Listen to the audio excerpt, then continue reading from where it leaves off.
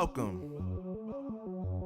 to the place where dreams come true, where everything you want can be yours, if and only if you're willing to work for them, you're willing to hurt for them, but most of all, you're willing to be first for them. Look, I'm going straight to the top. I don't know how I would stop, like it or not. I got some goals that I'm hitting. You hear what I'm spitting, it's hot. Look what I got, whole lot of passion and pain. The road to success is insane. Stay out my lane, cause I'm on a mission. I'm getting what stands in my way. Yeah, I'm a beast, I wouldn't play with me, baby. The way that I'm training is crazy, and I do it daily. You wanna talk about drive? I got more drive than Mercedes. I've never been lazy. I'm in the room, it's a red alert. You wanna compete? Well, get better first. I got 10 toes in the dirt, push through the hurt just to show them my worth. I'm the best. Yeah, I'm the best. I never stress. I know what's next. I'm who they test, like we playing chess. But I'm unimpressed, so now let me flex. Yeah, I'ma work through the struggle and hurt, cause I know my worth, and I gotta be first. Yeah, I gotta be first. Look, I don't want anyone's sympathy. I understand what it's meant for me. I give my focus and energy. If it's meant to be, then it's meant to be. But mentally, I'm undefeated. They hear that and say I'm conceited, like there's no reason. Like I don't beat them and come back again just to teach them that when you work under pressure, you reach higher measures. They'll try and bring you down, but you cannot let them, and only get better and focus on cheddar. Eye on the prize and you'll become a legend. Like, when I'm in the room, it's a red alert. You wanna compete? Well, get better first. I got 10 toes in the dirt, push through the hurt just to show them my worth. I'm the best. Yeah, I'm the best. I never stress. I know what's next. I'm who they test, like we playing chess. But I'm unimpressed, so now let me flex. Yeah, I'ma work through the struggle and hurt, cause I know my worth, and I gotta be first. Yeah, I gotta be first. They don't know what's gotten into me, how'd I turn pain into energy. Through all the struggle and hurt, remember my worth, and that's why I gotta be first.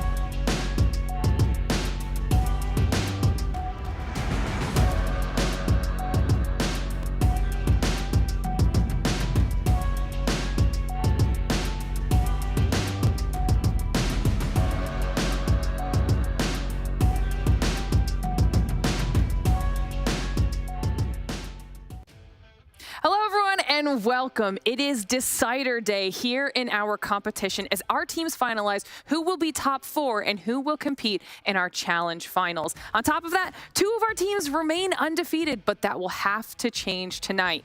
Which team will retain their flawless record between Animus and 117? Well, let's find out. Ladies and gentlemen, this is the Snapdragon Pro Series.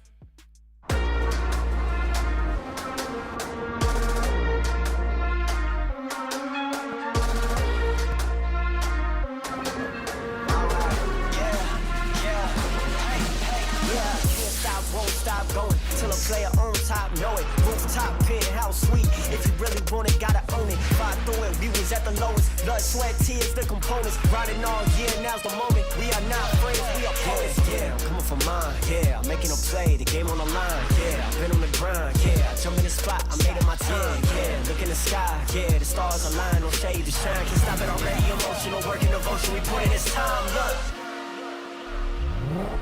you won't stop.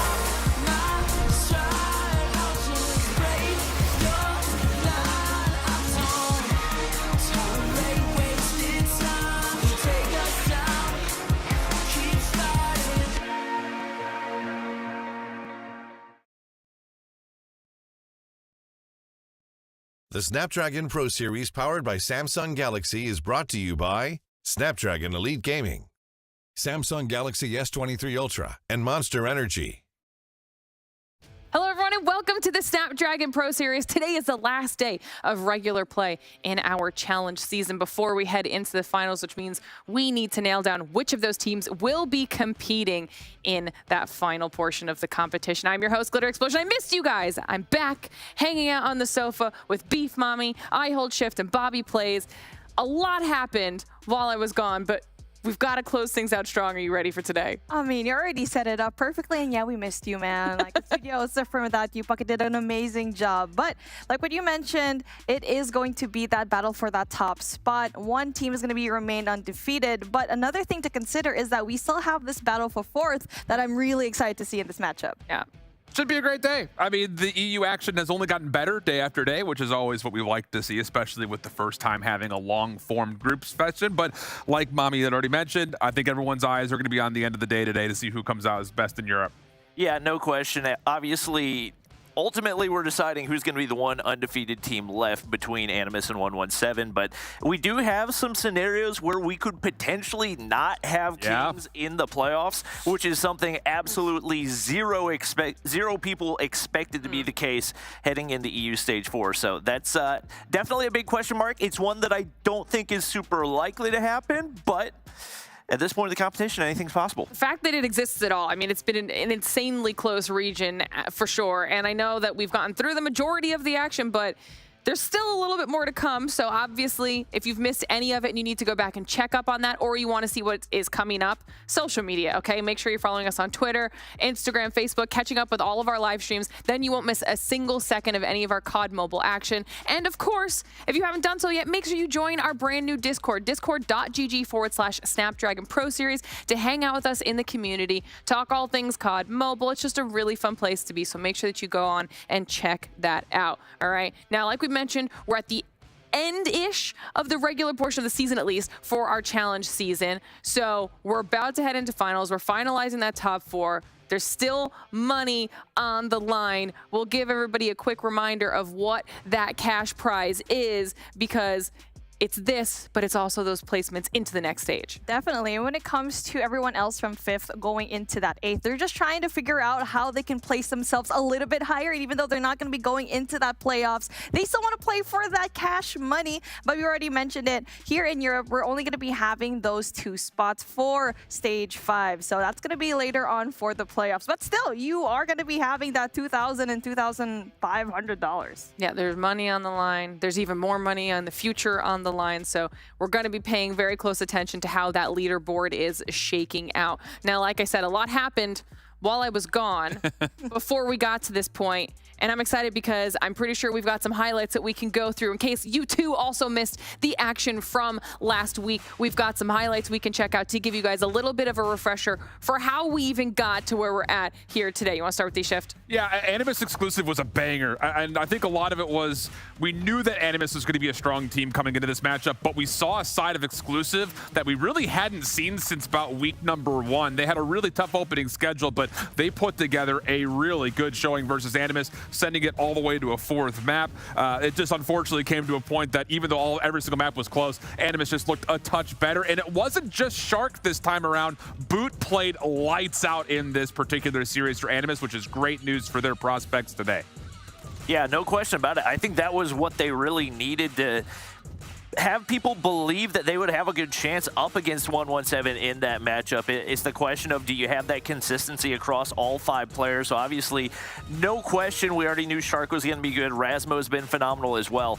But it's definitely going to be a fun one to watch. Obviously, so some other matchups coming up today. We do have, I believe, Zidium going up against 31er. Those teams going to be seeing how much money they can lock in at the end of this. And obviously, there's a chance that we'll see those guys later on in the year for Masters as well. But it was definitely a really tight match that I didn't expect to be as close as it was. 31er. I mean, they just tried to do a big-time play up against Mont here in this control, but unfortunately for them, it was just Mont just on top when it comes to those other gameplays. So another reason why that Mont is just doing a good job in that particular matchup is because they want to get that 4th spot. Obviously, it's not going to be easy because they're going up against what we consider that #1 team here in EU, which was Kings. So they still have a lot to do today, but obviously it's going to be still very doable for them to lock up that 4th spot. Definitely quite a few things that need to go right for some of these squads to kind of squeak in any sort of a position there. Don't know if it's a good or a bad thing for Mont that they're going up against Kings. I mean, we've seen that they're not untouchable, right? But it's still a really, really difficult opponent for them to get through here today. And we'll talk about that here in just a second, because before we do that, now that you saw the highlights and you got a little bit of a vibe for what happened last week, we'll take a look at the leaderboard so you can see what I'm talking about when I'm talking about Kings, because Kings are in 3rd right now at 4-2. And like we mentioned earlier, Animus and 117 both at the top of the leaderboard, finally facing off today to close out the entire day. One of them will have to go down, and I can't wait to start talking about that. But we that battle for 4th, that bubble, you see that tie right there between exclusive and Mont shift, that could be where a lot of people's eyes are looking. Absolutely. I think the situation at hand here is Kings is safe. Mont would have to beat Kings, and Panic would have to beat exclusive. That's the only way that there's going to be a tiebreaker situation where there's going to be multiple teams that will actually, Kings and Mont would be tied at 4-3 in that instance, but exclusive would miss out, only having 3 wins. The chances of that happening, pretty low. Panic looked pretty miserable at the moment. They did have one decent showing, but honestly, the team just looks a bit out of sorts. So really, it's just a battle for who's going to finish at the top 2, and then that bottom 3 is just kind of battling for money at the time being. I mean, a little bit more would never be that bad of a way to close out the season either. If you know you're not going to make it in the top 4, at least fight for a few extra dollars. And then once we get to those challenge finals, we're going to be talking about all those 4 teams at the top again to see which 2 teams clinch the spots into the next stage. So like I've been saying, there's still tons of action in store for everybody here to be keeping their eyes on. We'll take a look at the schedule. We hinted at it a little bit for which matches you can be expecting here today. We're kicking off the day with that Mont versus Kings match, but then we're closing out with 117. Some really strong bookends to get through the day. And then everything in the middle that needs to go right or wrong for those teams, Bobby, in order to get that crazy one-off situation you've both alluded to now. Yeah, obviously, there's a lot that needs to happen for Mont to have a chance at making it in. So not only do they need to beat Kings, but they also need for Panic to beat exclusive. Now, if by some miracle both of those things happen, they make sure to lock in a spot. But even if that does happen, I believe Kings still make it in because they would own the tiebreaker over exclusive. So Kings have the spot locked in regardless, but exclusive, tiny little scenario where they end up not making it and Mont does. Yeah, because exclusive would finish 3-4. So it would be a 4-3 finish for Mont, a 3-4 finish for exclusive. So that's kind of the situation at hand.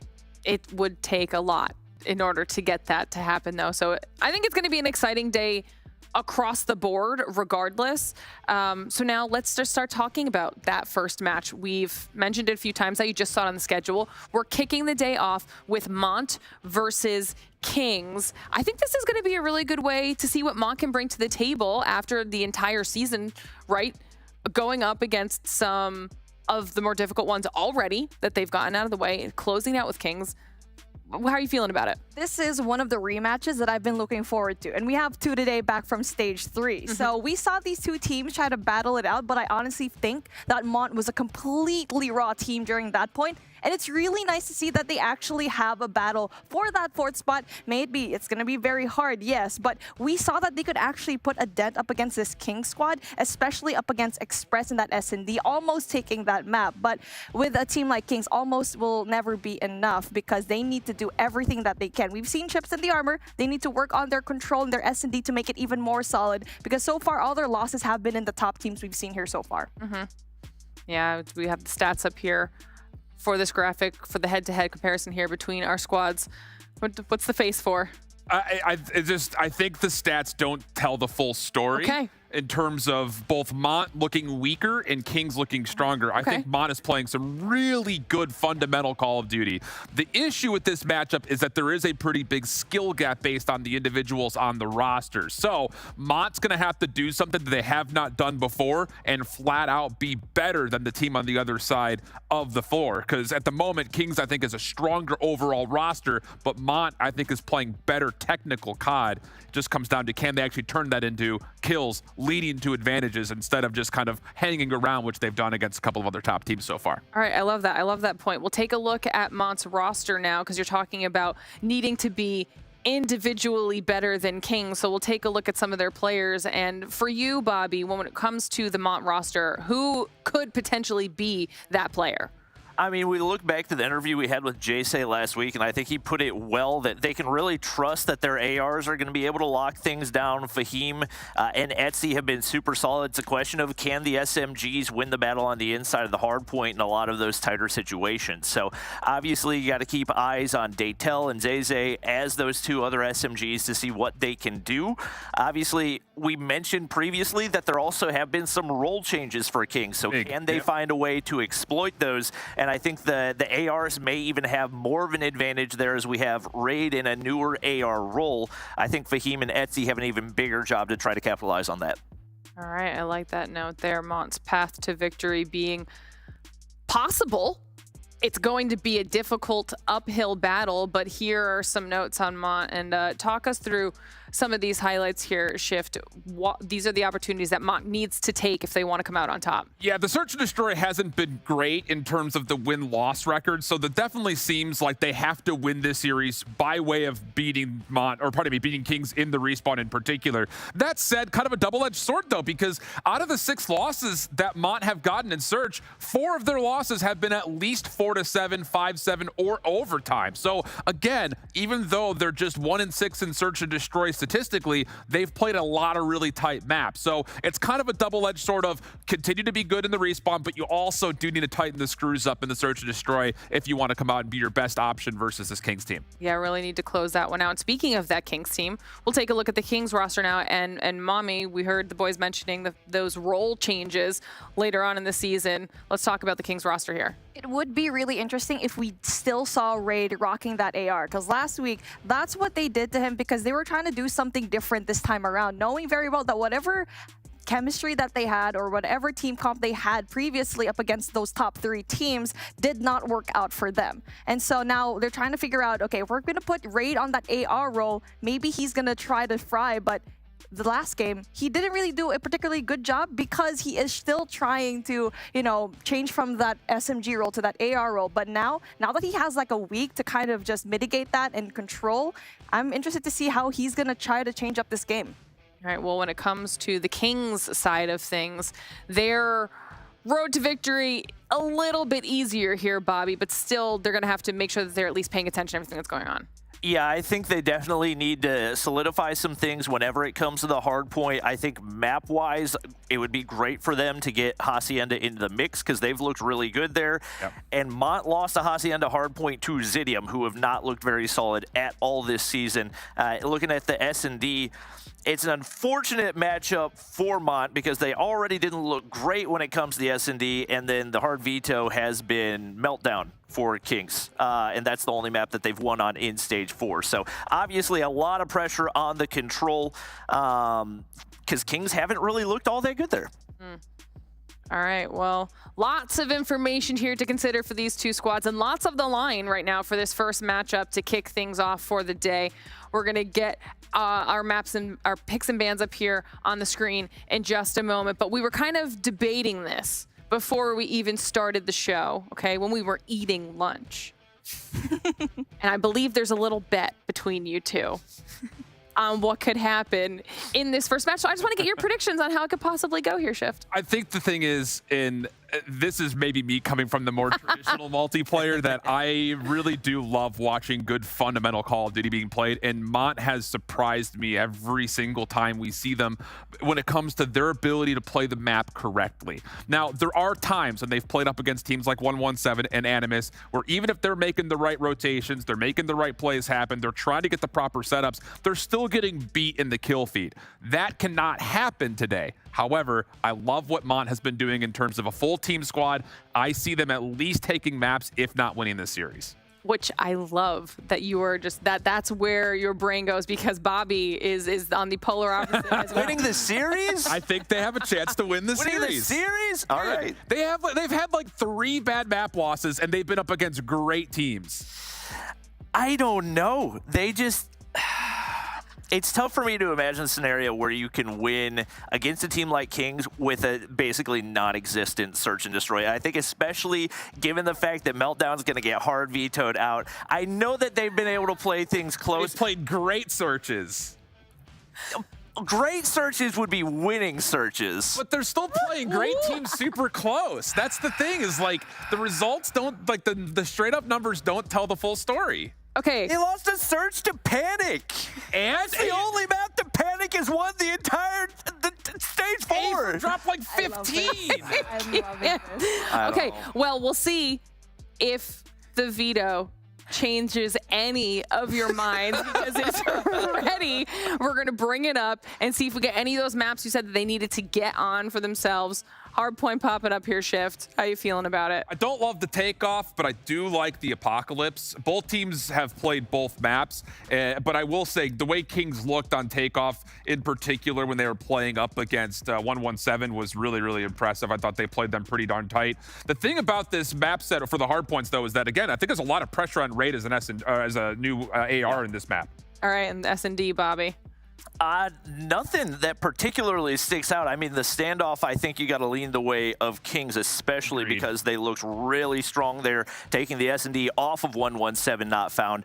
But in regards to the slums, I don't feel particularly strong one way or another. Animus did take down Kings on that map, but that's an Animus roster that has just been full steam ahead for the entirety of the season. So Raid Control not getting banned out by Kings is definitely a big power move, I would say. I agree. All right. Well, I'm going to send you two over to the other side of the studio, Mommy. I want to get your thoughts on these vetoes now, as we heard the boys. And I heard you exclaim when you saw the Raid Control come through as well. It's quite the statement if you are Kings, because you did not have the best of times here, but they did win this up against Panic their last game, but that Panic team definitely is still struggling when it comes to their team chemistry. But I think I'm leaning towards more of Shift's side. I think this could be a pretty close matchup.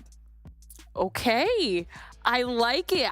If we start off the day with a little bit of heat, I will not be mad about it. But the boys are getting themselves settled on the other side of the studio. Match number 1 is about ready to get underway. The last day of regular play here in our challenge season. So let's get into it. Yeah, I will say we were kind of looking at this map set to predict what could be in the mix, and these search and destroys are a bit of a wild card. I mean, Mont has not played slums yet. Kings have only played it once, so it's going to be kind of a flip a coin maybe type situation when it comes to prediction. But I think this entire setup to this series starts first and foremost with what can Raid do to stay comfortable in the opening map. Yeah, and we talked to Zim about it in the interview last week, and he's not even 100% confident that that's a place that he's going to stay. Yeah, but it is something that they've at least had a whole week to test out and see whether or not it's something they really want to stick to. So I am curious to see what those changes are going to look like. I think ultimately the big question for me, if the series is going to be extended, I think it's probably going to be off that control. And like we said, that's a ballsy move to continue to play a raid control that you have looked mediocre on at best. And the other side of that, again, is we have not seen Mont play raid control yet. So there's a lot of instances where we don't necessarily have the numbers to back up one side of the story or the other. We're really just kind of going off of what we heard in both the interviews. Yep. Him on one side, and then we also heard from Mont saying that we know we can beat these guys. We've played them tight in scrims. Just comes down to making sure we do our homework. And with 2 maps you've never played before, that is literally going to be out in the air for everyone to see. So is it hanging dirty laundry, or is it going to be something that actually surprises us? It's takeoff for map number 1, a must-win series for Mont to hopefully have the playoffs still alive, and Hisoka is playing?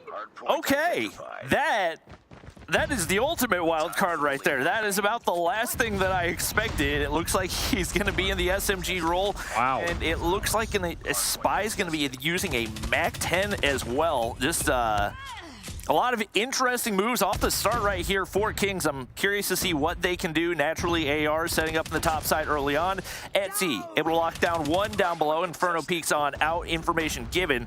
And Mont on the hard point early. Yeah, really good start. Etsy just locking down the top side of the minimap. Everyone else for Mont focused on making sure scaffolding stays in their name. Marvel shows too much, and Jay will find the opening kill. Nice little turn snapper. Daytel there to follow up, and Mont have actually found so much success in the front of the hard point. They've actually naturally flipped spawns here, setting themselves up for P2. Etsy's going to be able to get things cleared off. Inferno looking for information, spots him out, but not enough time to get the kill there. Continues to push things out, and Mont continue to clear out the hard point as Inferno should have been spotted out right there. Etsy's going to drop as a result. And Kings not able to get a whole lot of time early on here. Big gunfights happening at the top of P2. Mont, only 1 player left to push in. They're not going to find it in Kings with the early setup. Yeah, Spy actually doing a nice job here, just making sure no one can actually push through that front doorway towards the top side of the stairs. Mont trying to play this off of 2 dimensions, though. You've got players moving around the backside of the flank, trying to influence spawns, while the rest of the hit from the front is on the way, but Kings will still spawn in. They deal with the scattered setup for Mont, and now we've got a solid setup here for Kings. Looks like Hisoka is going to be the OBJ guy for Kings in this one. Jay going to drop on the push in. And once again, Kings find a way to maintain those spawns. So it's a long trek every time you die for Mont off of this one. Grizz going to be there to reinforce once again. And Smokes can't really do anything but hope to keep things contested right here as once again, Kings find the wipe. Looked like spawns might flip right there, but Kings continue to win those crucial gunfights. Yeah, big awareness plays here from Kings. Really good setup, obviously off of the natural spawn flip they had at the old time at 1, but then also getting a read on how Mont were trying to hit from the top side of the map. Now a chance for them to start moving away from the hard point and get themselves set up for P3. JSA will have a chance to fight for the last 5 seconds, but mostly that's just kind of a moot point as we'll exit a 48-22 score. Mont looking good for the spawns over towards P3, and a little extra kills to the middle of the map will make life extra comfortable for them as we open up the new hill. But Hisoka is looking to break through the middle, and he's been able to sneak all the way through. Spawns won't go with him, but an opportunity to clear from the backside. That's the kill, and it looks like the operator's starting to come out early. Jay pops, but Grizz is better. Purifier goes big, and that's a wide open hard point once again for Kings. Still some operators in play as Hisoka and Spy pop theirs as well. Yeah, I really like that idea from Kings. You get your War Machine and your Sparrow out. It gives space for Grizz to run freely forward with the Purifier, and it does lead to a break attempt. Now an opportunity for Mont trying to battle back. They did have spawns the entire way through. Etsy with the claw, help from Zay on the pinch, and that will work for a bit of a late break. Still a chance for Marvel to work his way back in, but Mont will follow up. In the back 15 seconds, it's looking pretty comfortable for them. Maybe one chance for Hisoka to kind of finesse the old time, but largely that will be a 1 hard point by Mont. 40-20 the exchange, and now we rotate over to P4. Inferno claw in hand does get shut down right there. Grizz pushes up, hipfire connects, and it looks like he's going to find the kills to at least lock in an opportunity for his teammates to reinforce on there. One more player on the inside. Etsy's going to be the one shut down. And the player up top, Zay pops the Purifier, gets big value. Spy's going to be there for the trade, but it looks like Mont will be in position to lock in some early time. Oh, it's a big win right there from Etsy. He was just trying to get to the hard point, but a lingering flash out of nowhere allows him a chance to get the kill, and now assist onto the hard point with Kings. Red fully spawning over towards the left side of this hill. Really good prediction here from Mont, knowing exactly how exactly these spawns are going to move. And Kings, 30 seconds left, will have a chance to start getting their contestant. And I'll say, Spy's making this Mac look pretty darn good. He keeps getting double kill after double kill. It's giving his team a chance, but Mont still possess the hard point for now. Inferno doing his best to flip out spawns. That allows some pressure to go through to allow Kings to break through. And now Grizz trying to push out the opposite side, finds one to open things up. And it looks like they should be able to find the scrap time right here. His hipfire has been on point with that Fennec in hand as he looks to clear out the top side. But Fahim makes the read off of it, and now his Soka looking to get pushed out on the opposite side. Beams onto Etsy. No business winning that one, but that's going to keep this topside building cleared out for the time being and allow Kings to once again occupy the hard point. Yeah, really good zone of control here from Kings through mid-map. You've also got a couple of players that can just kind of go rogue and make life difficult through things like red, backside scaffolding. But there is still a chance for Mont after a couple of kills come their way to contest the time. Grizz just kind of runs circles around the fountain, but eventually does get turned away. Mont have also in this time flipped the spawns to their name. Couple of fade back kills though for Kings allow them a chance to continue to keep the hard point neutral. Now it's just about battling for this last 30 seconds as Kings are looking to regain spawn control for new. Looks like they should be able to get a decent chunk. Inferno's relaying that information. Not going to get the better of Fahim. The hipfire connects for Grizz. Might as well do it the entire game with the way he's playing right now. Is going to be Mont breaking back in, and they are going to have spawns toward next. Inferno doing his best to keep things contested right here and trying to see if he can break on through. But for the time being, it looks to be a solid setup, but one player's going to be there to push through the backside. Gunfights go their way, and just like that, Kings have control of spawns and the hard point. Timing for Grizz there is absolutely perfect. He pops a Purifier, threatening the staircase just before the new hard point starts to open up, and with assistance out of things like the Pred Missile, Kings once again get a very late flip of the spawn, set up perfectly now for P2. Mont in trouble here, need to find a way to break on in. The Sparrow does get expired, so Mont have at least survived through the operators, but boy, do they need a break, and they need it quick. See what they can do. Marvel's not allowing them to flip those spawns anytime soon. Annihilator's gonna pop for him, and he's looking to get things pushed out to see if they can start making a move toward P3 as well. Not gonna spawn anybody, and definitely minimal value. And while it's happening, Mont find all the kills on the point. He's gonna be able to spot out 2, make it not 3. Etsy able to shut him down right there, but Inferno already set up really early off this rotation. Yeah, that's a really important break though for Mont. It does get him a little bit of time, keeps us within about 30 points, but more importantly, they only spent, I think, 2 operators in the face of 4, technically speaking, from Kings, if you date it back to the beginning of the rotation through the end of that hard point. So now you've got a bit of an economy advantage in the operators for Mont. Problem, like you mentioned, though, is that they will lose this rotation, or at least be contested on this rotation as we head on over to P3. Looks like first players there are going to be Kings. EMP system from Marvel as he's been streaking out.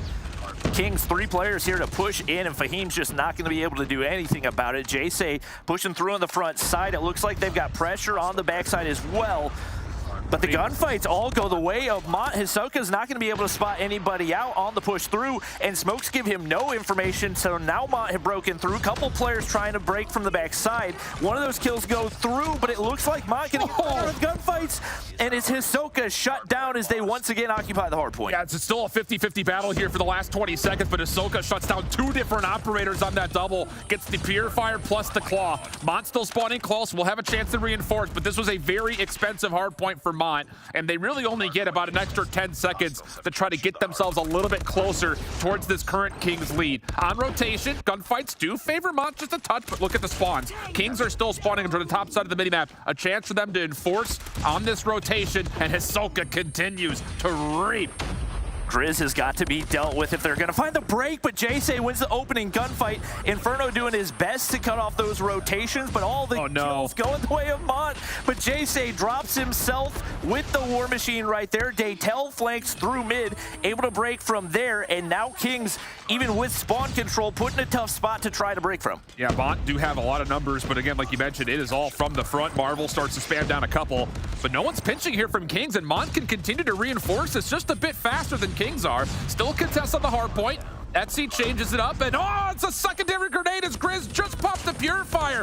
So that's not going to be a part of this break attempt. 20 seconds to fight for. Spawns will change. Mont trying to get in from the back, but here comes Spy with the Mac again. Shut down, and it looks like Mont will likely have the numbers to continue to contest this back 15. They're doing a phenomenal job of keeping this close in a huge gunfight to shut down Inferno up at top red. Etsy goes big right there. Hisoka trying to sniff out one more. It's flashbangs galore, but an absolute beam out of him is going to keep some of that pressure back. Doesn't see the player in mid, though. Now Grizz has got to try to make his way into the hard point and get things cleared. Kings are just doing a better job of shutting down Mont's operators. That was an early annihilator from Fahim that finds nothing.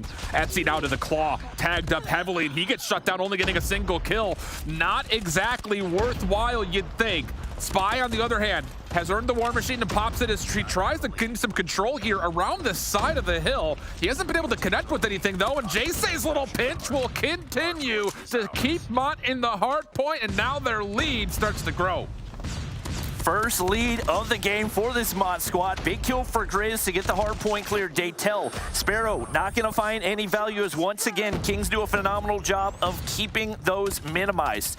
Etsy continues to push up, and the ARs have absolutely been crucial, but Daytel going really big for Mont, 36 kills so far. Etsy looking to get pushed up to see if they can find the early control of P2, but the Purifier's just better for Kings time and time again. Yeah, this is a dangerous moment, though. Kings are almost doing too well on the front side of the hard point. Look at the spawns here. Mont gets a player to spawn in the back. If they can assist and get this pick on a number 2 Ahsoka, there's a chance for them to hold on to spawns, but it doesn't quite happen.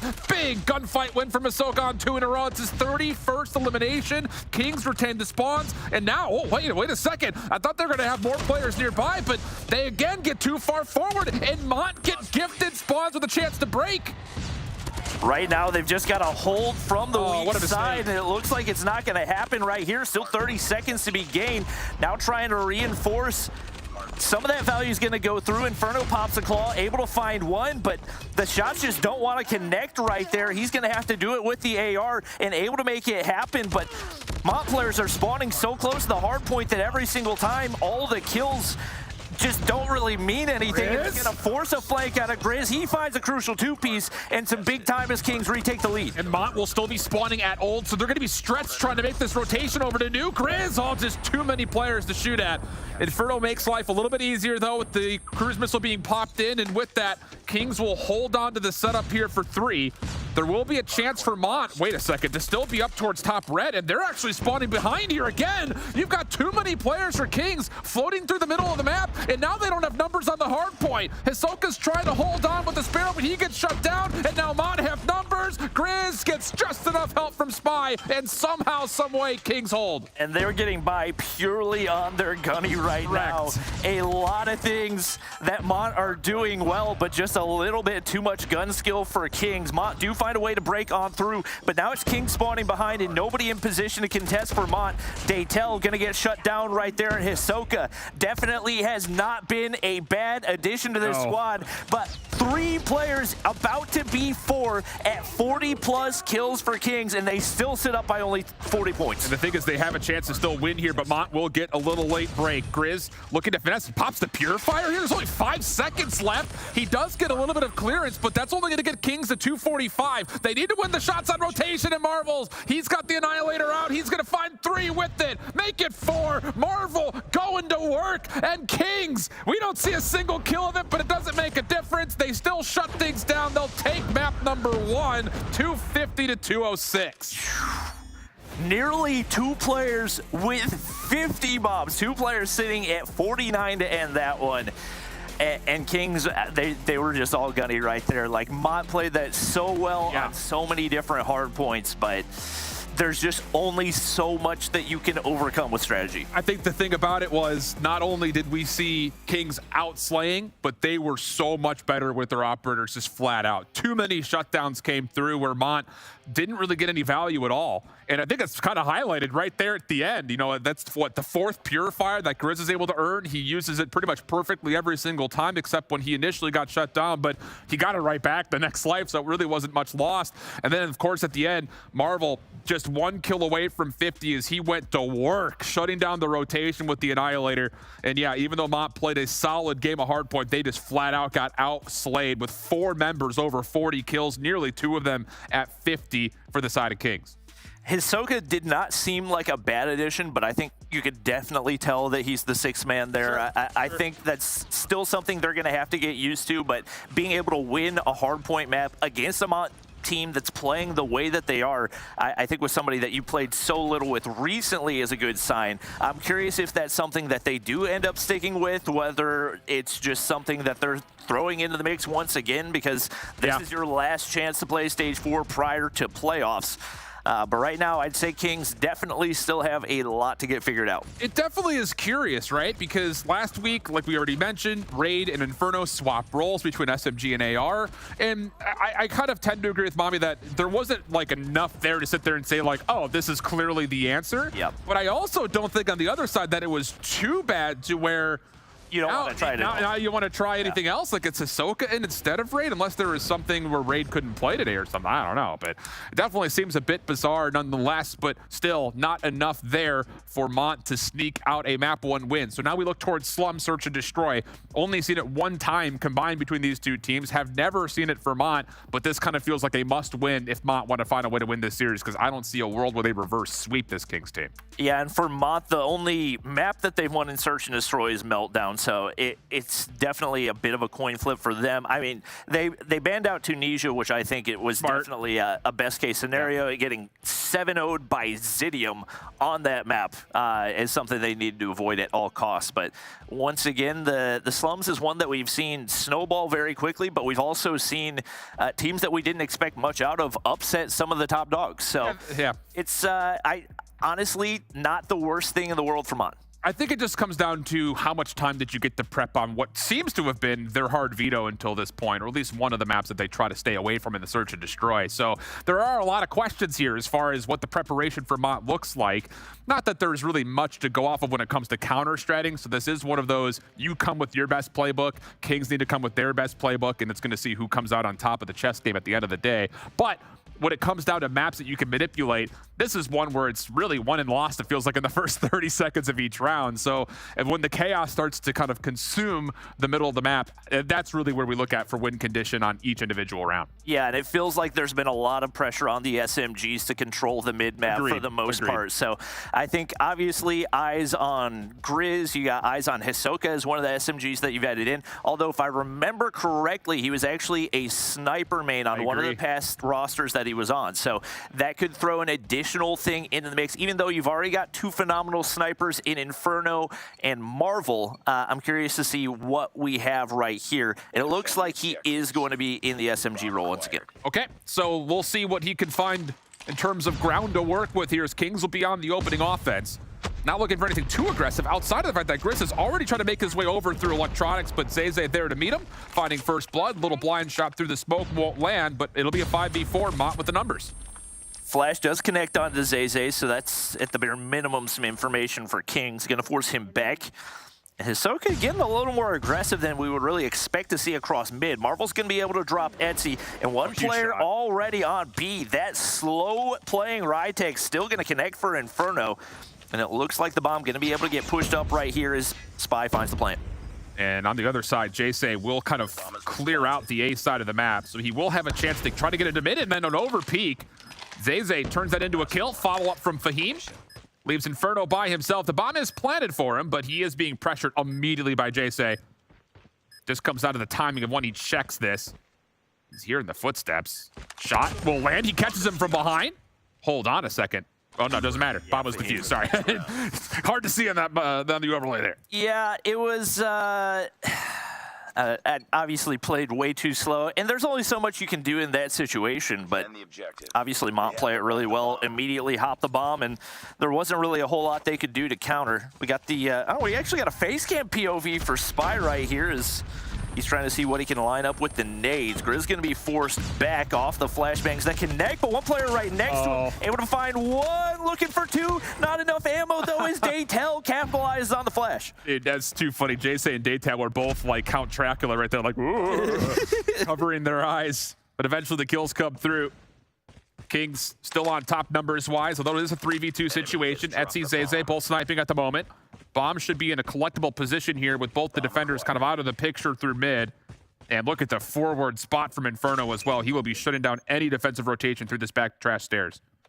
Looks like the two remaining players going to stack over on A. Information given, but this is a nice setup for Inferno. Frias can be Etsy right around the corner, trying to make his way out, caught between a rock and a hard place, though, as Inferno continues to get pushed up right here. And it seemed like Marvel gave him the information, but Etsy finds the turn off the audio cue, and now an opportunity at the 1v3. He's got to move quickly. He's made the right read, though. Gets to a safer position. Marvel over the corner. First shot lands. 15 seconds. A 1v1 with Hisoka. Tries to hop it. Hisoka comes around the back. Heady's going to be used, but Hisoka, so smart, just backs up. Doesn't allow Etsy enough time for the defense. No, he got it. Does he? Oh, just a little bit too soon in the challenge. The difference of a second. It's a 1v3 from Etsy.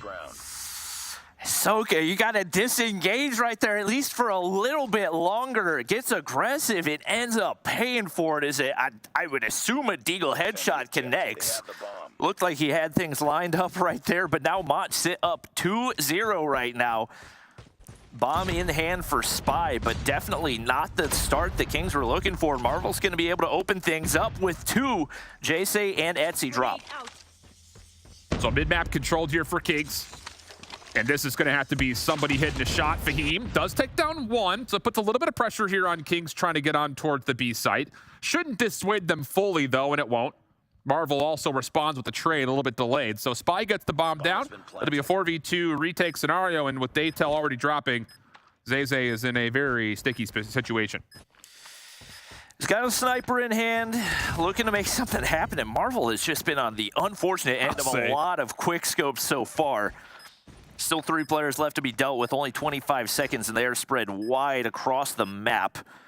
Should be fairly winnable for Kings right here. He's still not going to get any information. They're not in any peekable long angles. Spy makes his way over top and should be able to relay that information. Quickscope not going to connect that time, and Kings find the first round. Yeah, really dicey stuff, though, here. And a lot of it isn't coming by the traditional way, which is ceremoniously first bloods by nades.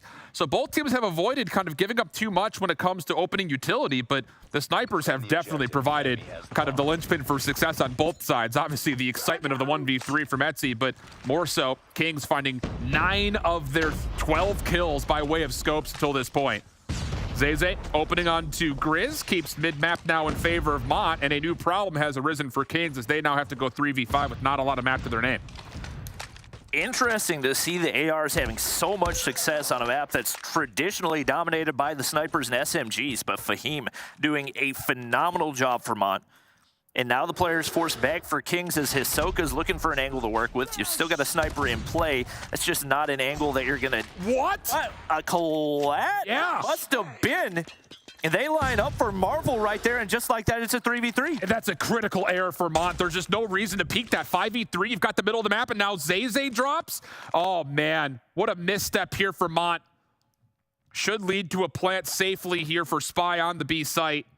Hisoka with the CBR is just watching this cross. Etsy doesn't check his left immediately, and that'll be enough for what is essentially a free round for Kings. It should not have been that way. Mont had every part of the map to control that they needed in a 5v3, and they give it away. Kings don't even drop a single member in the 3v5. That's just inexcusable. And this is, I feel like, something we see a lot where teams start to get confident in the slum search and destroy, and they start over-peeking things. And that was something that we saw a lot, I think, toward the end of that meltdown search and destroy between Mont and Panic. I'm trying to remember who it was, but definitely something they can't afford to do up against Kings. Right now, Marvel spots one across mid, and he is continuing to put in work. 9 kills already. Looking to get help from the rest of the squad, and that forces players back off the A-bomb site. Fahim gonna get flashed right there, but checks for information. Nobody there. Looks like Grizz, Spy looking around back, but big kill onto Hisoka. I love this rotation from Fahim as well. When they were last in a 4v5 situation, he just stayed on top of the bomb heady and got sniped. This time he gets over to mid-statue and finds 2 kills as Kings now make a couple of errors, kind of solo challing into his position. Zeze wants the pistol and catches Grizz, swapping over to a stun. Spy will be there for the trade, but Mont hold the numbers in the 2v1. I've seen Spy, Ego Chow, snipers, and ARs, I think at least 4 times with his Fennec in hand. I just don't really know what the game plan is, putting himself in a lot of risky spots. He's now going to be forced into a 1v2, and it's against an AR and a sniper. If he can play this slowly, might be able to catch one out of position, but COD timing doesn't go his way. Maybe it does. Fahim's going to drop it now into a 1v1, but only 30 seconds to work with. He's got to commit right here. This would be a 1v2. Spy right behind the bomb. Etsy still staying safe. There's the contact. Shots are sloppy. And Spy takes the 1v2. Oh, goodness. Whew. That's just different. There's a couple of rounds that should not have been won in dicey situations. One for Mont, one for Kings. But Spy bounces back for the 1v2 right there. And, I mean, every advantage to be had with the head glitch, and Mont just can't seem to capitalize. Smoke's going to go across that mid-entry this time around, and maybe an opportunity for the SMGs to make a play, but they're forced back. Zay drops Grizz, and once again, the SMGs have had so little impact so far for Kings as they've had no mid-map presence. Ahsoka does get one trade. The rest of Kings playing through brick side or just picking them apart. Marvel gets to his 11th kill. Unbelievable stuff. As now Zay finds himself into 1v4, takes down the first. If we could get his POV since he's the one clutching, that'd be great. Flash gives out the information that he's still playing on this side of the map, but he still finds Spy. Pistol out. Marvel's the one to shut down the rotation, and it'll be a 4-2 half that Kings just finesse their way through, to put it lightly. Right now, Marvel's rocking one of those backpacking backpacks that you can throw like 40, 50, 60 pounds. You can throw 4 whole teammates into it. He's got 12 kills right now and continuing to make life difficult for this Mont squad. Zay throws out a flash, flashes himself instead, and it's just pure chaos off the start of this one. Solid mid-map pressure, this time on the defensive side for Kings, and this is going to be difficult to approach, but Grizz just hops over for no reason right there, and they give away a first blood. Yeah, it's just another challenge that doesn't have to happen. You've got a crossfire set up with 2 SMGs right through Cemetery. The only way that Mont get map control back is if they find free kills, which, to be fair, they really do nicely. A 2-for-1 opening exchange, considering Kings had the advantages on the map. Etsy's surfing, sniffing out, trying to see if you can find somebody through mid-map, but it's Inferno who connects onto the bomb carriage, makes life extra difficult here, and yeah, as the hit starts to come through, Kings shut it down. Zay now left in the 1v2. A sniper in hand, it would not be remotely surprising to see it happen at this point. The bomb does have to be retrieved, though. I'm not sure that Kings know where it is, but Hisoka seems to have an idea, so they should be able to set up around it. That's a tough corner to peek around with 2 SMGs on the opposite side. Kings have bounced back nicely, and I believe now 5 rounds in a row for them as they have completely figured out this Mont squad. And I think a lot of it is just the fact that Marvel's the one to keep turning back opening first bloods. He keeps winning back map control when Kings give it away. He's just been so clutch for Kings getting back into rounds, and single-handedly, he's won a handful of rounds. This time, Mont have a lot of heavy-handed utility over towards brick side. They will get a chance to get over towards B. Quick pinch, though, from Kings on the other side of the map. They will find every single kill by way of the subs. And now they start to flood on in. Daytel will likely not have a chance to stand tall, and no, he will not. Brilliant recovery here from Kings again, as Mont was starting to work with some fuego over towards B.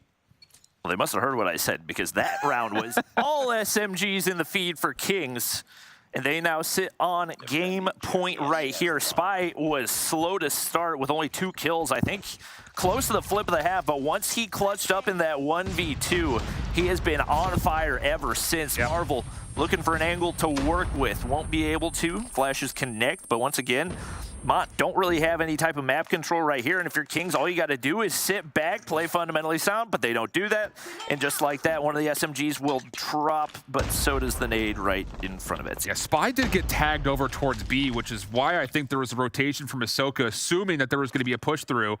But the thing about this is, Spy stays alive technically on the site, and Mont may not know it. A little bit of wallbang damage from Jace, eventually followed up by Etsy. Here comes the play, but yeah, no one knew Spy was over towards B, so he gets one, tries to step in to make a hero play, and Etsy puts him to rest. 3v2 situation, Mont with the numbers. Daytel's got bomb in hand right now, but continuing to sit back, hoping for an overpeak. If it's an overpeak, it's one that pays off as Inferno drops Etsy, and now a 2v2. The 2 snipers remain. They've been putting in work all game long, and Jay trying to find something. Able to get pushed up, but Marvel finds yet another pick. Opportunity right here to end it. Won't find it, though, is now Inferno here for the 1v1 versus Jay. Jay has an idea that Inferno has gotten aggressive, which he has. The problem here is you don't want to take a fight versus Sniper over the bomb heady, but Inferno misses on the backup. Sniper out, shoulder thrown, but it's just to grab the bomb. Everything will reset. Jay gonna make contact. Inferno caught, swapping between weapons, and Mont stay alive. Beautiful read out of Jay right there. Finds the kill, keeps hopes alive for Mont, but has got to continue to step up. He and Daytel only combining for 5 kills so far. Definitely a solid start, but they've continued to allow Kings to get pushed up into the mid-map early and haven't found much response out of a couple sniper picks. So Sniper's going to continue to do that work, see what they can do, but Inferno gets pushed up into this main building. Thought that he saw him through the windowsill, but doesn't, and that could be crucial for Mont, as it looks like it should be a free kill. Oh, that's clutch timing as well, because that angle was going to allow an opportunity for kills over towards Graveyard, but Mont saw it the whole way, and then a very wise push up to isolate and take care of Inferno. Now the trades through mid-map. Once again, see Mont come out on top. Marvel, though, last one left. You know he's good for possibly all 3. This comes down to, can he find timing to isolate here? Because as the bomb gets planted, Mont should just stack and play for trades. Foot shot comes through. Jay, oh, lucky to be alive. And Marvel now in a lot of trouble, as surely Mont don't give him an angle. It looks like they are going to sit back. No opportunity for him, and this is exactly how they need to play this. Nothing for him to find cross map. He's going to have to push up and find a quick scope right here, and he's just not playing it fast enough. One player around the corner, able to spot out Fahim, but still 2 left to be dealt with, and they get the information on his location, so now they get pushed up, and if he finds 1 kill, surely there won't be a second flash connects, and that should be enough to do the rest of the work. Yeah, looks that way. Not enough time for the defuse. Marvel just going to back up, doesn't want to give anything away, not that there's really much to get. So 4-6, Mont's starting to find something to work with there on offense, and I think a lot of it is the fact that they're doing a nice job of staying alive through what has been a lot of early flashes for Kings. They're getting their subs up and aggressive in towards that graveyard wall, but Mont have had a good response, and some of it's been finding a couple isolated members who just get a little bit too aggressive for Kings on the outsides of the map, but I think if you're Kings, you just have to read that. We're getting mid-map for free here. Let's not overstep and force Mont to actually make a recovery play through mid-statue. They haven't peaked any of those mid-angles. I say that as they do exactly that. That's the thing that I was about to say has gotten them back in this, is not giving the opening kills over to Marvel. But as that happens, Grizz finds 2, and now it's going to be the 2 remaining players trying to take down 5, but 2 drop immediately. And this is suddenly manageable for Mont as they find their way back into this one. They have tons of time. It just comes down to, will they get an opportunity? And look at Hisoka. He's taken away the middle of the map. At Seed, not going to get the full read on it. If he gets that one, maybe there's a chance. But now Jay by himself, and he's stuck inside of Electronics. Damage onto 1, but Hisoka quick to follow up. Kings will take map number 2, 7-4, and it kind of feels like almost the same story as map number 1. Mont were in it, but a couple of the mistakes come through. Kings also outflagged them pretty much from start to finish, and that led to a couple of the key rounds that Kings were able to mostly find in that first half. I think one of the big battles for Kings that has continued all season is finding ways to win the search and destroy, even if Marvel isn't dropping 15, 16, 17. Like, you shouldn't need one player to do that much work to feel comfortable in a search and destroy, and I think the SMGs have definitely got some work to do. They looked really solid there on the defensive side, obviously giving away a couple of rounds, but overall defense looked great. Questionable off the start. That was one 1v1 that really 1v3 that probably should not have happened. Definitely should not have happened, but overall, obviously Marvel finds a way to keep his team in that early, and because of him, they're at the lead 2-0 now. Yeah, big stuff. And some of the things that we've mentioned about Mont in the past for their search and destroy, playing teams tight, but making a couple of mistakes that keep them out of the way of being able to actually secure and finish off maps, kind of plagues them here again. And again, it also happens in the middle of the map, like we already mentioned. Again, just giving away too many clutch situations, throwing away a 5v3 where they don't get a single kill. Those things just cannot happen. So Mont in trouble, not just because of where they stand in the leaderboard, but also for this series. They will now have to reverse sweep Kings, which never feels good. And our conversation moves away from slums and into raid, where, to be fair, this has been kind of like Exhibit A for why Kings are making changes. Their control has not been particularly good, especially on raid. So now we're sitting here, we have a chance to kind of evaluate how Hisoka tries to help remedy their problems. Yeah, it's going to be interesting to see what these changes end up looking like for them, because at first time we talked to Zim, especially when they had lost the raid control, he was like, well, we know our game plan, we know what we need to be doing there, and it was just they made the adjustments on the flip side. But with the amount of losses that they've seen there, it's once again led us to question, do they need to throw something else into the rotation? Yeah. And they feel like they don't. So I have a feeling that they've made some specific adjustments to try to counteract those weaknesses that we had seen in past weeks whenever it comes to the raid control, but definitely a big testing point right here. And I think the thing about it, just existentially looking at the entirety of what's about to come with playoffs, is 117 and Animus are both very good raid teams. They're also both good Crossroads teams, but figure the fact that Kings have hard vetoed out standoff almost every single time. Everyone now knows that they're good on Crossroads.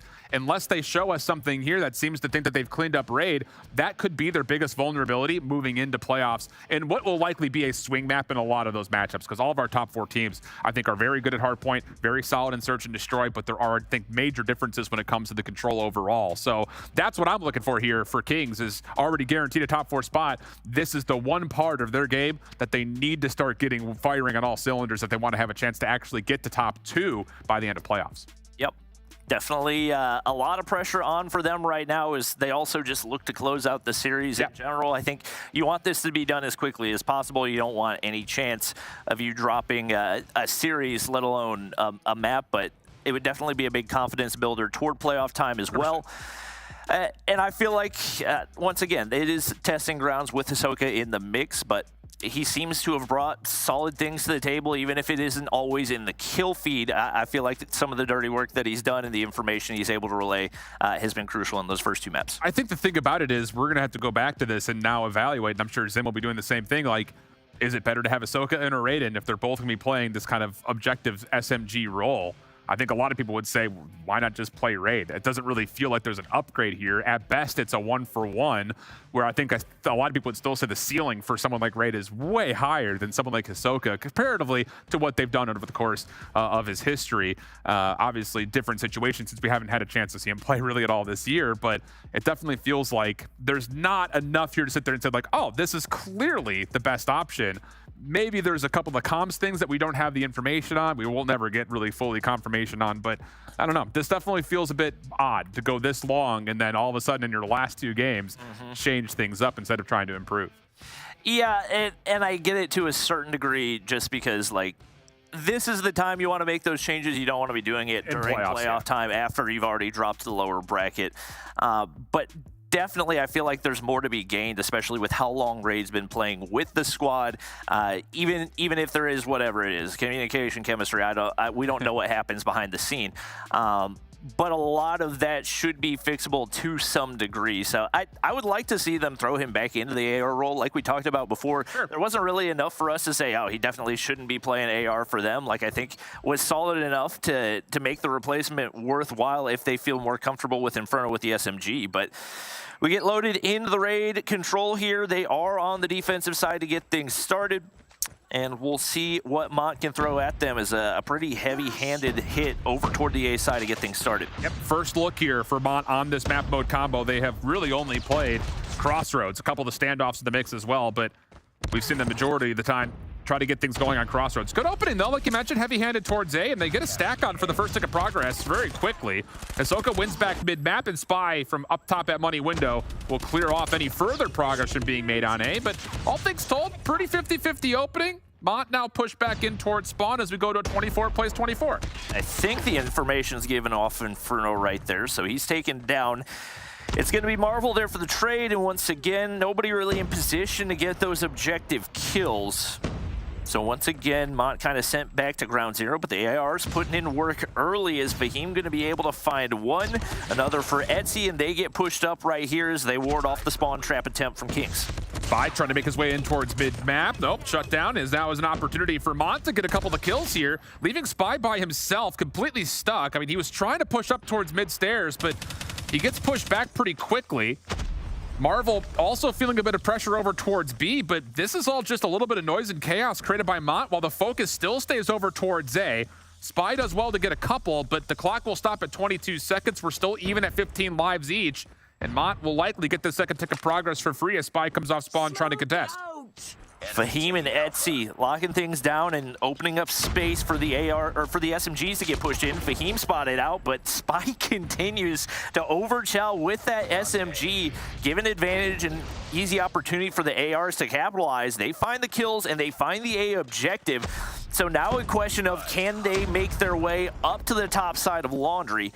Inferno's looking to keep them pushed back right here, but won't get there in time to spy out Money Room, and that should be an easy opportunity for Etsy to pick up yet another kill, and now you sit down 4 lives. Yeah, and I will say Kings are just, again, a little too disjointed, and Mont are finding routes to get back into this map because so many different times it looks like Kings are just going to concede A and set themselves up fully for B, but like you mentioned, a couple of overchows coming through have punished Kings from actually ever getting a full setup, and now they're down to their last 3 players. Couple of kills do come through, still makes this doable for Kings, but the problem is, again, Jay is on the point, stopping the clock, and Mont is starting to come back with reinforcements. They only need to find 1, and Inferno from Art Window will be overwhelmed by Zay. Good opening offense for Mont. But it's not over yet. With the way Marvel was looking with the riot tech right there, I'd like to see a change because the shots just were not connecting the way that they were in the search, and we know he's a phenomenal AR. I feel like could have a much bigger impact. But it looks like he's going to stick with it. And here on the offensive side, it's going to be a heavier hit over toward the B side to get things started. Inferno looking to clear out toward pillars. Nobody spotted out mid-map yet, but Jay finds the early kill. Once again, strong start for Mont, but Kings find a way to fire back and get on B. A little back and forth action. Fahim trying to change things up with the Annihilator out, though. And mid-map, he will find himself, too. Etsy follows up to make sure no further Kings members can get on towards B, but the limited defense on the A site have actually allowed Grizz to get really aggressive. He's now 1 money window, and even beyond that, controls Kitchen. Problem is, the Pred missile does take down 2, and with that, once again, Kings are going to have to come off spawn. Grizz will at least make Mont consider their defense, though, as he does get over towards top tree, but the shutdown is there, and Mont will once again be able to come off spawn and at least contest the next hit from Kings. And they've been able to win the life advantage so far, so with no ticks of progression so far for Kings, it looks like they're in a solid spot, and Jay is going to continue to control that money window. Inferno trying to get things cleared out toward Cabana, and Spy hopping on the objective. 3 in the feed right there are going to open things up for Kings. And with Inferno getting pushed up, should be able to have eyes across pillars as well. They're going to be forced to win those gunfights across basketball. Yeah, and now you've got Sparrows and War Machines out, giving Kings even further opportunities. You would think just to hold on to the zone, but again, a couple of overchells come through, and it gives Mont a chance to reduce the stack on A and even reclaim the zone here defensively. Fahim mid-map, big 1v1 with Inferno, takes down 1. Zay follows up with the cross through pillars, and now with 18 seconds left, Kings make a decision. Where are we going? They seem confused right now, but it looks like Spy should be able to make a wrap back toward B. He wants to play for the kills instead. They've only got 8 seconds and nobody on the objective. That allows Mont to wrap back toward pillars. He's spotted out. And Kings, what game mode are we playing right now as Hisoka finds a way on, but down 7 lives? It's going to take a miracle. And they're on 0 seconds. I'm surprised that they didn't just win the round right there. Zay up top clears out 1. Hisoka well found for the nade to get 2. This could lead to the round being won right here, or at least the zone being won. Hisoka just kind of finessing through the pool chairs, and he will be able to win the final 1v1 needed. It actually gets more behind us. Hold on, Mont are throwing a lot at this, and it's not working out that well. Hisoka has now earned himself a Pred missile, and he's still finding kills. Mont, why are we still challenging all? Just play your 4v2, and it looks like they will clean things up, but again, goodness, Kings almost gifted an extra life. Well, Kings now in a rough spot, and it continues to be the case that the raid control just has not been the map for them. No. The one bright spot, Hisoka earns full streaks right there. So with that combined with a couple of operators ready to go, should afford them at least an opportunity to capitalize early on the round. Marvel's going to pop the Annihilator off the start, and Grizz goes aggressive with the Purifier as well. But that is a heavy investment off the start of the round. And all that does is just win the B zone. The clock is going to stop here at A, you would think, if Fahim jumps on. A couple of the kills will be there, but again, Mont are finding just as much success on the other side of the map where Kings are finding success on towards B. So again, was it worth operators? I don't think so, as Mont has a life lead. Pred missile called in. That's going to be set deep. Doesn't quite connect, but it does clear out a lot of space, and Mont will jump on A to stop the clock for 48 seconds. Seems like that should give Mont the information that Grizz is back in spawn, but they don't spot him out. It's Daytel hopping on A, able to win one. Nade does connect for Marvel, but Etsy there for the once again. They'll make their way through. Dude, and his Hunter Killer drone saves his own life. It kind of did a 360 around him and connected with the player on the pinch. So now the zone continues to be captured at A, while simultaneously there's a stack at B. And Mont, for having never played this map before, are really reaping on the mistakes that Kings are making. Zay will get top laundry with the Purifier, so he will become pretty unmovable. But at least for Kings, they have reclaimed the A zone and depleted most of that third tick of progress. Daytel's still working on it, while Mont continues to just hold one member over towards B. Second tick of progress locked there, and Kings just, again, need to make a decision. Which are we going to go for here? And I think they've chosen incorrectly. B is grabbed. A is only a couple moments away. Missed with the Annihilator, but this does not matter. Mont will take the objective in 3-0 Kings on raid. Continuing just to have a scratch in our heads here. What is going on with this Kings control, brother? I don't. Spit on you. Yeah, it's all right. I don't know why they keep it in the map pool for them. Like, there's no way any of the other maps can be worse than what we've seen out of them. It's absolutely mind-boggling that they don't even give anything else a try. Like that, they have their AR switched to an SMG. They throw in their 6-man before they consider playing a different map and control. Yeah, I don't know. It's definitely puzzling. And again, just to kind of further the conversation off of the individual swaps that we've seen in the roster, none of that has seemed to really been the issue when it comes to why they're playing control bad. And it's, again, for Kings, we're being real critical on them right now, but again, they're going to have to find a way to beat teams like 117 or Animus, or maybe even an exclusive.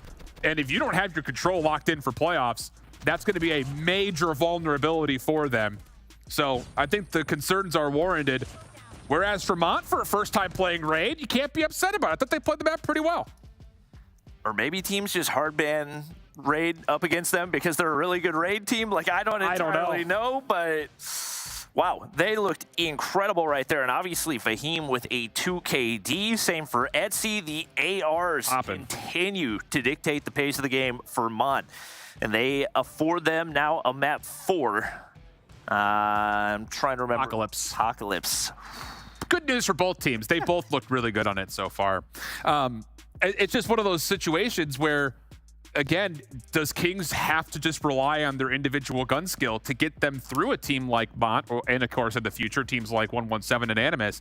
Because at the moment, it does feel like some of the decisions that are being made are a little disjointed. And to be fair, if you're playing with somebody who's newer into the starting roster, you only get a week worth of reps. Some of those decisions and communication moments may be a little bit misguided. Those, I'm sure, will be really easy to point out when you're going back and doing review and stuff like that. It just comes down to the simple fact of the matter of the individual swap does not seem to have heightened what hasn't been a problem. The slaying kills. The kills that from Kings have always been good. It always feels like some sort of a team cohesion issue, and you can't afford to do that on a map like Apocalypse because it can get out of hand very, very quickly.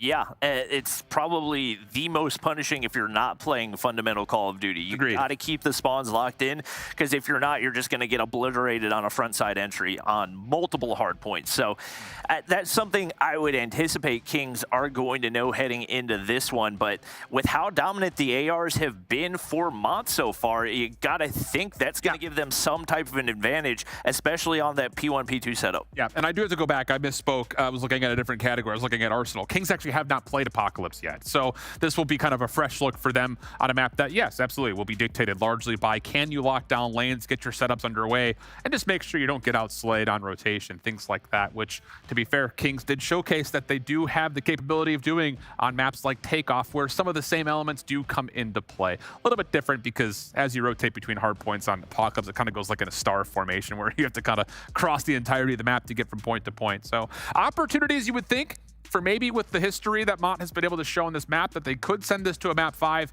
But again, for me, it just comes down to can they actually keep up in the kill feed? Because at the moment, that's been the biggest difference maker and the biggest favor overall for Kings. And this is a map that has been in the map pool, especially a lot for Mont. They haven't played it a ton because they haven't seen a whole lot of map 4s, but it does seem something that they are particularly comfortable with, and especially with Summit out of the equation.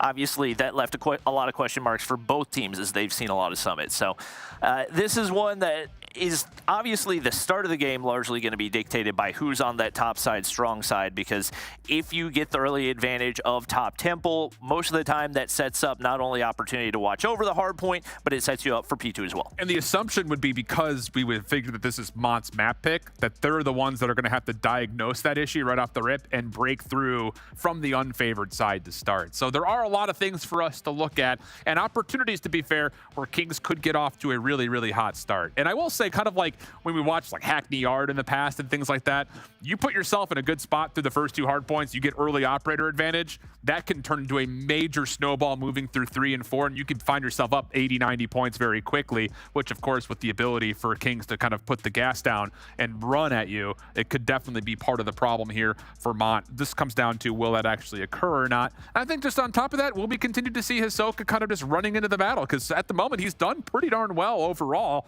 Just comes down to maybe it's been a little bit disjointed from the rest of his team.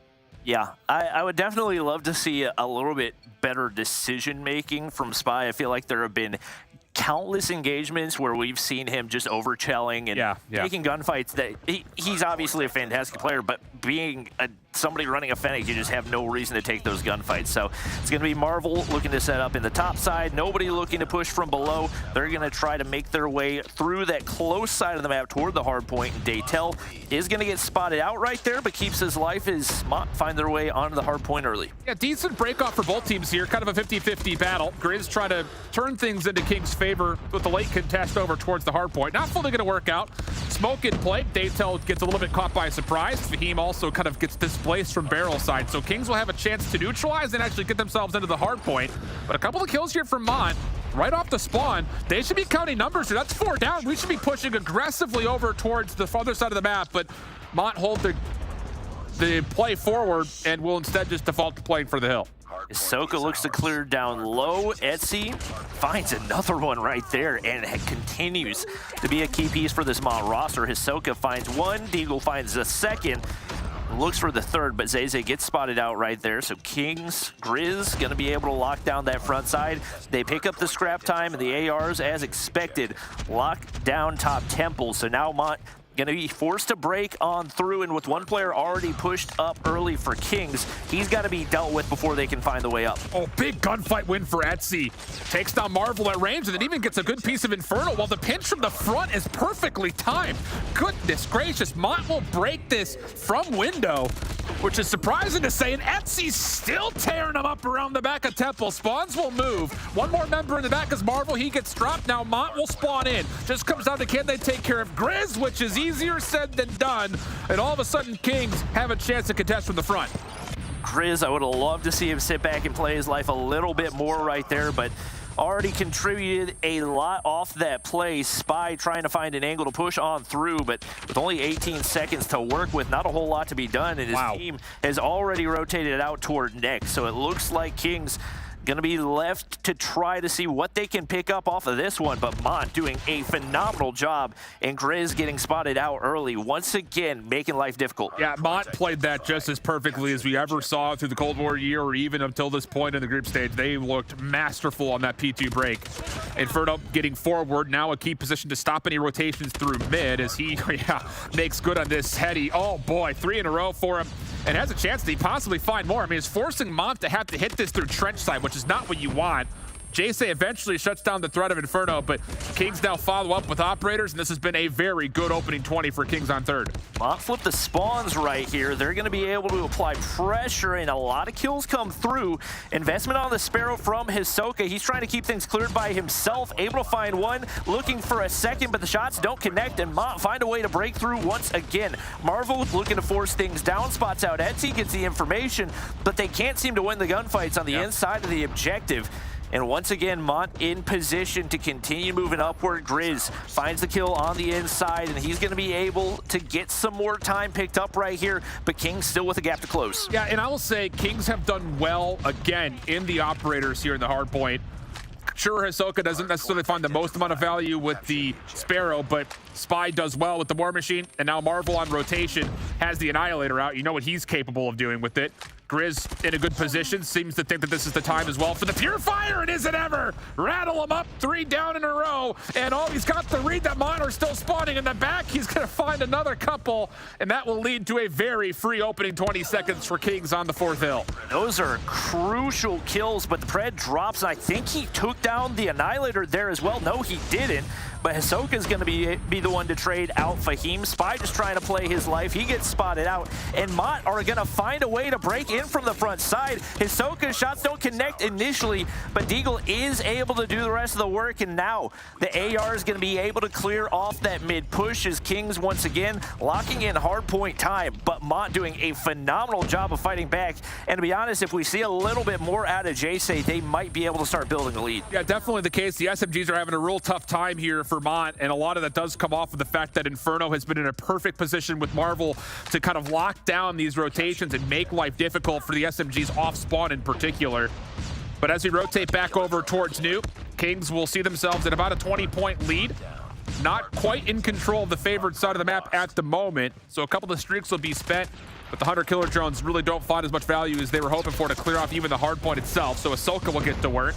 Mount, good read on this play, but Hisoka still feisty as ever, nearly gets a triple, eventually put down, and Mont hold on to the hard point. And starting to look better and better by every map that he's playing. Grizz gets things cleared out in the hard point. Daytel spotted out up above. Zay trying to find an angle, but he's pushed up so far that nothing's going to be afforded, and he wins the gunfight anyway. Sitting on a three spree and continuing to get pushed up. It's a big feed for Mont as they get things completely cleared out, but the spawns flip. Oh boy. It's going to be Kings now spawning on the top side. They only have to win one gunfight to secure it, and they do exactly that. Well, the thing about this is with the first hard point still open, this back right spawn is only being blocked right now. So every single gunfight happening over towards Temple is a massive one. And as this hard point starts to transition, yep, Kings will clean things up, and now they will lock down spawn. So a moment of chaos there for Mont. Not quite read perfectly. And now once again, they have to find a way to try to break this from the front with Hisoka already getting an operator into play. Spy following up, and he finds 2. Tough scenes here for Mont as they just don't find any early success breaking over towards Palisade. And a much tougher task to try to break this when the opposite team has operators in hand. Yeah. So Kings do a phenomenal job of keeping things pushed back, but Fahim wins that crucial gunfight again. Spy's going to be spotted out. Now he has an opportunity to get pushed up, but the kills are going to be immediately reinforced for Kings as Spy now getting pushed out and time again. Fahim going big, but just not enough as he's trying to do it by himself. And Kings once more pull out perfect operators. The Claw and the Purifier were absolutely needed. Kings were under pressure through Temple side. So you pop out your close quarter operators towards window, you clean everything out. That was essentially a 2v4 on the hard point itself, and it led to Kings locking down just about every single second at P2. Stress now on to Mont, 175 to 112. We head over towards Trench, and even though Mont will be here first, Kings have numbers looking to break early. Inferno, patient. It's the ARs continuing to do the work for Mont. They lock down the top side, but Hisoka hits a flank right there. He's going to be able to find 1, and the assist as Marvel cleans up the rest. Etsy's there, claw in hand to find 2 and 1 from the Annihilator for Fahim. They're able to break through, but it doesn't last too terribly long. Inferno, initial damage goes through, but the streaks have been earned for Etsy, and Mont find a way to break back in. Hisoka on another pinch. No one can pick it up. Purifier does get called for Zay, not finding the most amount of success with it, but he does at least still win the hard point back for his teammates. Mont still under stress though. Zay gets shut down. Last one that can possibly contest this is Etsy, and he runs right into the fray. Etsy gets 1. That's doubled up on the initial break attempt, and Mont will hold on. A massive moment for them to stay tight in this game. Etsy on 33 right now as they look to rotate out. Grizz gets the objective cleared, doesn't want the scrap time. He just wants to get there to help out Spy, and they get pushed up, and Hisoka continues to hit these flanks and find double kill after double kill. Etsy going to be able to find a big one onto Inferno right there and might be able to flip out the spawns. He's got to find Marvel right here in a big feed, but Marvel gets the better of him. Now the pressure onto Jay-Say to try to do the same. Oh, just so tough with Marvel finessing the backside truck. Still, though, Mont will find a way to spawn in, largely due to Kings pushing super far through into window. Hisoka, who's been so good for his team, now all of a sudden has another Sparrow out. He's blocking all the choke points, but doesn't quite fully connect initially. Fahim, Etsy, run through, but Hisoka gets the Hunter-Killer drone out, and with 25 seconds to fight at the hard point, Kings break past the 200-point mark.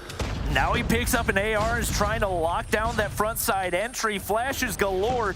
Mont gets some of the opening kills, and Etsy's there to do the dirty work once again. Kings maintain control of the hard point, and right now, important to maintain that top side control for Mont as they've got a big gap to close. Yeah. They have got to play this perfectly. Yeah, this is a really tough position right now for Mont in terms of how do you get this game back to within grips. You've got to at least go 50-50 on this hard point, neutralize a lot of the time, and still hold on to the P2 side of the map, which Inferno's not going to let him down. Inferno for 3! Mercy! Kings feel it right in within win condition as Soka puts the nail possibly into the coffin for the final time. 231-54, and Kings are still playing for the new side of the map. His flanks have just been straight up game-changing. So many crucial double kills. He sits on 35 right now, and they lock in those topside spawns as Mont, now even if they're able to find a big chunk right here, have a bigger task once again to try to break through. It looks like they're just looking to keep things contested right here, but Zay pushes on up. Etsy finds a couple. Hisoka finds a big kill on the top side of the map, but Jay-Say, it looks like might have done enough to flip the spawns out, but he doesn't. Inferno's claw plus the read on a Jay-Say. Give him a quad. Kings cannot fully win here, but look at the spawns for Mont. They are in the worst possible position, and more eliminations will come through. Mont still spawning in Egypt at the moment. Pred Missile will land takedown 2, and goodness, Inferno just called game flat out. Mont in the new hill, or probably Kings in the new hill. Mont not going to have a chance to get here. By the look of it, would have to make the jump up. Etsy the last chance, and they will have a chance to neutralize, but Grizz will put it away with the Purifier. Kings take it in 4. Whew. I mean, Hisoka's starting to look like a solid option. In Respawn, he's making some routes, brother. I will say that much. He's hitting some key routes for his squad. All right, well, Kings find a way out of that one. They do drop the control, which continues to be a big question mark for them. And curious to see what type of changes we see made, but they do have that final, or they do have a spot locked in for the playoffs. Yeah. And obviously, Exclusive have to be happy that they made sure the spot's locked in for them too. Yeah, you just never want to be in a spot where you find yourself in a must-win versus a panic team that, even though they haven't played particularly well, you still kind of think they could be dangerous. Like, they're not a pushover team based on who's on the roster. So, yeah, our top 4 gets locked with it.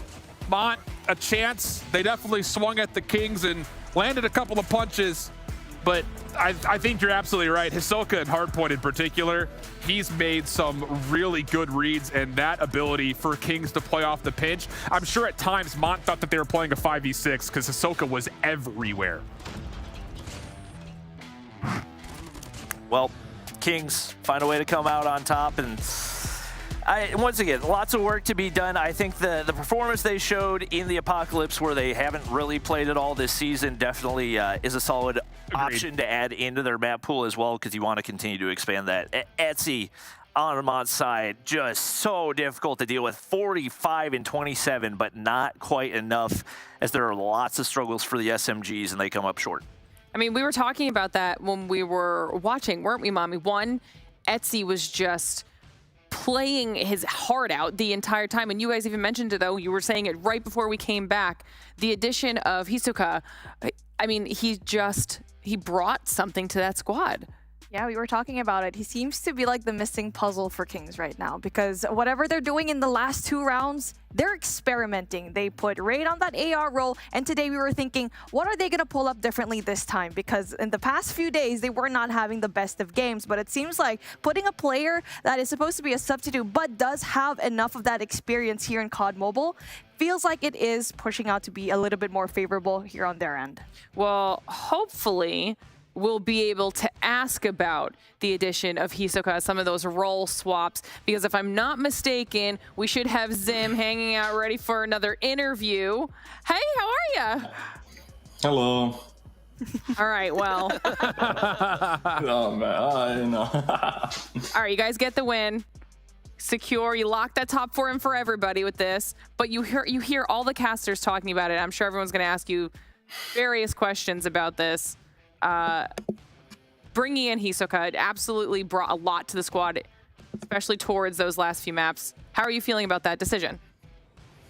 Well, Hisoka's an energizer, so we said, hey, like this, we're already in playoffs. It's the last match. Let's just see what we have with Hisoka. Raid's a great player, so we were just last match. We got Hisoka. Let's see. And we have now a little bit of time before playoffs start to kind of evaluate what we're going to do with our roster. It seems like your control Raid still needs a bit of work. How are you going to adjust to that going towards the playoffs? Are you going to try to just take it out of the map? But eventually, if you do get to that finals, you might not be able to just take that out of the map pool. So what are your kind of strategies to win that Raid, especially up against those top tier teams like yourself? We genuinely are not like timid to play any of the maps. We practice Raid a lot, and we left it in the map pool not only because we felt like we could play it, and we do feel like we can play it, but because again, we're in the playoff already, so there's no better way to practice a map that we've been struggling on than in circumstances where the stakes are high. So you know, today the Raid looked like shit, but we're gonna keep working on it. We're gonna keep working on it, and we'll see if it's something that in playoffs we continue to pull out.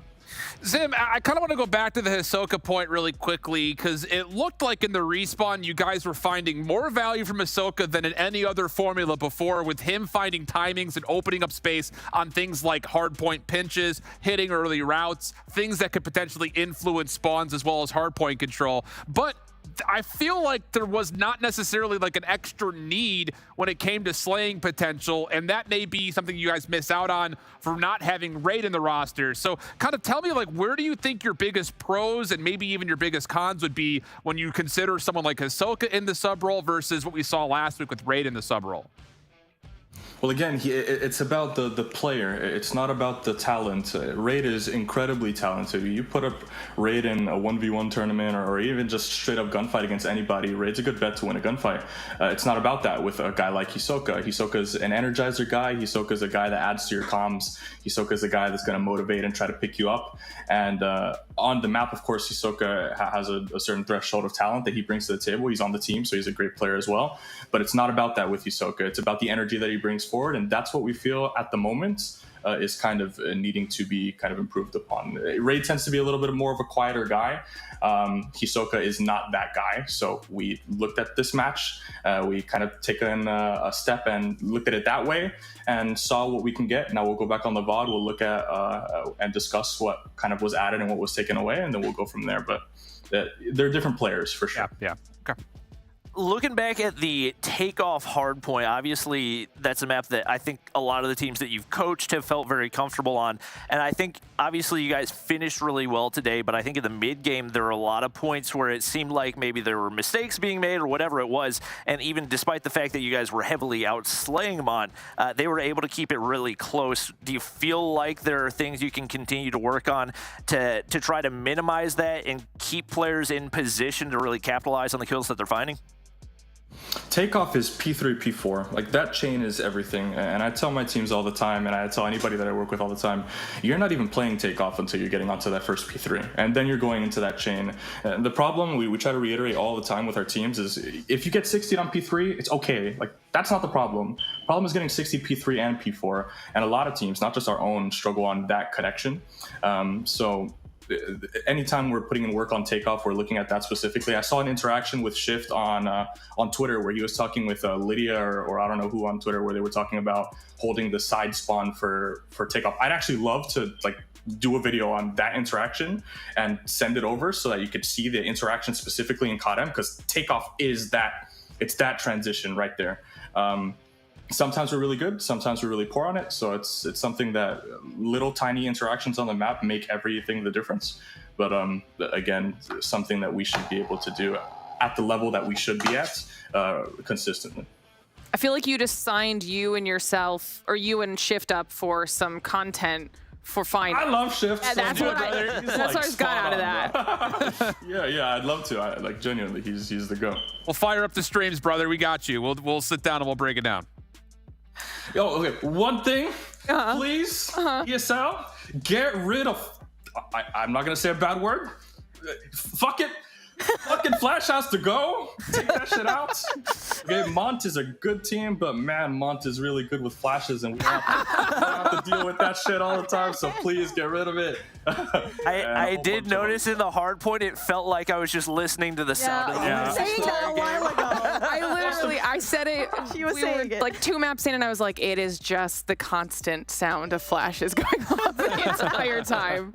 And that's the difference. Like before Flash really kind of came into the meta, like the meta right now is 3 tacticians. You're running flash, flash, flash. Yeah. We were winning. And now the flashbang has really come into meta and we've fallen off a cliff. So like hopefully the little bit of a change comes through. I'll say it selfishly because we're not very good with the flash meta right now, but hey, good game to Mont. I mean, otherwise you've got a little bit of time before we head into challenge finals to work around it, you know, but I'm excited to see what you guys bring to the table when that happens. So obviously, thank you again for jumping on and chatting, and congratulations on sealing that top 4 for everybody.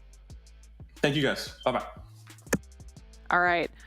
Great way to start off the day. Like you guys said, our top 4 settled now, but there's still loads more action throughout the day. There's money to be decided for some of these teams, and we still have our top 2 squads, the 2 last undefeated teams that will close out the entire day. So it's time for a short break on our side of things, but when we return, match number 2 right around the corner, so don't go anywhere.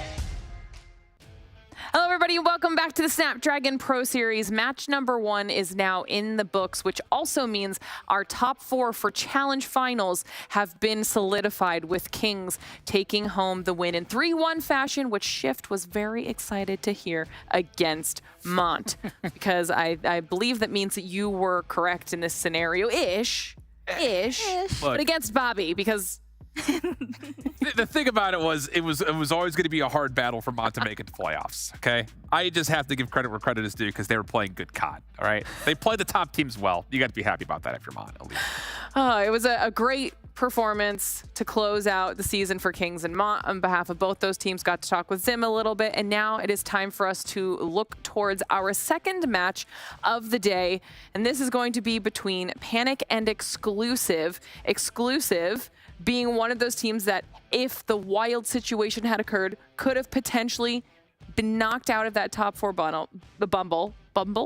Can't even talk. And now they don't have to worry about it anymore. Yeah, they can sit comfortable right now knowing that they've got a spot locked in. At the same time, there's no opportunity for them to continue to move up in their position either, because there's no way they can really pass up Kings in regards to the standings. So for this one, they're really ultimately playing for practice and for bragging rights. And looking at Panic, this is a squad that has at least shown some fight in the last couple of weeks. It definitely wasn't there a whole lot last matchup, but the one prior, they found their first map win, and we saw EUR popping off in a couple of maps. So we'll see if they can bring something to the table right here, but obviously the one mode that they have won anything in, Search and Destroy. And as we take a look at these stats here, Shift, this is, I think, I know you said it was for practice here, Bobby, but like definitely practice for Panic as well. They've struggled this season so far, and this is an opportunity for them to really find out what works and kind of look towards the future next following seasons for COD Mobile, because I think that they were someone that had shown glimpses of promise and then kind of fell off a little bit. Yeah, it definitely feels like the majority of this team will consider other options as well. So there will definitely be some conversation about who is still gelling with one another to try to build a new team going into the future.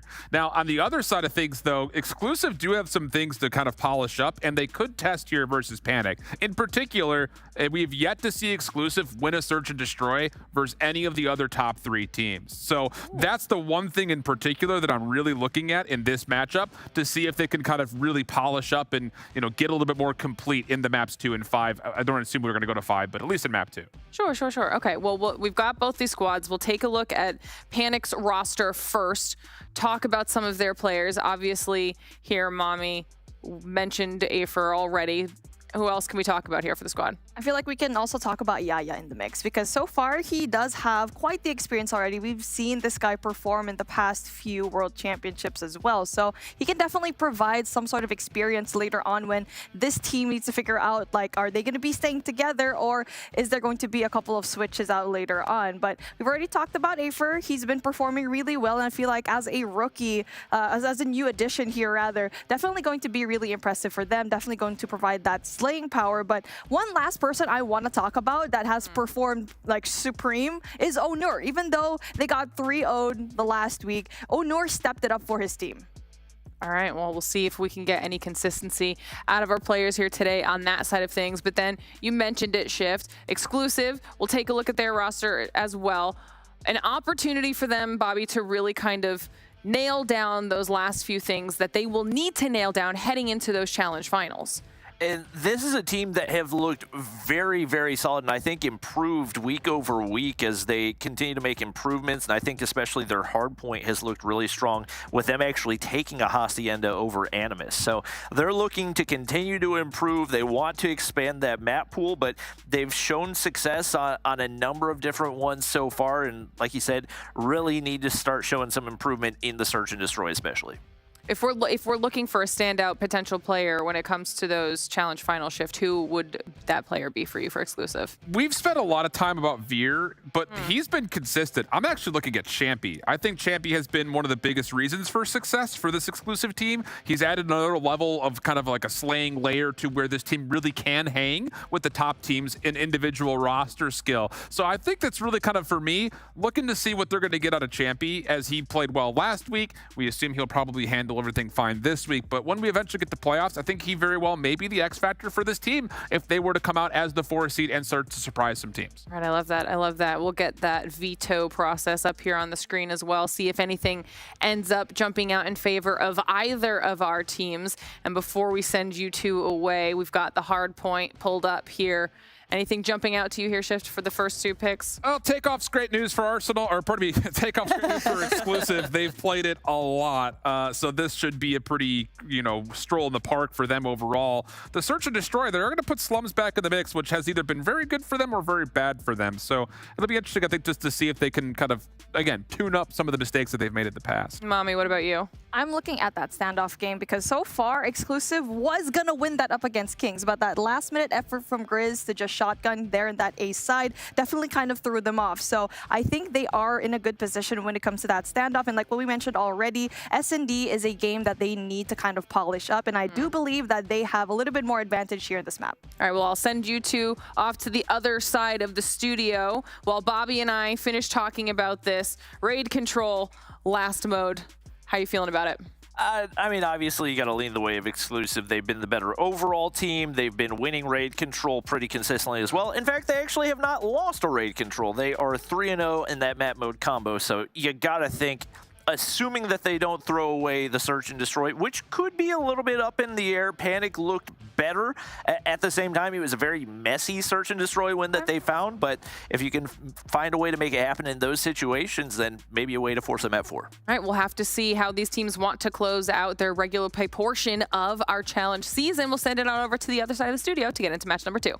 Yeah, thank you, Freds. This should be an interesting one because I think we're looking for continual success and consistency out of Exclusive at the top level, not making mistakes, coming through playing polished Call of Duty to have a chance to eventually go up against whoever the first seed ends up being in their winners round 1 game in playoffs. Whereas for Panic, the season's kind of over, but there is still an opportunity for us to still value and kind of, establish some control over who's going to be possibly the best options in the free agency market as we look towards Masters for this Panic squad. So Takeoff map number 1, see how it all fares. Exclusive, this has been, I would say, their best hardpoint map to this point. So a tall ask off the rip here for Panic to get things going. Yeah, and they definitely have a really impressive type of win situation here. Capron trying to get those early shots. Neil goes down. And this control over here, the verticality of this map, being played well by Panic so far. Well, opening things up, Panic in a couple of seconds, and they're starting to move across the map a little bit. Capron knows that there's a player nearby, still doesn't win the gunfight again. That's that player that I've been looking out for, Champy. He has been great with the SMG, especially in a couple of close matches last week. Exclusive come on top of the kill feed. They have an opportunity now to start making a play over towards the first hard point, but still, focus extends beyond the hill and largely towards the outside of it as both teams continue to vie for position for the next set of hard points. So far, though, it's still pretty contested, with Panic just getting 2 points up. And now the rotation through Next is already going to be right there, as Champy and Balance going to be getting essential rotational kills. Exclusive, on the other hand, already having that early setup for Next, just allowing Panic to get majority of the scrap points down. I will say, off the get-go, I know it's early, but Panic is playing more like a full-focused 5-man squad than we have seen yet to this point. No one's over-challing. You've got a little bit of assistance on these plays as they try to make their way across the map, and the patience is working out pretty darn nicely for them. The 21 seconds on the first hill is pretty impressive, and now you've got numbers moving over towards the new hill as it opens up. A couple of kills around the back, at least allow Panic a chance to set themselves up. Creed does take a key gunfight to make things a little bit messier here, but all things told, Panic are still doing a nice job from the front of the hill. I was going to say Capron and Onur did a phenomenal job at going up against Veer, and it was just Capron trying to be there very patiently, knowing very well that Veer was going to be left on that corner, but just like that, it is going to be flipped out. Still contested, though. Panic still getting majority of the points here, Shift. Yeah, Panic, again, the patience that comes through, we've not seen that in the past. It always feels like the team just says, I'm in a position, I'm going to go make a play, but a little bit of control comes out for Slayer to make life, again, very sloppy on this P2. And for Panic, who never had an influence towards the set of spawns, they technically win this hard point based on score accrued. So really nice job here from Panic. And hold on a second, Exclusive got a little bit of a rattling, shaking wake up here as now they all of a sudden are a little bit tested over towards the new setup as well. Prawn trying to win those rotational gunfights. So far, he's able to deal a little bit of damage. Everyone else from Exclusive spawning off into the bottom right side, and you already know they're waiting for that pinch. And for Panic, trying to go in there for more of an objective control. So far, no spawn control on the other side of things, but they're still winning a lot of the gunfights inside of the hardpoint. Yeah, good usage of Operator coming out. Yaya gets some work done with the War Machine. Afer still working with the Purifier, just making sure nobody can get into the hard point. And oh my goodness, Afer pops off. He gets 3. Gives his team a chance as they start to spawn close to reinforce, recontest, and possibly re-break the hill. But Balance changes things up, has the War Machine. That will turn the tides in favor of Exclusive, who do secure a break. 23 seconds to the fight for, and Panic are not done with this hill yet. Still playing for the old time, and Afer cleans things up. Now a chance for Panic to try and play for rotation. 1 and 2 again. Take a look at P4 right now. It's going to be a huge gunfight to be won by Veer, and he gets the better of this gunfight now. As Exclusive already trying to prep for next, and for some reason Panic leaves the point, and that just allows the one player from Exclusive to get the scrap. But finally Afer goes in there for 2 seconds left on the scrap point, and everyone else from Exclusive already set up for next. Yeah, I like this idea from Balance as well. He kind of spawns out, and instead of helping his team on rotation, he's trying to make the exit difficult for Panic. And it does provide the opening time to go the way of his team. Off spawn, he also pops up and makes safe the back. So really well done here by Exclusive. Veer operating into the Annihilator, trying to be a difference maker as Panic set up their break attempt. A lot of it coming from the front. Yaya will have a chance to try to pinch this from behind. And honestly, the smoke has caused enough chaos to maybe allow Yaya to get in, but well done by Veer. He gets the read, gets the kills, and Exclusive set up their hold. Campy did so well in trying to eliminate the players on the left side of spawn, and that just allowed Panic to just fully flush into the right side of the map through the front, and that just kind of left a dent trying to go in there for the pinch. But 2 players trying to go in there for the contest, but Campy yet again still wins majority of the gunfights. Finally though, Yaya able to shut him down, and it's still going to be an effort from Panic with 13 seconds left on the clock. Things are getting pretty close still. And the thing is, Panic are playing so much better as a collective. Again, I just hit it again for the 3rd time. That is an instance where we would normally see Yaya just run into the fray into a 1v4. This time he kind of holds a corner and he allows himself to at least be traded by his teammates. So a great first set of hills for Panic compared to the standard, which was pretty low through their first 6 games. Exclusive, as we open up the new hill, will reclaim the lead. Good control around the hard point as Panic continue to win a couple eliminations, and Slayer, well, he did pop out the claw for a moment there. Has the Switchblade back in hand as Exclusive continue to win kills around the hill.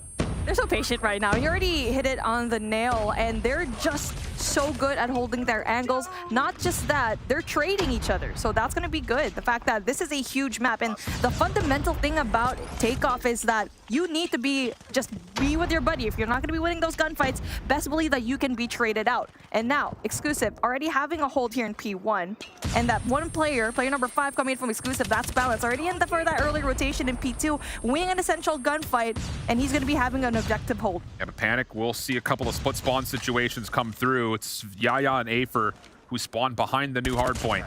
Exclusive finding kills on the right side of the map. Maybe not fully aware where these challengers for Panic are going to come from on rotation. Afer pops the Purifier out and lives with literally a thread of health. He eventually gets taken down, so the Purifier ultimately doesn't find as much as you were hoping for. Yaya still trying to hold things on though with the War Machine. Kind of a solo play from him, and he does clear things out.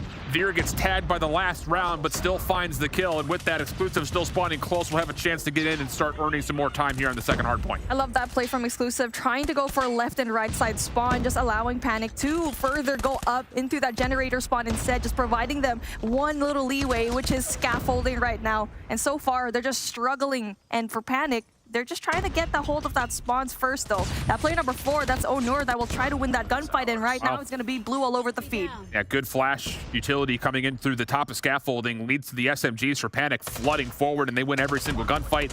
Champion caught completely off guard by Onur, who will win that gunfight and also force Exclusive to spawn a bit out here towards the new hard point, which is not the worst case scenario for Exclusive, but it does allow Panic to get within 15 seconds of the lead. And with, again, another little bit of time and cushion to make a play over.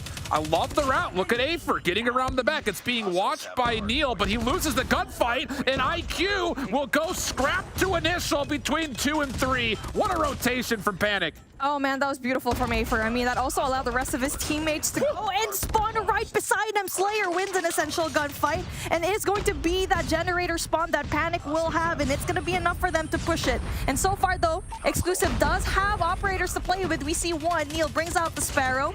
And now they're finally able to flush out majority of the Panic players. Good timing when it comes to the ops. Yeah, EUR also gets shut down as he pulled out his operator. So just as soon as Panic was looking really good to go from 2 to 3, Exclusive fight back. Panic from the front, finding some success though. Neil has to put together a response, but only gets one. Balance in the next mix, and oh, he gets the transfer for a double. Champy last one standing, can't quite lock down Slayer. So the scrap time good for Panic, but Exclusive have regrown their lead and they hold the rotation anew. Good shutdown from Exclusive when it comes to these operators, and now that rotation to next needs to be essential for them. Exclusive got majority of the points down here, Bast P4, and now for Panic needs to wait for the rest of their teams to go and spawn out, but it's going to be difficult because everyone else from Exclusive, that's player 2 and 3, Balance as well, will try to go in there for the info. That Preddy gets rid of that one more person to try to go in for the pinch, but player number 5 coming in, Afer gets an essential gunfight from P2. Afer on his 30th elimination with that double. Gets Panic back into the hard point. Break temp from the front. Pushed back. Champy has to wait for help. And Exclusive are getting a little bit spawn trapped here on the left side of the map. A couple of the trades do come through, but again, it's just Champy now by himself, and he's feeling a bit antsy. Comes on through, and EUR caught, swapping between weapons. Gets an opportunity now for Champy to possibly go a little bit further, but again, Operator's the difference as Panic pull out the Sparrow and the Purifier. Get themselves back in for the scrap time. Exclusive going to give this one last heroic go, but just too much blocking their way back in, and Panic will have a chance to retake the lead here as he rotate back over to mid. And now we do get to see Exclusive having more map control at the moment as player number 2 and 4 going in for that scaffolding control, and you see player number 4 yet again. Champy's so good at clearing out everything that's going towards the center of the map. And now with him, coupled with Veer, they're doing an amazing job at anchoring down those spots. Neil, on the other hand, deals the damage into that objective control. So far, Panic still need to find a way to control the map. Exclusive working around through scaffolding side. Capron up top, just looking for something from the second floor lounge. Does get one, does end up inevitably being traded out, but it does give Panic a chance off spawn to get back in. Smoke will allow them to exist in the hard point. Yaya clears off scaffolding side and will stay at a 10-point game. Exclusive looking for map control. Able to clear out Afer from the backside of the hard point and now make a move forward where they very well may flip spawns around, but Champy just happy with the kill, keeps his life, gets a read on possibly more, and as Afer drops, numbers start to accrue for Exclusive as they break past the 200-point threshold. And they need to find a way to respond to Champy because so far he's getting so many kills and Panic is just struggling to even touch the point. So far though, they have the more favorable spawn and also have a little bit more control here into Launch Center base. So far so good. Not just that though, Exclusive has the utility to play for when it comes to that retake. Lots of operators at the ready. Capron making sure this back staircase stays contested. Finds a trade onto Balance, but watch the rest of this hit. It's Exclusive coming through the middle of the map. And oh boy, they just walked their way essentially right on up to scaffolding. You got the Annihilator and the Claw out for Exclusive, trying to keep this break underway. Panic trying to fight their way back. Couple of kills do trade out some of the operators that were being wielded from before, but now the Sparrow comes in for Neil! He gets himself two. Balance with the favorable spawn, also locks things in with the War Machine. And now it's kind of desperate times, called for desperate measures here for Panic as they need to try to find a way to contest this mid-30. And now they are able to contest it, and it's still going to be Panic trying to go in there for the contest. They win the gunfights. They have right side of the map. Only have to worry about that one player, but we do get to see Yaya shut down two players. Still very doable for that comeback. 183 and 221 is going to be your scoreline, and they are going to have more operators later on if they do use it here in P3, which we already know is going to be essential later on. Good contest time here for Panic to even get a couple of seconds here on the scrap. Veer, Neil working on rotation. Spawns for Panic still at the top side of the map, and well, that just was not predicted whatsoever. Panic get 3 straight eliminations, but take a look at your minimap. Exclusive spawn behind the new hard point. Panic are aware of this. Their guns are up, looking towards the back. Champion trying to pinch from the front side, and Yaya says this is too much pressure. War Machine gets called. He's able to take down 2. Veer from the top side trying to get their way back in, and Yaya will fall. Exclusive in control, or at least in a spot to contest for now, as spawns continue to be on the back side of the hard point, and Exclusive continue to to win gunfights in the kill feed. Balance wins a gunfight up in Generator, just allows him for that pinch still, but a player from Panic does spawn right behind him. That's going to be Slayer, the last person to try and contest. He needs to wait for the rest of his team, though, to go in there for the pinch. So far, going in there one by one, and something with Panic right now is kind of shifting. They're looking a little bit panicky at this point. They need to wait for the rest of their teammates to try and go for the pinch. Well, too late. It's going to be 250 to 205 the count. Exclusive just quick to recover on rotation after what looked to be, again, I have to say for Panic, that was the most complete and controlled game as a full 5-man unit that we've seen until this point. The first 2 sets of hard points were really, really well done. No one was over-challenged. It looked like they finally started to get into the comms and talk to one another, which is something that I think often we said, are they even in the same TeamSpeak or Discord call or whatever it happens to be? So signs of life there for Panic. Obviously, it's, you know, I would say 3 weeks late and about 3, I don't know, million years too long. I don't know, but it's still one of those things that you're got to be happy, I think, to see Panic at least be very competitive versus this good exclusive team. They were just so patient. They look very much composed here. They had answers to the pushes of exclusive. They looked pretty solid, and like what we already mentioned a while ago, they were actually pushing as a team. They were waiting, they were bait and switching, they were doing a phenomenal job, sort of like in that situation. But you know, it's just kind of nice to see that they finally done some adjustments later on. But I do hope, because we've hyped up this team in the beginning of this competition. Something happened in between, and now it seems like they finally found their rhythm back. Obviously, the pressure of being in that playoffs is not going to be there anymore, so maybe that's where we're seeing a more composed and calm Panic. And I will say, just to kind of give credit on the other side as well for exclusive, Champy had a great start to this game, but Balance really picked it up near the end.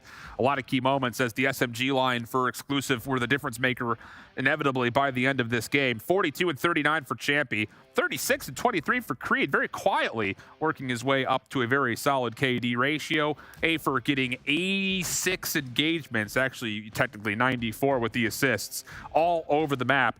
And yeah, I definitely felt like Panic were playing a more complete game, but even with all the kills and the presence from Afer, just was not quite enough to take Takeoff to the depths. And with that, now we go to Standoff, which Bobby mentioned very appropriately. Panic have played a lot of, and even though it was sloppy the last time we watched them play it, hey, they did at least find a win somewhere in the Search and Destroy throughout this season. I'm excited for this SND because we know that they can definitely perform, especially in slums, but now we're taking it into Standoff where we've seen exclusive played up against Kings. It was very, very close, but that last-minute effort coming in from Grizz shut them down. I'm excited to see how they're going to be responding, knowing very well that they probably watched that VOD, and this is probably going to be their pick. So I'm excited to see what they have to offer. And this is, again, just for kind of lay out the land as far as how we're evaluating the end of this regular group stage for exclusive. This has been their worst game mode when it comes down to how they've been able to play up against top teams. Have not really been all that close to being able to take a Search and Destroy. They're 0-3 versus the likes of Animus, 117, and Kings. I think only one of those maps even being remotely close. So an opportunity to go to what has been a very popular map in Europe and at least be able to kind of give yourself a couple extra rehearsal reps before eventually playoffs come through. So a lot to learn for both of these two squads. Again, mostly for exclusive, the lens stays on their power moving into playoffs. Speaking of power, we're looking at Neil to deliver that power with that sniper rifle, because every time that he performs well in S&D, that's when they find a little bit more of a positive outcome after that. And when he underperforms, we really see it. And now, especially since that last time that they saw this map, they needed to find a way to step it up. And so far, they need to find a way to polish up that S&D and hopefully not make those small mistakes again here. Yep. Indeed the case. So a lot of things for us to kind of look at as far as who could potentially be the difference maker in this particular map mode combination. But still, a lot to be learned, I think, for every single team that has made it to playoffs to this point. Obviously, we had the conversation about Kings. This is, I think, the biggest focus point for the side of exclusive, but we will have a lot of conversations at the end of the day as well for when Animus play 117, as that would be really the first time that we have a chance to see where possible vulnerabilities or major strengths lie for both of those two squads. So a lot of things for us to be excited about when it comes to tallying the full-on, I think, kind of force that all four of these squads still have. But it is what it is. It is what it is. And I feel like this matchup, or the past few matchups for exclusive, we wanted them to be one of those top teams. It was kind of shaky leading up to this moment, but seems like they finally found their footing in the last few games. And so far, when you already mentioned it, Champy is going to be the person I'm looking at because he was able to kind of clutch up their team, a 1v3 in this same map. But here we go. We're going to be starting things off with Exclusive on the defensive side. Nades already pushed through from Panic, trying to get that information here in back alley. And Balance did get tagged, so even though he's very far forward, front side hotel, Panic should know that he's somewhere nearby. Capron gets first blood. Here comes the timing out of Balance on his push through. And it looks like Panic have gotten the read, and they sure have. Slayer connects on the shot. And it's a very clean opening here for Panic, now enjoying a very lucrative 5v3 with the backside of Grandma's to their name. Neil misses a shot over the top of the jump wall. Yaya punishes.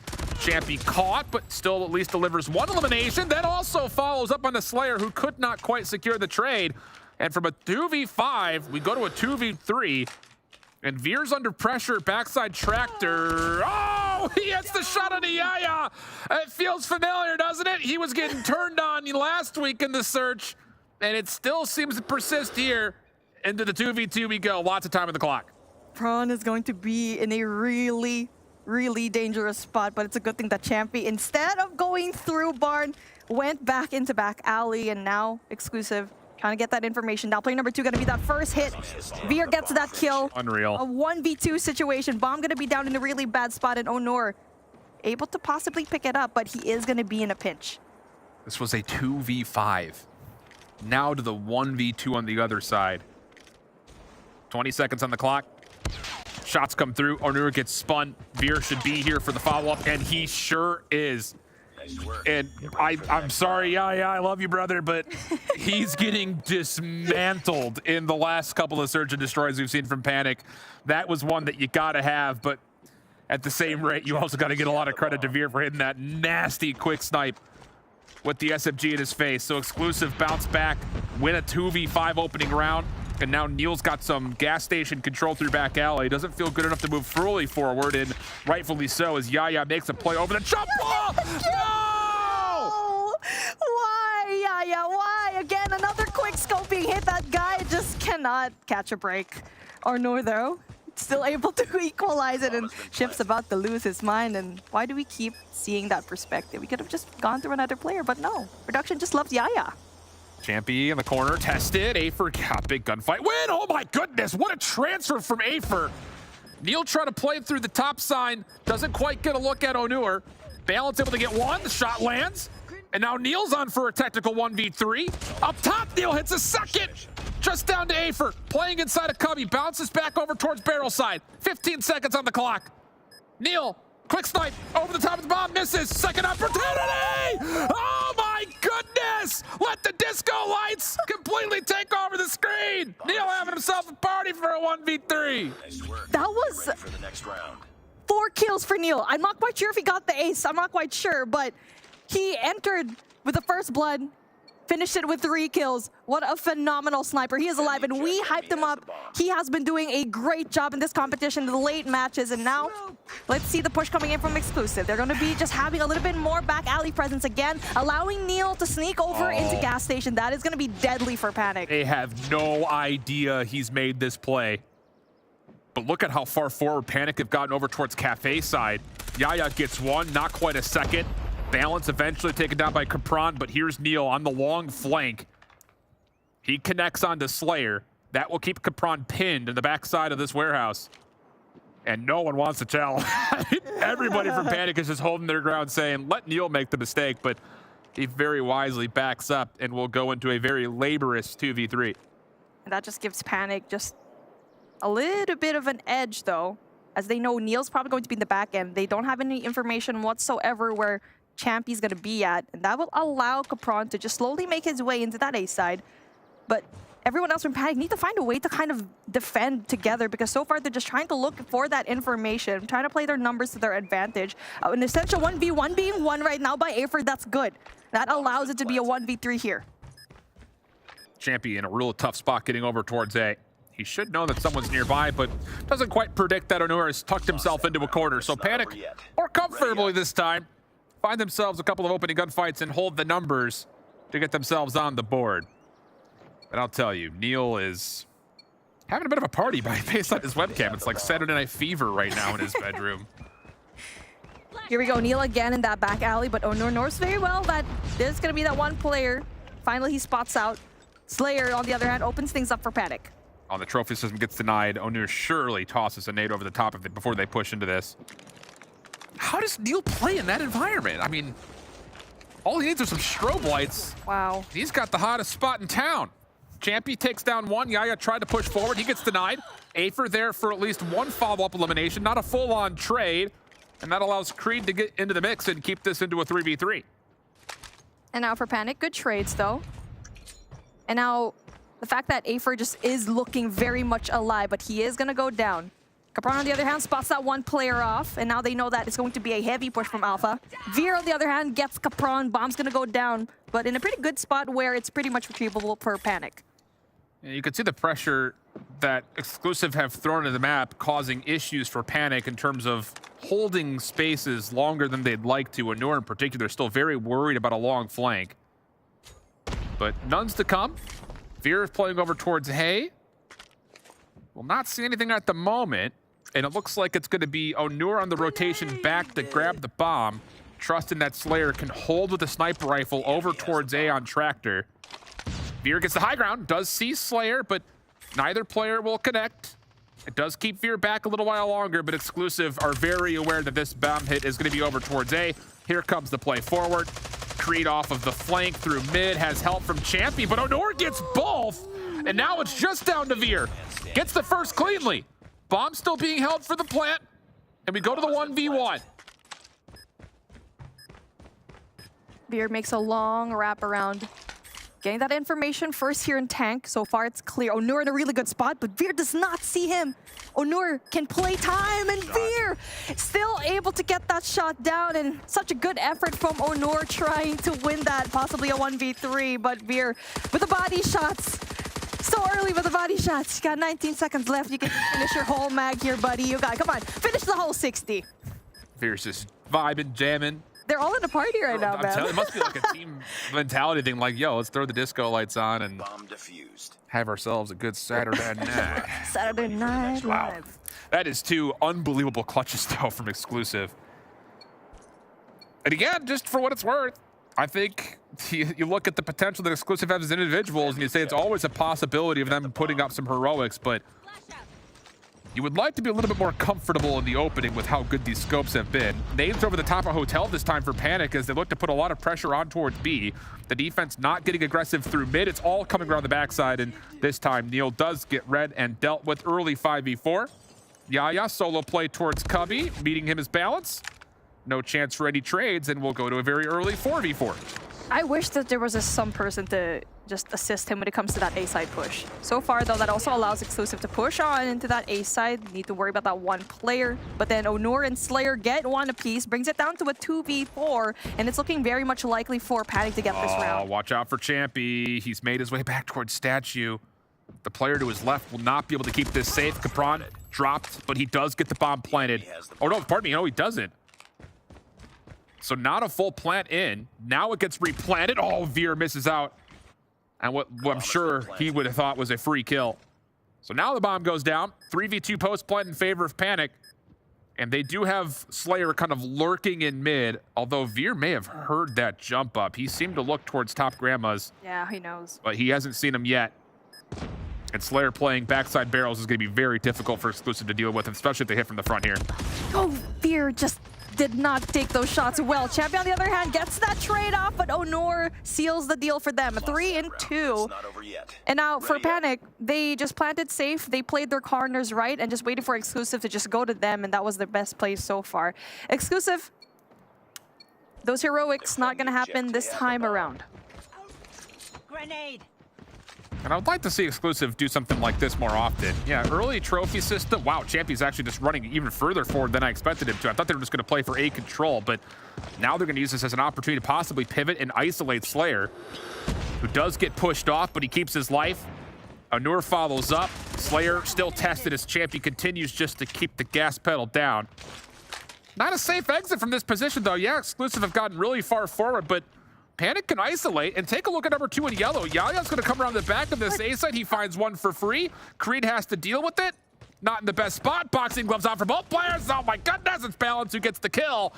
And after the little Benny Hill wraparound, we have a 3v3. Seems like a boxing ring at that point, and the bomb is just going to be down in such a bad spot. And that push from Exclusive was just not dealt with for Panic. Yaya tried to go in there for that flank, but just did not work out for him. A 3v1 as Balance puts that on the board. 4 and 2 is going to be your scoreline. And that push from Champy so aggressively just made Slayer so uncomfortable, and that pushed Exclusive so far into the map, having so much space for their end. It was the first time we saw Exclusive do anything aggressive through the A side of the map, so I'm sure it caught everybody by surprise, not just us. Following up the defensive A aggression with some opening attacking aggression towards A. Nades, stuns, flashes, all of it being thrown, and there will be a chance here for the bomb to be planted very early. Again, Yaya hitting a route through mid for the defense. Should be able to pinch up at least behind one. He's going to have help here. Afer's on the corner. If Champion gets one, that would be fine, but he gets picked apart. Afer gets traded, and Neil hits another close-up shot versus Yaya. And so we go to a 3v3, but Exclusive have stopped the initial retake, and now they've got a really solid read that the rest of it is coming from barrel side. Onur does get one through the wall, but this is taking a lot of time, and Creed will just continue to play his life, making sure nobody makes it through barrel side. It gives a free angle for Neil to pick up the pitch. Yep, perfect post-plant hold. Onur's not going to have the time to make a play nor get to the bomb, so it will be a 5th round here for Exclusive. Beautiful post-plant setup coming in from Exclusive, even though they are going to be losing their lives. That pinch, that defense coming in from that Holger, just applying that pressure, and also Neil on the backside and in through boxes, providing that sight line for the bomb. And that is such a good play coming in from Exclusive in their first attacking round. They have the bomb. This time Panic going to throw 3 members early over towards A as a way to try to respond to the aggression from Exclusive. Lots of nades have hit, but it has not stopped Exclusive from getting forward. And actually, they push Panic back with some delayed nades of their own. Neil gets a first blood over towards the backside of B, but the whole focus for Exclusive here was largely just towards it. That was kind of just a bonus kill in the mix. And now Panic are going to be struggling in this 4v5 to even find ground to work with in order to get this retake going. Veer sees that one player. Slayer going to be tagged, and that will allow Neil to also give that information down, but Onur takes care of him. A 2-player push coming in from mid will definitely give a little bit more of an advantage. The Slayer gets that kill, and now the number's going to be an advantage, but Creed does make the difference to equalize. And again, just Exclusive have done such a nice job of isolating where Panic could possibly retake from. Balance, a beautiful transfer from Onur to Afer, sliding out onto Slayer, who does find the kill, but it does not make a difference. Creed was also a part of the play. And yeah, this post-plant setup from Exclusive has been really, really solid. Taking away 2 of the 3 possible angles for retake, you're forcing Panic to make the worst possible decision, which is hitting through a spot that's completely being overrun by Exclusive members. And it gives them a massive advantage here on the scoreboard. And a first look here towards the backside alley and B simultaneously. Balance is going to meet this play through Cafe. Yaya tails it out of there, which is good news to keep the numbers, but Panic have to try to isolate and play recovery. They do not want to let this back Cafe spot sit in favor of Exclusive, and the kills do come through. Follow-up from Balance does trade things into a 3v3, though. But then Panic is still having the advantage. Bomb is down, and Exclusive going to be a little bit isolated from one another. Everyone else from Panic is going to be cleared. Balance, on the other hand, gets the bomb. Panic probably didn't know the bomb was going to be down there. That gives Exclusive a little bit more breathing room. And now it's able to readjust and possibly go in for that alpha push. Panic, on the other hand, still pretty much stuck into the back alley, thinking that there's going to be plays from Exclusive there, but need to find a way to get that information in through alpha. And you can see Creed is very worried about if anyone's in cubby at the moment. But as he starts to walk forward, Exclusive will realize that this A site is wide open. So a bomb will be planted. Capron on the corner will be tested in an immense way here versus Creed. It's not an angle you want to be trying to reapproach from. So figure that this will likely wait for Onur and Afer to make a decision on how they want to try to assist this retake. And they're going to 3-man flood, by the look of it, through front. This is taking a lot of time. They're very worried about where Neil is. Little slide out check from Creed. I think he may have tallied at least one player on the corner. So he backs up just a touch, using the clock as their biggest ally. And a Panic, go, do something. They do take down Creed, but again, the clock is becoming an issue. Balance over the top of Tractor. Whoa, Neil misses a shot, but it gets a second opportunity. And now as the push comes through, Balance is there in the smoke. And Onur will not have time. Just took way too long for Panic to even start setting up the retake.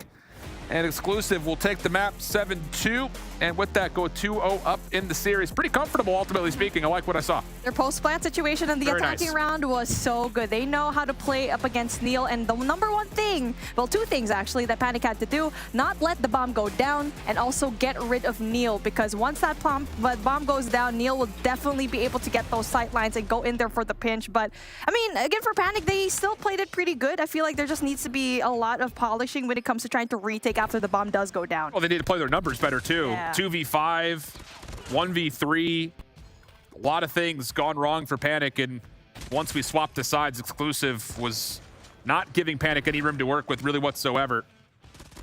So really good stuff from Exclusive. Again, it doesn't really necessarily fully check the box in terms of Exclusive becoming a major search and destroy threat, but for a map that Panic has been pretty solid on, for Exclusive to do that on the offensive side, I think you look at that and say it's pretty much a net W across the board. And it does give, you know, teams come playoffs something to think about with a convincing scoreline here in map 2. That was clean.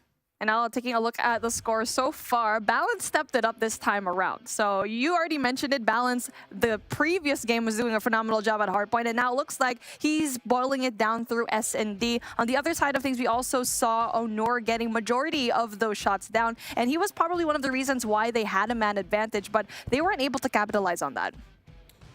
The news goes from bad to worse all of a sudden for Panic, who've only been able to tally one map win so far in group stage. They're going on to a raid control where Exclusive have been baking their bread and buttering it. They have been flawless, and I mean flawless on the map. 3-0 on it, and all those wins were 3-0s. Yep. So that's not great news for Panic.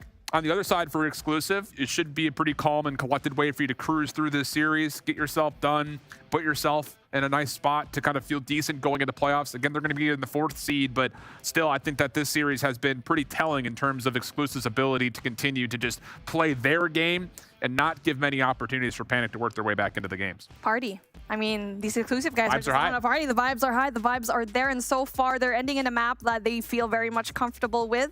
And coming in from Panic, they need to find a way to, I don't know, just not make it as bad, because so far Panic has been doing a really good job at that hard point. S&D looked a little bit shaky, but it's just the point of let's have fun here, guys.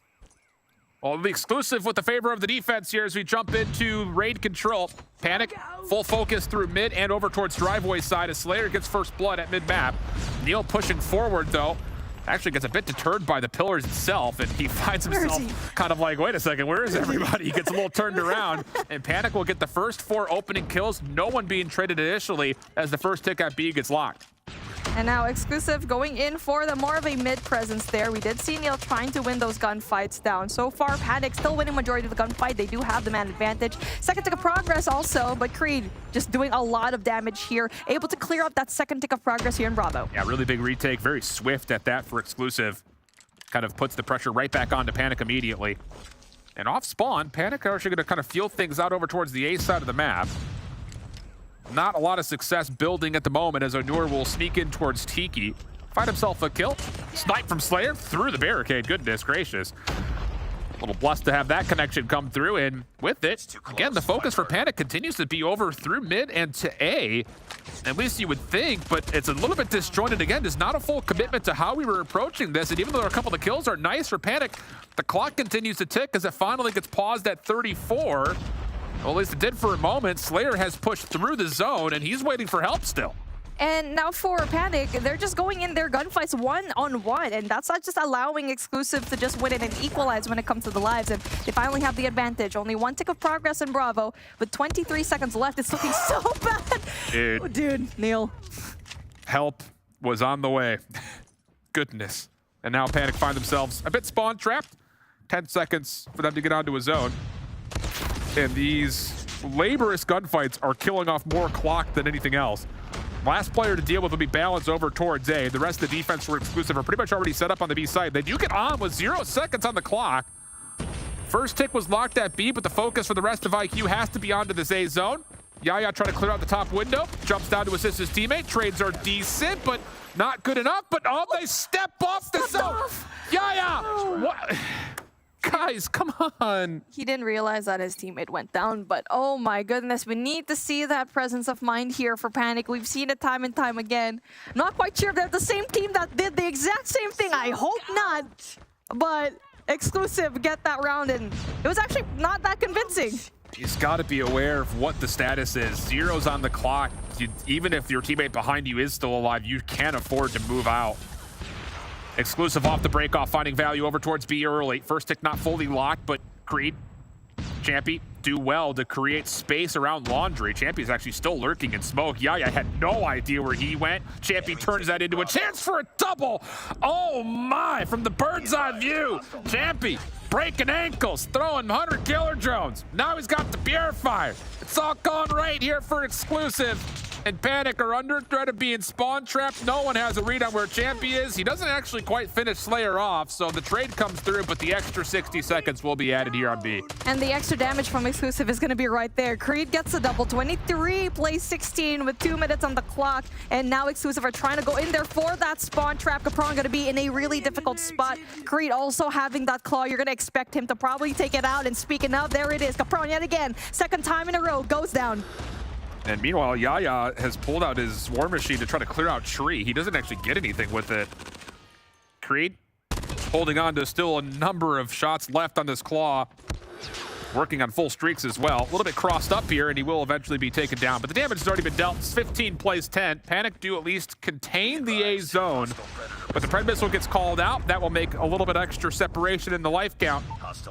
And you can see the pressure of Panic not fully comfortable towards mid-map. Are looking for some reclamation of some key ground as Veer and the rest of Exclusive make their way through pool on towards A. Help is on the way, though. That's player number 3. That's Slayer, but he needs to pick up the pace. Onur, on the other hand, has a pretty good control here in through Money Room. He does get taken down. Creed, the only one left, was shut down. 6 plays 10, but it's still a minute on the clock for Exclusive to try and win this when it comes to the lives. Yeah. Nice little moment on this life, getting 3 in a row. But still, the lives, a huge issue here for Panic. Exclusive, still tons of time on the clock, can just play trades if they want to. And that very well may be the case here, as a couple of individual gunfights are won by Exclusive, turning this to an 8v3. Afer is scouted out backside Tiki. Nades will make sure he can't stay alive inside of it, but Onur through pool stairs takes down 2. Creates a chance here for this 2v5. Afer and Slayer try to do this together, but Slayer will drop, and everyone knows where Afer is. So this is just about forcing him out of cover, and Balance will be the one to put the final kill in play, getting Exclusive up 2-0. Champy just doing a really good job at playing his life as well, and Afer could not do anything with that. And so that early spawn trap from Exclusive definitely gave them a little bit more advantage, just put so much pressure into Panic's shoulders. And now we're going to be very much close into a 3-0 here and controlling the in the series as Veer opens things up in a very explosive way with the Annihilator. A little collapse through mid-zig. Panic gets stuck trying to approach over towards ringside. Onur doesn't fully finish off Neil, who does also get away. So early life lead for Exclusive. Veer does eventually lose out on the rest of his Annihilator, but he's earned streaks in the process. Champy, good read into A for mid-map. And this is more like the Exclusive that we come to know on this raid control, just dominant, forcing complete disarray into the Panic camp. And with only 45 seconds remaining, this is almost last chance here for Panic to start finding some ground to work with. Big kills coming in from Champy, eliminating that Purify from Afer, charging forward here in through mid, and giving that information to the rest of his team that everyone else from Panic is spawning right there on the left side of spawn. Won't be able to get more kills, though, as he's going to be patiently waiting here in the corner, trying to get that info into a Bravo push. And one else from his teammate, Neil, try to go in for those Sparrow kills. Dude, Balance and Champy are just all over the map. He collapsed them up, and now the Purifier in the spawn. No. Panic have nowhere to go but down. Champy letting them know about it. Final 5 seconds, and Champy may just get everything. Capron trades himself out with the Sparrow, but this will be a 3-0 Exclusive. Dominate, as they often do on the raid control. They take the series. That was a beautiful round. They played it so perfectly. and this is something that we haven't seen yet from Exclusive, is their SMGs absolutely shredding. Yeah, they played well. They did, and I feel like now it's just really nice to see that Exclusive is finally buffing up for that playoffs that they definitely need to put a little bit more pressure onto, because so far every time they met those top 3 teams, they've been struggling. They always kept it close, yes, but looking like they're finally kind of polishing up those blemishes. Yeah, and I think we kind of have the full lockdown here that Exclusive will be competitive in the hard points. They might be the best control team in Europe right now, at least off of what we've seen through Raid. I mean, they haven't dropped a single round. In 4 instances of playing Raid, they've won 3-0, and they've largely been the team picking it, so they've largely done it from the offensive side in 2 of the 3 rounds. It just comes down to, I think, Exclusive's biggest question mark coming into playoffs will still be what their search and destroy strength will look like. But I will say, off standoff today, their offense looked really, really nice. Neil had a great map. The post plants were perfect every single time. But man, I'll tell you, these guys are looking like a major threat come to control. As like you mentioned, the SMGs were just dominant. Champion goes 23-10. Creed behind him at 21-12. A great map for both of them. It's just fun that in the beginning of this tournament, we were really just hyping up Veer, and now we're hyping up Champy. It just seems that everyone else is doing their job here in this team, and I'm excited to see him in the playoffs. Which is massive for Exclusive heading into that top 4 battle for the finals of the challenge season. They're going to be up against some heavy hitters that we've been talking about the entire season, fighting for those top 2 spots to get to the next stage. And so being able to kind of nail down some of those mistakes, get all of their players on that same level is going to be huge for them. Yeah, no question about it. And Champion is a player that I think surprised a lot of people at the beginning of Stage 3. We saw him drop 40+ on an Arsenal map when we hadn't really seen him in competitive before. And I feel like even though it hasn't been like consistently at the top, he's improved week over week. And he's a player that's absolutely going to be a crucial piece of the puzzle if Exclusive are going to have a chance at making it to Stage 5. Also, if we're talking about crucial pieces to the puzzle, I need those vibes. The disco-like vibes every single time that Neil had going on in the room, because I think that's contributing to the mental, in my opinion. Has to. Right? Flat out Saturday Night Fever, Lauren. Let's go. I want to hear what they're hearing, man. I mean, we're going to have the interview. Is there music too? Yeah, exactly. I hope so. I got to ask them. I mean, can I ask them later on if we were going to have this interview with Exclusive? I think we've got an interview. What's your playlist? I think we've got an interview standing by ready to go, if I'm not mistaken, so we can ask about the party mode that's going on with your teammate right now, Balance. Because please tell me, did you know that was a thing that was happening? Nah, it was just we were messing around with the ring lights and we thought we would have some fun. Okay, well, it brought the vibes for this match, to say the least. Congratulations on getting the 3-0. Obviously, one of our top 4 squads will be heading into Challenge Finals as well. So how are you guys feeling about the squad overall?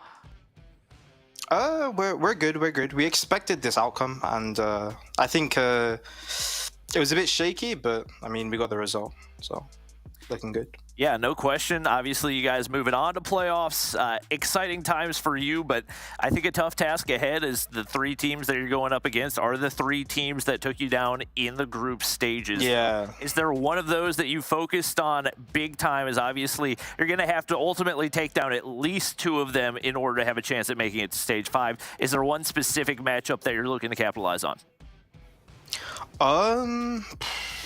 Probably the 117 game, since they seem to be the dominant team throughout Stage 4 right now. I would say in the group stage, we had a few miscommunications, and we weren't playing at our best when we played all the teams. But after review, we're a lot more confident going into playoffs against all of them. So. Balance, there's a map fluency question that starts to creep up after your guys' group stage. You don't win a single search versus the top teams, and you only really found a lot of success on takeoff in the hard point. What's the team's mentality over the course of the next week and a half to kind of help build out a deeper map pool across the board to be able to compete against those top 3 squads? I'll say honestly, a lot of teams know that Arsenal is, I guess, one of our best hardpoints, and they've been kind of perma-banning it versus us. So we really haven't had a chance to, I guess, perform on it and show it off. But we've just in scrims we've been working on a lot of the other maps, as we don't really play them a lot. and just we'll go into practice and figure out our mistakes for playoffs and fix it up. So it seems like your S&D game, we were expecting you guys to be one of the better ones here in this competition, but kind of struggle here so far. But today, you guys actually showed us that you have such a good pro span setup. So how are you going to work on later on when it comes to that S&D game and also making it more consistent up against these three teams? I feel, as my team likes to say, I am the reason why our S&D game is not really the best, because me, the addition of me in the team, having like a person that pushes a lot is kind of different for their playstyle. This team, before I joined, was very good because they were very patient and they played very conservative,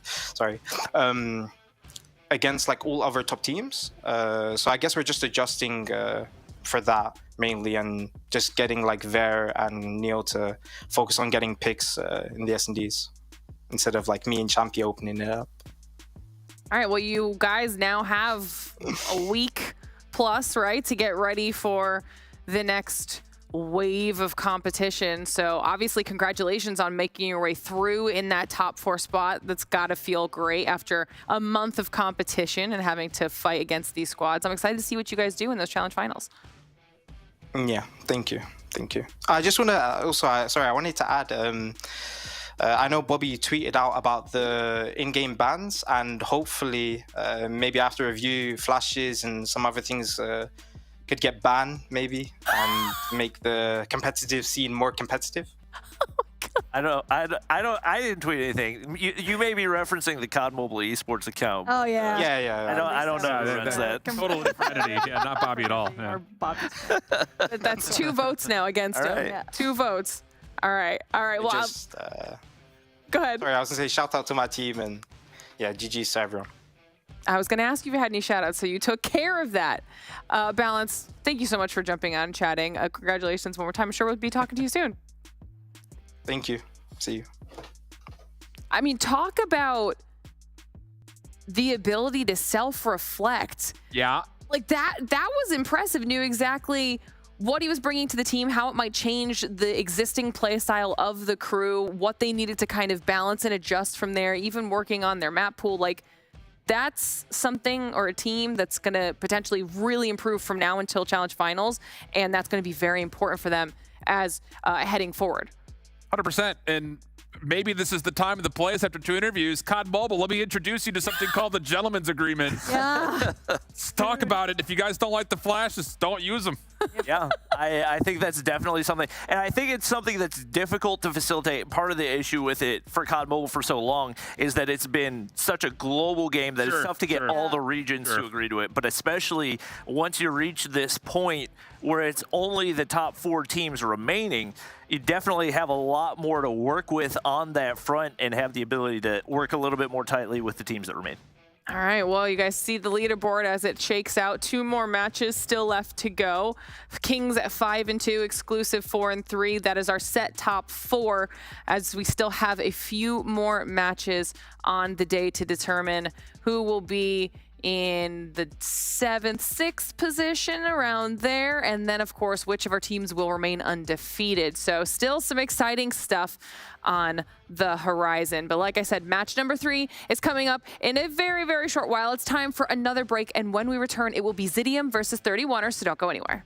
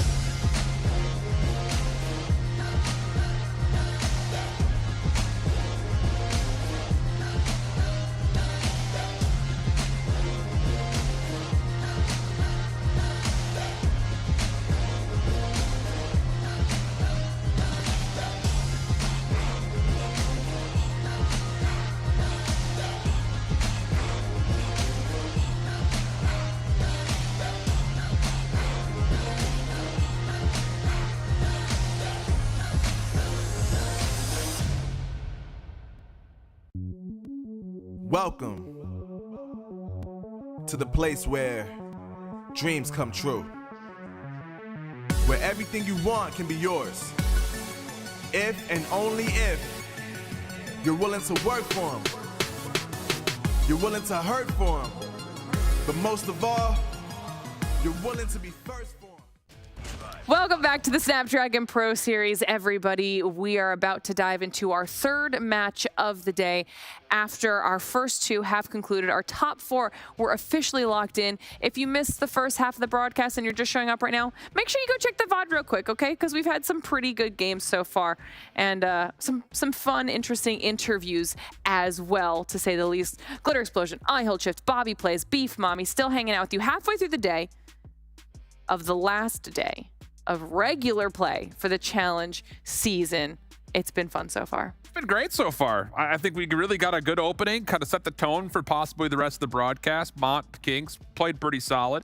Panic gave a little bit of a threat towards exclusive, but this is where things should really be, I think, really kicked up to the next level. You got two teams that are really desperate for wins, try to get over one another for some prize pool placing, and then to finish the day, we've got our top two teams that have not seen a loss yet. Of course, that will change. So it should be a fun finish to the day. And we talked about that a little bit in the green room, right, Bobby? When we were watching that last match, heading into this match number 3, it's going to be between Zidium and 31er, and we were saying that this has the potential to be the most chaotic of all of the matches for these two teams. Yeah, no question. You have two teams that have struggled on very different fronts. For 31er, it's been a very weak hardpoint game that hasn't really shown a lot of improvement. And for Zidium, a couple search and destroy maps that they played really well that earned them their only match win is obviously each of these teams only has one. So one win here will definitely earn them some extra prize money overall.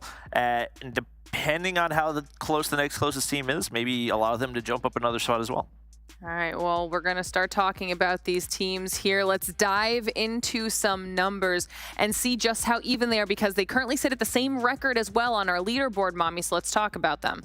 And what's really particularly cool about 31er is, yes, they've only had one win up against Panic. Both of these teams actually did, but they have a more diverse S&D. So that's what I'm really looking at. They've had 3 wins, 3 losses so far. I feel like that 50% win rate really will make a big difference, especially in getting that win up against Mont the last time they saw each other. So that is one really big control for them.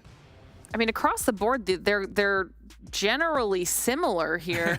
Yeah. For these two teams, Shiv. Maybe not for the greatest of reasons. Losing on average a hard point by almost 100 points. They've also been put in the 100-point club 3 separate times.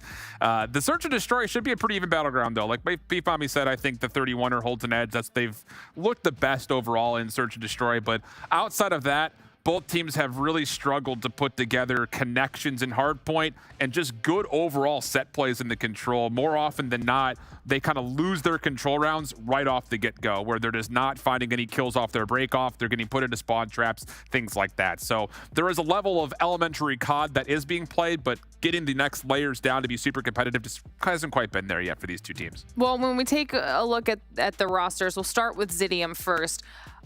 Who are the players that we can at least look at to potentially have some standout moments here for this squad, Bobby? I mean, Denicio, I think, is the one that has impressed me the most so far. Phenomenal AR, and has definitely been a crucial sniper presence for them in the search and destroy as well. So my eyes are definitely on him. I feel like Kree has started to step up a little bit recently as well, and Genius, a solid objective SMG. So between those three, I think they definitely should put up a solid fight. And to be completely honest, I don't really know who's going to come out on top of this one. Is this a potential full 5 situation? Maybe. It could be a 3-0. It really depends on the day of the week at this point. All right, well, we'll take a look at the 31er side of things as well. Start talking about their roster here, Mommy. Who is a standout player for you? Well, a player that has been standing out for me so far has been Gore. He's been very consistent as a player, one of the most consistent here in this team. And the last time that they played was the MVP for every single game mode that they had, almost up against that Mont squad. So they definitely need to find a way to kind of capitalize on him, creating that space, because he's usually the sniper, the long-range engagement. And so far, they've been struggling when it comes to getting those SMGs in line. All right, we'll have to see if they're able to utilize any of that. Potentially, one of the influential factors in how this will turn out is going to be the veto situation, which maps benefit which of these teams. See how these picks and bans go when they get up on the screen. What are you anticipating for this matchup here, Shift? I think Takeoff makes it into the pool. Both teams have played it quite a bit, so I assume that it'll be there, and it is. It's map number 1. The Apocalypse is not great news for 31er. They have not played this map well. Very often, they get completely blown out of the water. So if this gets to 4, like Bobby said, we don't know if it's going to be 3, if it's going to be 4, it's going to be 5. It could be anything. I don't love that for 31er. Zidium, on the other hand, have not played the map yet, so there's not a lot to go off of as far as will it be good for them or not. But opening the hard points up, I like map 1 for 31er. All right, let's talk about the S&D choices a little bit here, Bobby. I mean, Tunisia is definitely best case scenario for Zidium. They had a 7-0 over Mont, who toward the end of the season looked very, very solid. So that seems like a map that they should have locked in for all intents and purposes. The rest of them is a little bit difficult to evaluate. Like, we had one 7-1 loss on standoff for Search and Destroy for Zidium, but it was up against Animus, which is obviously one of the tougher squads. 31er having a standoff win, but it was up against Panic, and it's just tough to do a lot with those wins in general. All right, Mommy, and then the control there at the end. I mean, for Zidium, they had that win there. We already mentioned that raid is going to be really tricky for some of these teams, and this is a tricky one for 31er. They did not have any success here at all. The closest thing they've had to success is up against Animus, where it was a 2-3. So definitely signs of life in this particular map in game mode, but again, they need to play it perfect. They need to find a way to capitalize on their lives, because very easily they could actually just lose it. All right, well, we're giving our players just a few more minutes to get themselves locked in, loaded into the game. You guys know the maps, you know the teams. We're going to send it to a short break to give them those last few minutes before we jump into match number 3. We'll be right back.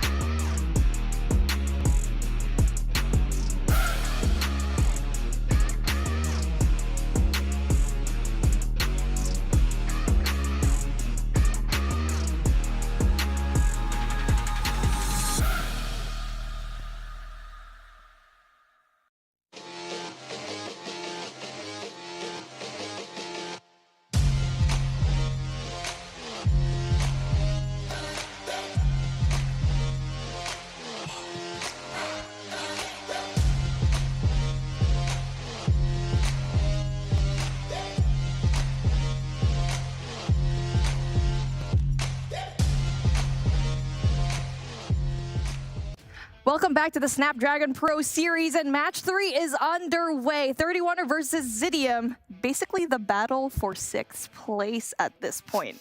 Bobby, what are your thoughts about that? That's a high-octane name right there, the battle for 6th.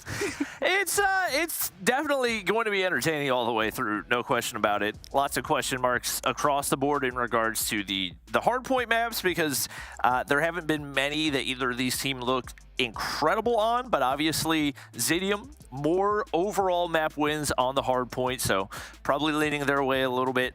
For 31er, we really felt like they were going to start improving at a significant rate, because they took a slum search and destroy off of Animus. We're like, oh, they've got it figured out. They're at least a good search and destroy team. And then they go up against exclusive on slum search and destroy, and they get 2-7. So it's been tough to figure either of these squads out. I think we kind of, a lot of us thought that it was going to be the turning point when both of them beat Panic, and then those wins began to mean less and less. So we'll see who can come out on top in this one, but obviously the big thing on the line is that extra prize pool money.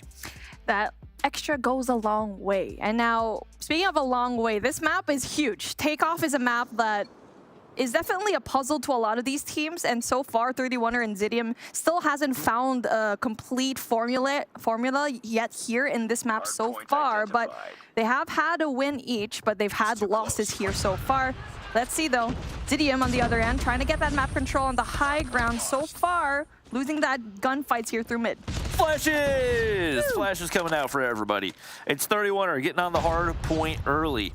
They have found nearly all the kills so far. Genius is finally going to find one for Zidium, and that one kill is actually going to be enough to break the hard point. 31er back off right here. Lydia still rocking with the HVK. That was a dicey looking gunfight right there, but it seems like neither team really has much interest in getting their hard point right now. So far though, we do get to see player number 2 from 31er, Gore, having that high proc control, jumps down though, gets an essential kill off of Denisio, and so far they do have majority of the points down. You're gonna be touching it up. So far, majority of the gunfights being won by 31er at the moment. Pretty much good, and also with that rotation as well, they have the more favorable spawns for P2. All right. Legacy, somebody should let that guy know something happened to the back of his phone. I know. Fortunately, it is not impacting his gameplay. He is cooking off the start of this one. 31er get the bigger chunk of the hard point time, and they have a solid setup up toward top of P2 right now. It's Lydia locking down the bottom side. Players still spawning here for Zidium, and they're very content to maintain those spawns as Denisio looks to poke a hole in the defense. I was going to say, Bobby, are you ready for the flashbang party right now in P2? Because we're already starting it up. So far, though, no kind of response whatsoever from Zidium as they're waiting for the rest of their teammates on there. Speaking of, oh, there you go. Epilepsy warning for you folks right there. It's really funny to like look at his face cam when it happens, because it just turns bright white every single time. Storm has finally picked up his first kill of the game. Definitely a slow start for both him and Denisio. Flashbangs once again. They're going to open things up for Zidium. Brixa should have an easy flank here, though. Finds 2. Not going to have the angle on the 3rd, but flashbangs do connect, and that's going to be enough for her to find the melee kill. Okay, one thing with Zidium right now is it's kind of questionable. They don't seem to know where a majority of the 31er players are going. Like, Brixa just had easy 3K there. And it's just like they're looking down below. Kind of we saw Storm a while ago looking at the wrong direction. All right, 31er just doing a pretty good job when it comes to that solid hold in P2. That rotation, on the other hand, Zidium is going to have more favorable spawns as well. Right now, 31er off to that hot start. Denisio starting to pick things up, and seems like that's been enough to start to turn the tides for this Zidium squad. They do lose a couple of those opening gunfights, but he's going to be there. Big shots onto Brixton. Not able to connect for the kill, though. Lydia is there to push on through, but trying to lock in the top side. Gets shut down, and Gore now going to have to look to try to contest those two players looking to make their way downstairs. Storm spotted out. Easy kill for him. Still one more player left on the top side, but he's content to sit on the inside of the objective as the Sparrow is going to get invested here. And now for Zidium, they're going to be having the right side spawn that allows them to go in more for the contest points. But 31 are already going to let go of that hard point and going more for that P4 control. That Predator and Missile not really getting any kind of kills, but we'll give that information down to the rest of their team that everyone else from Zidium will be spawning off into the bottom right side of the map. Brix is going to opt to pop the War Machine right here. They have a lot of operators saved up and are going to look and see how much they can get off of this one. Gore pops the Annihilator and Lydia the Purifier as well, but Zidium is applying pressure from a mid push right here. Unfortunately for them, they get torn apart by Gore with the Annihilator in hand, and now Lydia is going to be able to get pushed up to the front of the hard point, but they've still yet to deal with Gore and finds one more before getting taken down. Just like that, the wave is completely wiped away. 31 are looking like they're so solid when it comes to the op usage. Lydiax gets rid of a Purifier from Jazz. Gore, on the other hand, able to get another Preddy, so that's going to be the second one from 31er, and so far so good for them. Only that one last player from Zidium able to get those scrap points down, but Kree goes down. Brixta, on the other hand, also with a Hunter-Killer drone in hand, able to spot out some players on that left side spawn. And 31er have done a phenomenal job of minimizing any breaks that Zidium have been able to find. The gun's firing on all cylinders as Gore is now on 25 kills in this one. There are still 3 players yet to break into double digits for this Zidium squad as they just look completely lost. And it looks like the ARs are going to open an opportunity for Lydia to push onto the objective once again. No, she's going to sit back, find the kill instead, and it will be Legacy hopping on right here. I mean, this is what's interesting, that Zidium, their win off of Panic right now, it just looks so different. 48 and 153 is going to be your scoreline, where we did get to see Denisio pop off in that particular map, and right now he's only sitting on 9. And he's been sitting on 9 for such a long time. So far though, let's see. 31 are going to be spawning off on the right side of the map, but that Preddy able to deal some damage. Legacy stops the push, and that allows 31er to just rotate into P1. Streaks coming out once again. 31er have been able to build them time and time again. Finally, a solid feed through for Zidium to potentially set them up toward P2.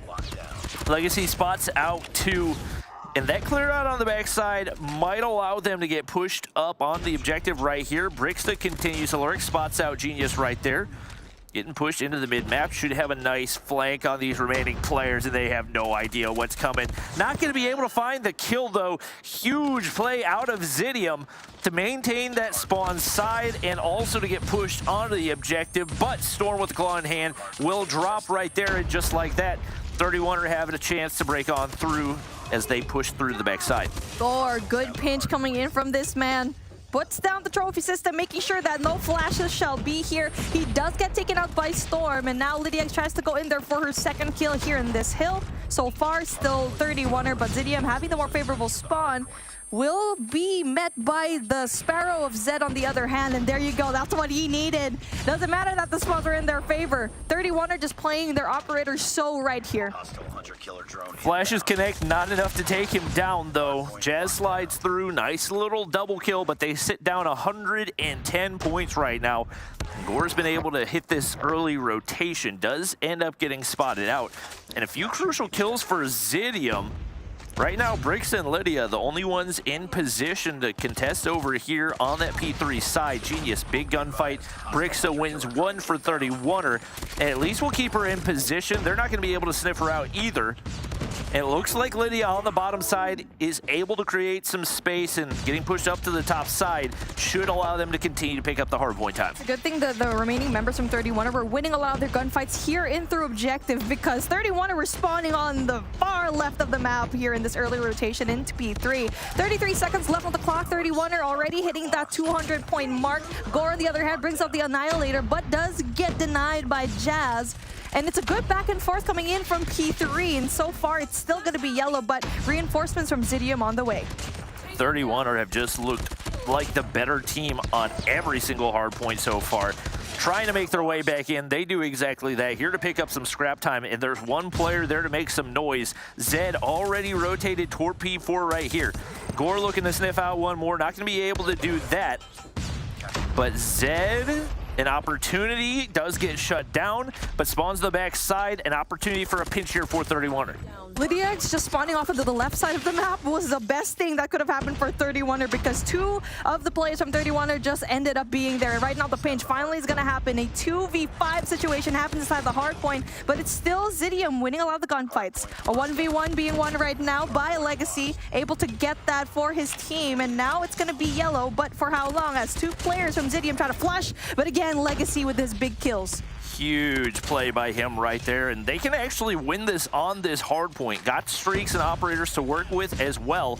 And with reinforcements arriving, one player on the flank with an opportunity to make the play is shut down. Claw comes out, and that should be the rest of the kills needed. Still need to find the hold right here. And the Pred missile, I think, actually went into the water on that one, so maybe not the ideal play. But once again, if you can keep that doorway locked down, you call in the EMP system, it looks like that should be all that 31er need to put Zidium into the 100-point club once again. Legacy was on in this game. You can see how focused he was.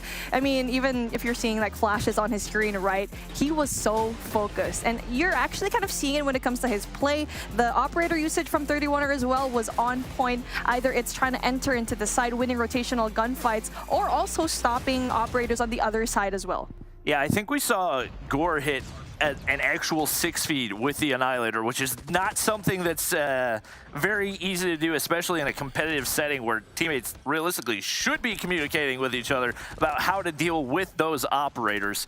31er just looked like an absolutely different team here on the takeoff. And obviously, multiple performances in the past. I mean, we look at the numbers, and they actually played Mont pretty close here. So this is obviously something they've been working on and have definitely improved significantly. And now you head into the search and destroy.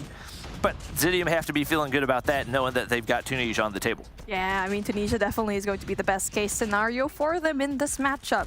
So far, though, when it comes to this hard point, without a doubt, 31er just showed a masterclass on how to use your ops.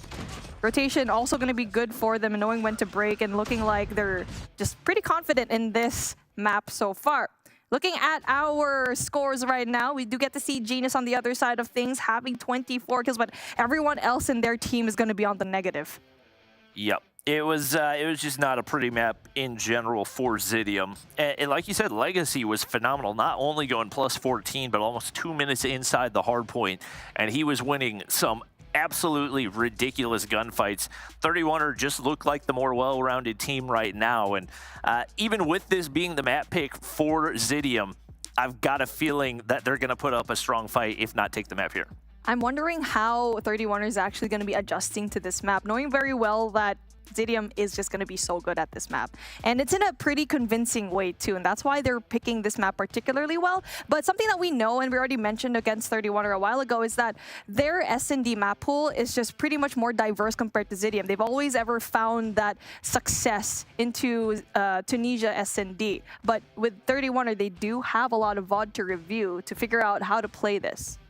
Yeah, and Zidium has absolutely been a super streaky team in that regard as well. So they have those strong maps on Tunisia, but they've also gotten 7-0'd by Kings on Tunisia. So it's kind of up in the air which Zidium you're going to get whenever it comes to the search and destroy. Obviously, a lot of pressure on Denisio to find these opening picks with the sniper in hand. Here we go, Denisio right there in the winery. So far, no information whatsoever. Legacy gets a really good pick off of Storm as he kind of goes in there very aggressively. Denisio, on the other hand, gets a double. That's going to be big. Only one more player coming in from 31 are going to be right there for the defense. Seems like communication was a little bit lacking. No eyes turned toward Winery to hand Denisio a free double. Now nobody going to opt to peek that angle once again.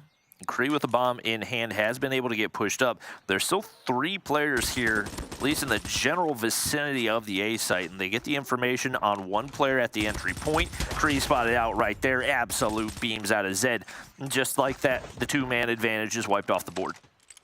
Now it's up to Denisio to pick up the bomb, but he will know that there's one person there right in the shadows. Opts to go away. Try to reconnect with his team as well, but he will be met by that 1 player. It's a good thing that he didn't go through mid-timing. Gonna be in the side of Denisio as Brixta tries to go in there for the kills. Genius, on the other hand, again, the timing of this is just so good for 31 as Brixta's gonna be allowing herself to go in for that flank, a really good position. Right now, Genius, a big responsibility to win this opening gunfight, throws a shoulder. That gives away the information, and now with only 1 person left standing, should be fairly clutchable for Zidium. Zed's not going to check his corners, and Zidium take the first round. Very, very solid mid-round adjustments for them as they're able to find a way out. And obviously, Denisio opening things up early with the sniper in hand. Yeah, and so far, 31er just did not expect that one person to be there, and that just allowed Zidium that entryway. They were able to stop it, yes, but let's see if it's going to be the same case here. One person in through mid, a 2-1-2 split coming in from the defense of 31er. Ooh, Zed gets aggressive off the start of that one, doesn't leave anything up to Denicio. And this time the trades go the way of 31er. There's now only 2 players remain. Gunfight incoming, and Genius somehow comes out on top.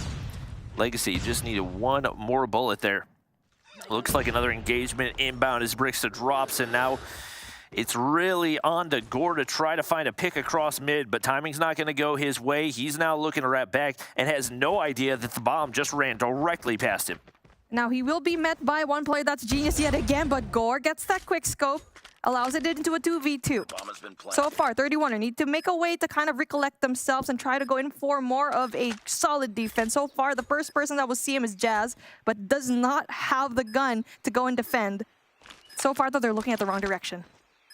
Jazz on the back side, they're really just waiting for audio cues. Right now, Gore hops on down, doesn't have the information, and Kree might be able to get timing to go his way. Gore just giving away information for no reason, starts running, and 31er give away another round right there as Zidium now take the 2-0 lead. Man, that's gotta hurt for 31er.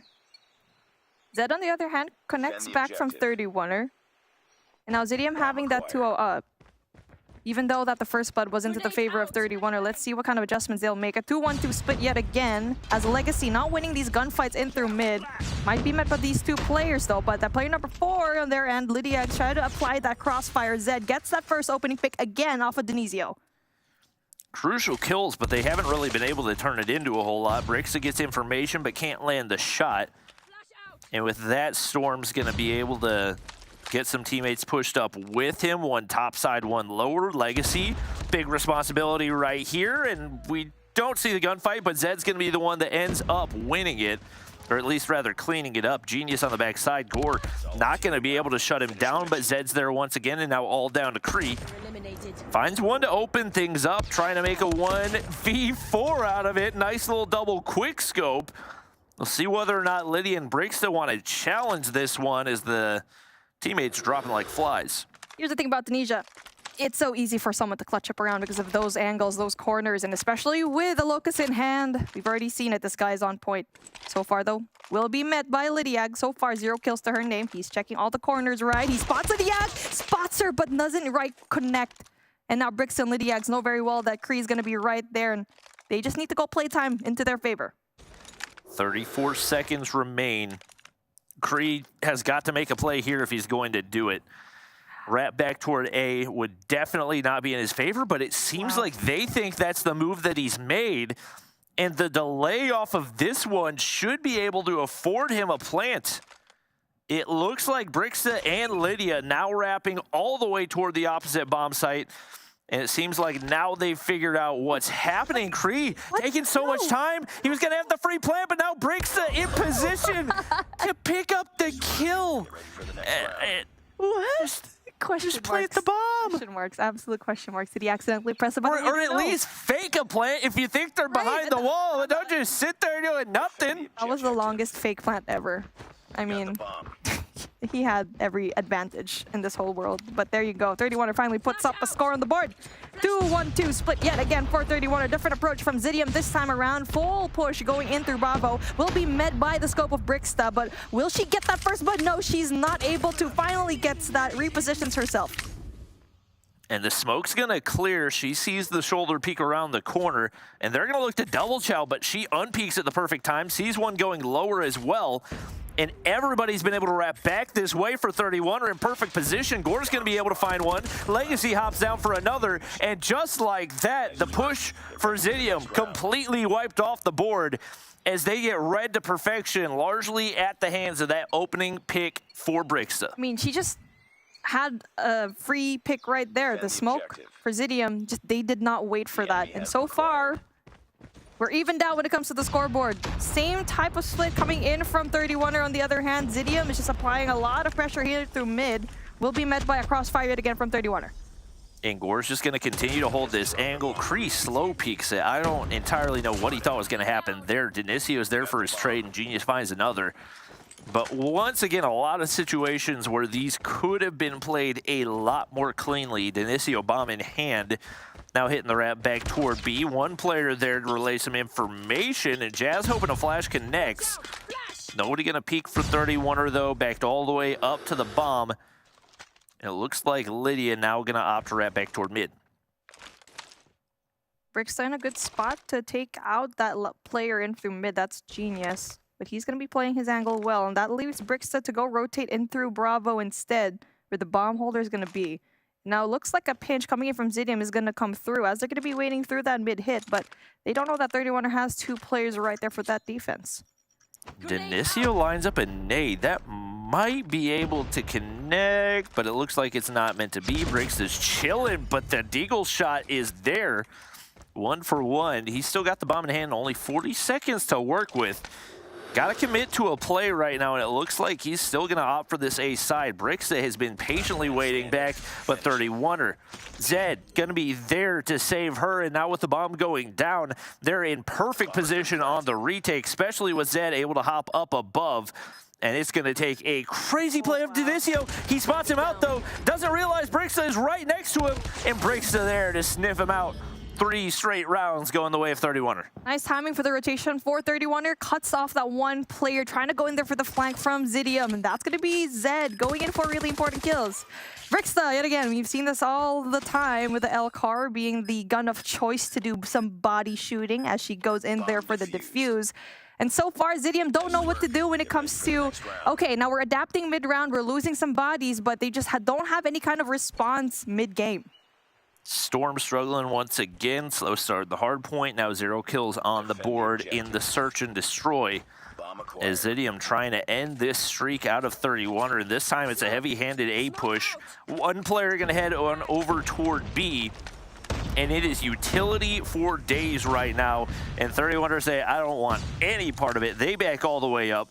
And it looks like they should have the site open if they want it, but a couple players have been able to push back into solid positions. Zed's not able to connect right there, but finds the follow-up kill. And that at least alleviates some of the pressure, but with those 2 kills coming through, now all down to Brixta in a 1v4. That was such a good aggressive push coming in from Zidium. Getting those nades down, almost getting rid of Zed as well, but the information definitely more important in that situation. Brixta, on the other hand, has to deal with a 1v4 situation. Sniper in hand, 25 seconds left on the clock. It's just going to be so difficult because they're playing their corners so well. She spots one, Denisio, right up through Winery, but all eyes are on her as they're just playing with their food. Denisio ended with a jump. Was that a quick scope? I don't know. That was a slow scope for her. She's like, what? Oh, wait. Okay, round's over. Storm still looking for the first kill, but Zidium find the round. As now we flip sides, and it's 31er on the offense. Looks like no mid-push right here for this Zidium squad. And Brixta's got a free alley to walk up if she wants it. Denisio finds a kill on the Gore to open things up. Lydia's over here on the A side looking for something. Looks like she is going to be forced back. Not Lydia. Yes, Lydia.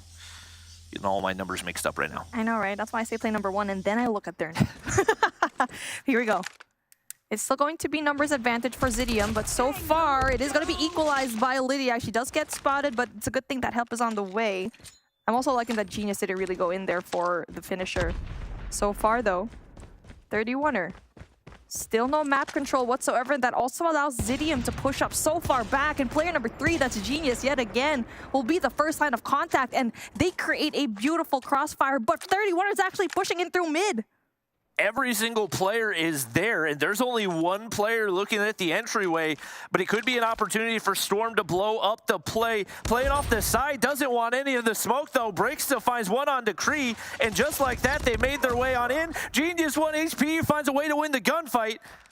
He's not going to re-peek that angle anytime soon, but with only 39 seconds left, 31er have got to make a move. Denisio, the lone man standing, finds one to open it up, but the bomb goes down right here, and he's looked to left to clutch this 1v3 with the bomb down. 31er has high ground.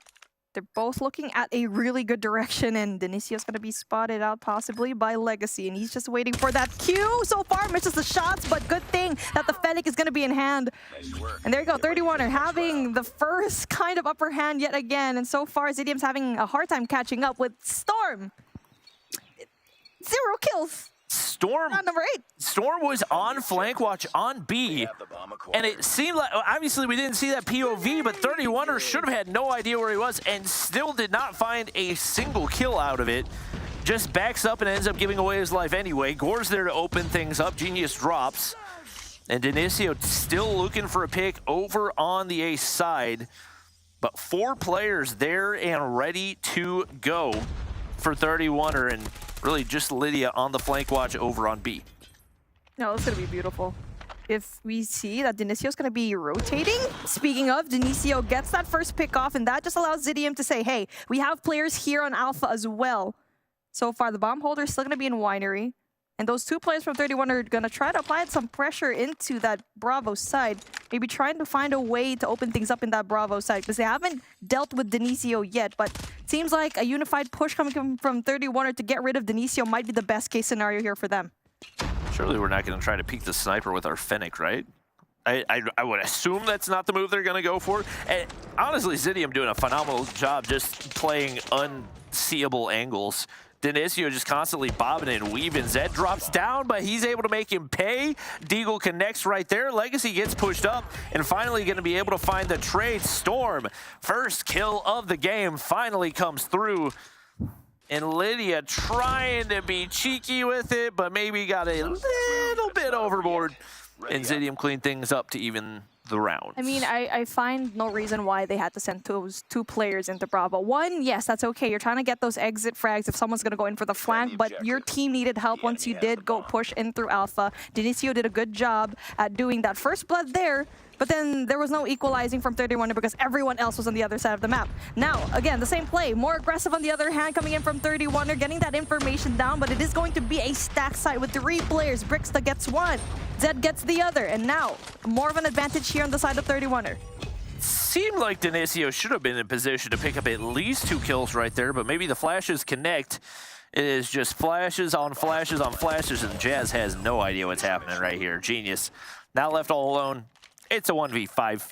It's probably not going to be super winnable. And Brixta says, you know what? You don't need to try. Take the round right there, and 31er, 2 rounds to clutch up map 2. That's a good cleanup from the previous round where it should have been the same case here. Should have been a 6-4 right now. 31er had the reluctance there in that round, but now able to finally confidently push through Alpha. But now let's see what kind of split it is. Going to be a 5-man push coming in through that B side. Will be met by another force as well coming in from Zidium. But there you go, Lydiax open things it up. Beautifully played right there. The flashes continue to connect. You can see Legacy's eyes getting wide open every time they hit the screen. Zidium fire back. Denisio, yet another pick. He's sitting on 13 kills right now and wards off that entire 31er push. Is now they're going to get hit by a flank. Storm making his way all the way up through mid, but Lydia reads it like a book, and just like that, it's a 3v3. Oh man, if Brixta just waited a little bit longer, they could have provided a little bit more, delay tactics here and through Bravo, but Zidium reads it well. Sending their 2 players in through the right side of the map. And now they're going to be establishing a lot more control as Kree, scope in hand, will find a way to possibly get Lydiax. Genius has seen 1. Kree finds Legacy as well, all down to Lydia. She can't make it happen. And Zidium fire back once again. Trading rounds seemingly every single round, as we've not seen much of a lead build for either squad. And 31 are doing a great job of sticking in this one. Over on Zidium, it has pretty much just been the Denisio show. Genius and Jazz contributing some, but they have been heavily dependent on his sniper to find first bloods. Oh, we do get to see Jazz overextending a little bit, and Legacy punishes him.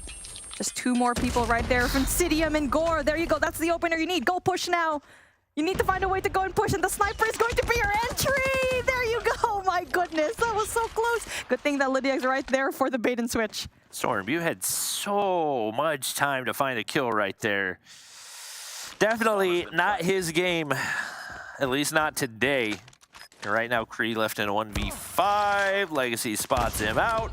He's going to be able to connect right there. Looking to find the first 1v5 that we have seen in stage 4.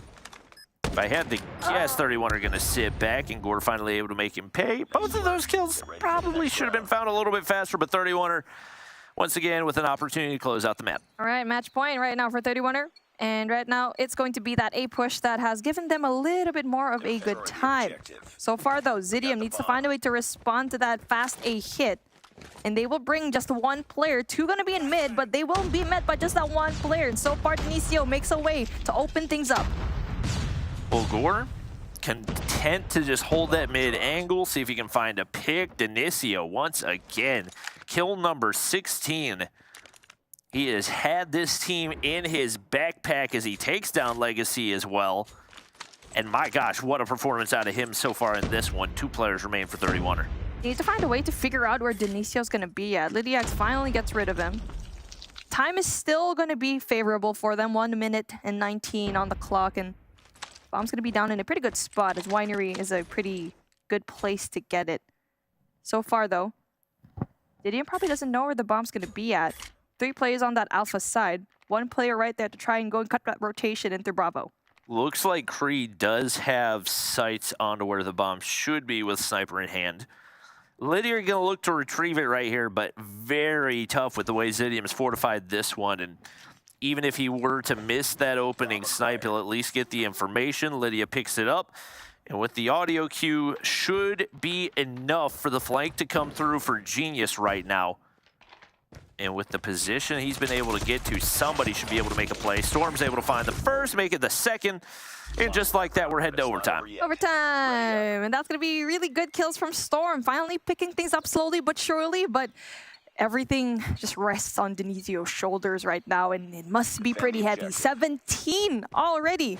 I think this is probably one of the most kills we've seen the player has done in an S&D so far. And right now, a 3-2 split coming in from 31er as we're switching things up. Gore opening things up for the side of 31er.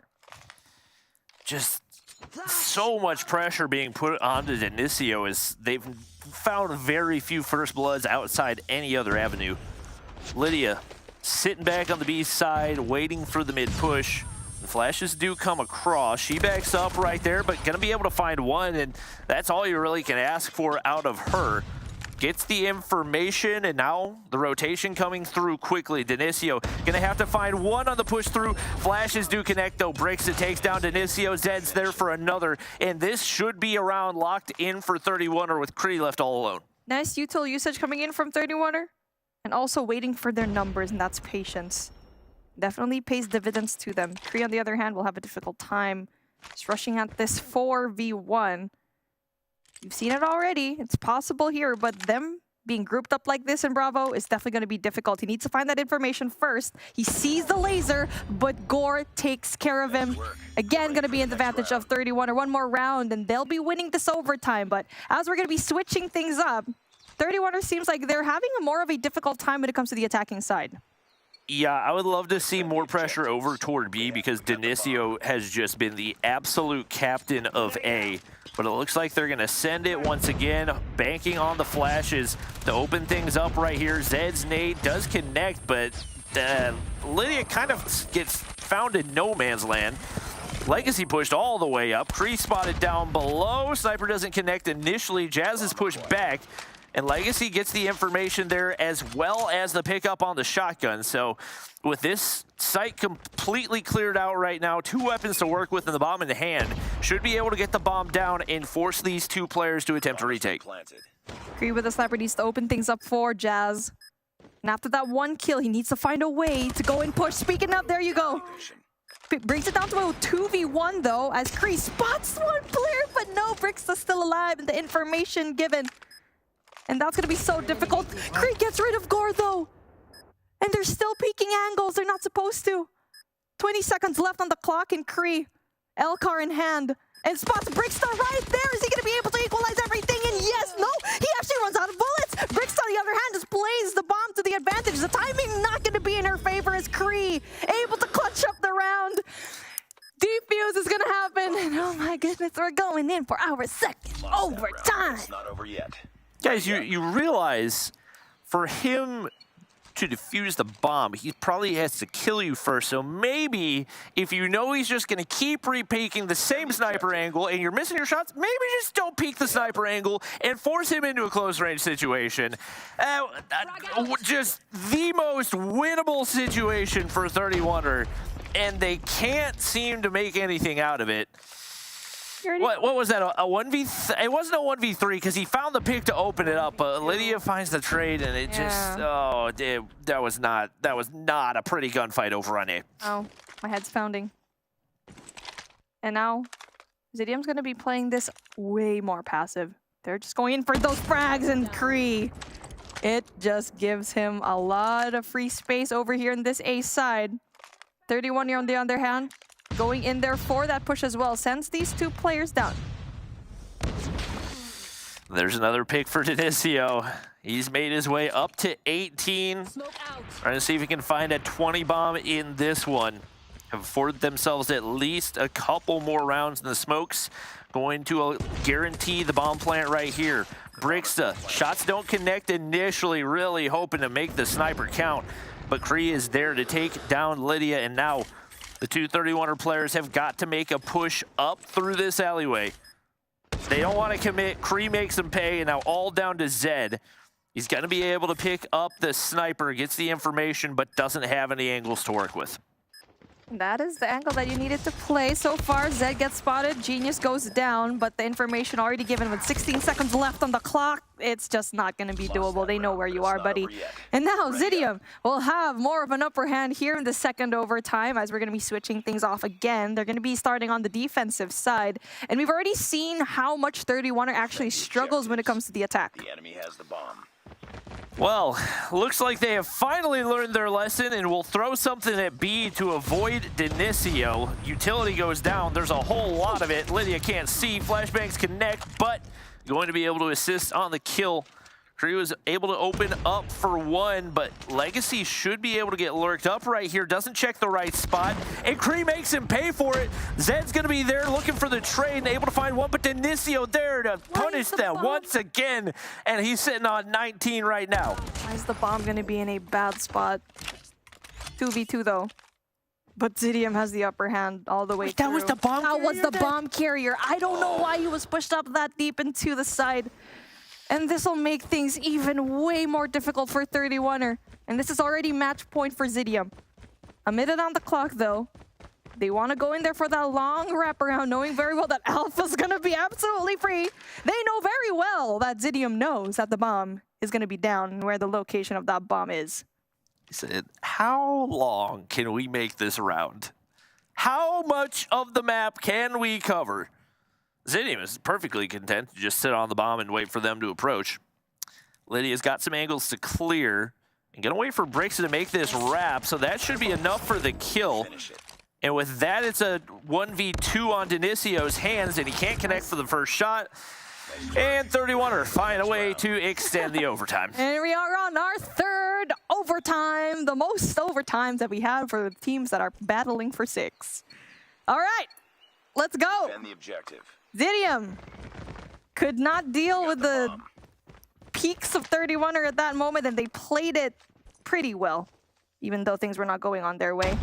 Switching things again, Zidium goes in there for a 3 hit. No, make that 4 and through Bravo. The information should be given right now through 31er, but you do get to see a mid-engagement so far, not being won. Lydia able to get that 1 kill off and possibility to actually win this defensive side for 31er. She'll still be able to sit back, get some information right there, peeks the opposite side, and oof, the wall bang, not quite able to connect. Kree keeps his life. One player getting pushed up, though. It's going to be Zed to take him down, and now it's a 3-man advantage as Legacy hits the flank right here, all down to Jazz. He's got 2 players pushing in, and 31er retake the lead. The big question, can they find a way to capitalize? No, the big question is, are we going to the 4th overtime? All right, 31er starting the attack this time around. That flank from those 2 players, good. So far, being on the attacking side is a little bit too tricky for 31er. So far, though, we'll make a slow approach in through A, and now they're trying to get information in through mid as well as bomb carrier Zed. give that information. Okay, he spots out one player, and also that player number 5 as well. Storm very much knows that there's going to be that one player in through mid. Legacy, content to play the waiting game. No picks to be found, but there is a laser to be spotted across mid. Dinicio slides the corner. He's able to punish Gore. And Lydia continues to look for information over here on the B side, but Jazz has been so good about staying back and waiting for 31er to make the first play. And now that Dinicio has gotten into his spot, once again puts the pressure onto 31er to try to make a mid push right here and see if they can break through the backside. Jazz so good at playing that spot, and once again able to find a kill. 31er able to trade one out. Dinicio has now made his way up to that 20 bomb, and he's gonna make it 21. He's not missing right now. All onto Brixta, and she drops. Ladies and gentlemen, we got some more overtime. Fourth overtime. I told you, we're just going overtime after overtime. We're trying to break records here. The most overtime, I think, that we've seen in Stage 4. I'm not quite sure in the other regions, but for sure here in Europe and A. All right, 31er need to find a way to just polish up their attacking round. So far, Dinicio spots one. Gore, you should not just stand there, buddy. That opens up things for Zidium right now. How many more kills do you think Dinicio is going to have to get in this exact same spot before they decide, maybe we shouldn't peek him? Zed's going to find one and takes out Dinicio, so it's basically a guaranteed round for 31er at this point. Another player cleared out, so it's a two-man advantage. And the bomb is down in a very easy location to watch. And now Storm got to find his way out of Winery, but Legacy's been able to sneak up and not going to be able to win the gunfight. I mean, you need to have some sort of comms. If you're Zed, you're able to get those kills down. Finally, the trade pulls through. Mob still going to be going down. Brixta has a really good sight line in this area. So far, doesn't really quite spot him, but she gets stacked up. The chase is going to be on, but she's going to be going away with her life, cooking that nade. And Lydia spots out Genius, but can't win the gunfight. And just like that, we're into a 2v2 once again. Last time we saw this, it did not go the way of 31er. They're looking to step up right now. The bomb still yet to be retrieved, and neither team is remotely close to it. I'm not sure what's happening, but breaks a big pick onto Jazz and leaves things all down to Genius. I was going to say, I mean, if Zidium wins this round, they're going to be winning their defensive round later on. Not quite sure. Doesn't want to pick up the bomb. 24 seconds left on the clock, and Zidium just does not want anything to do with the bomb. He's going to be making a lot of noise here. He's going to be greeted by two players from 31er. He should be right there. Seals the deal. 31er again with the advantage, but the question is, can they finish with the attacking round? You have to win an attacking round. You know that Dinicio is going to be on that A side. Go through Bravo, do a quick hit. And so far, we're still going to A. Honestly, full send it up mid. They've sent like maybe one player through mid every single time, and they want to go with the same play over and over and over again. Gore does not get caught timing against Dinicio. I take it back. There's another one. Okay, let's at this point we're just padding stats, right? He's gonna get another on the Brixta. And it looks like he may be able to afford his team yet another round of overtime, as it's all down to Lydia. No words. Lydia gets the kill, but Jazz right there for the trade as we're going to our fifth overtime. All right, folks, chat. You just gotta recommend, commend Dinicio right now, having 25 kills to his name. The guy's insane. And now it looks like the attacking round for Zidium, the momentum is going to be on their side. Dinicio spots one. Denies Zed of that mid presence. And now 31 are still a 2v2 split. They're going to be just hanging on. That's a good thing, because so far, Zidium's still trying to find that map control. No mames. Oh my gosh, this is just something else. He's finally going to miss a shot. Legacy makes him pay. Oh my goodness. The game that will not end. Brixta looking for something across mid. Nothing to be found. Should have spotted Genius up above, but can't connect for the kill. Lydia slides on through, clean as can be. And 31er find the round advantage once again. Bomb in hand for Kree. Genius gonna be able to trade. Whoa, it's not pretty, but Gore gets the better, but still leaves things down to Lydia. 16 kills to her name as the bomb goes down over on A. He gets spotted. Lydia's there, stops the plant as well. And now Genius trying to scope out the situation as to where Lydia is actually going to be at. Goes in for the fast plant. That's good. Lydia's probably gonna not get that timing out from Genius. She's gonna be quiet. Genius finally goes in there and he finally gets the shots down. This is what Zidium needed to win this attacking round. They're gonna be finally going into that defense where they always win it so far into this OT. And now 31er needs to win their first attacking round. And my goodness, they have been looking so shaky when it comes to the offense. Listen, 31er have put up a phenomenal fight, but they have zero ice. So many opportunities to close things out, and time again, they come up short, and it looks like now it's going to be Zidium with a two-man advantage, and you've got Legacy forced back into a corner. Dinicio doesn't have an angle to work with yet. He thinks he's still waiting back, but maybe a little impatient right here, and that allows Legacy to get pushed all the way back and might be able to get away with his life, but he keeps trying to peek. And now two players remain for 31er. Bombs down in a bad spot. And you have Dinicio with 27 kills waiting on that corner. Genius, on the other hand, knows where the bomb is, gonna give that information. Storm gets spotted out. Brixta tries to equalize. A minute on the clock. And as everyone else from Zidium is actually gonna be isolated, might be doable for 31er to possibly clutch up this round. We've seen it already before. Gore and Brixta going to be the last two players from 31er to stop this and possibly put it into a 6th overtime as Gore tries to spot that information, but unfortunately Jazz gonna be right there in that corner. Here's the sound cue, but Gore does not know that he's there. Gore will drop, and in round 22, Zidium take the win here. That was one of the search and destroys of all time. Oh, that was the flipping of tables. That was a table flipped right there. Flipped 5 times. It was flipping. My goodness, it just took the 5th overtime for Zidium to finally win the defensive round. I mean, an attacking round, rather. But 31er almost had it in the bag if those people just did not peek corners and they had the man advantage. It could have been a different situation. But 31er drops the ball yet again here in S&D. Something similar that we've seen in their meltdown gameplay up against Mont.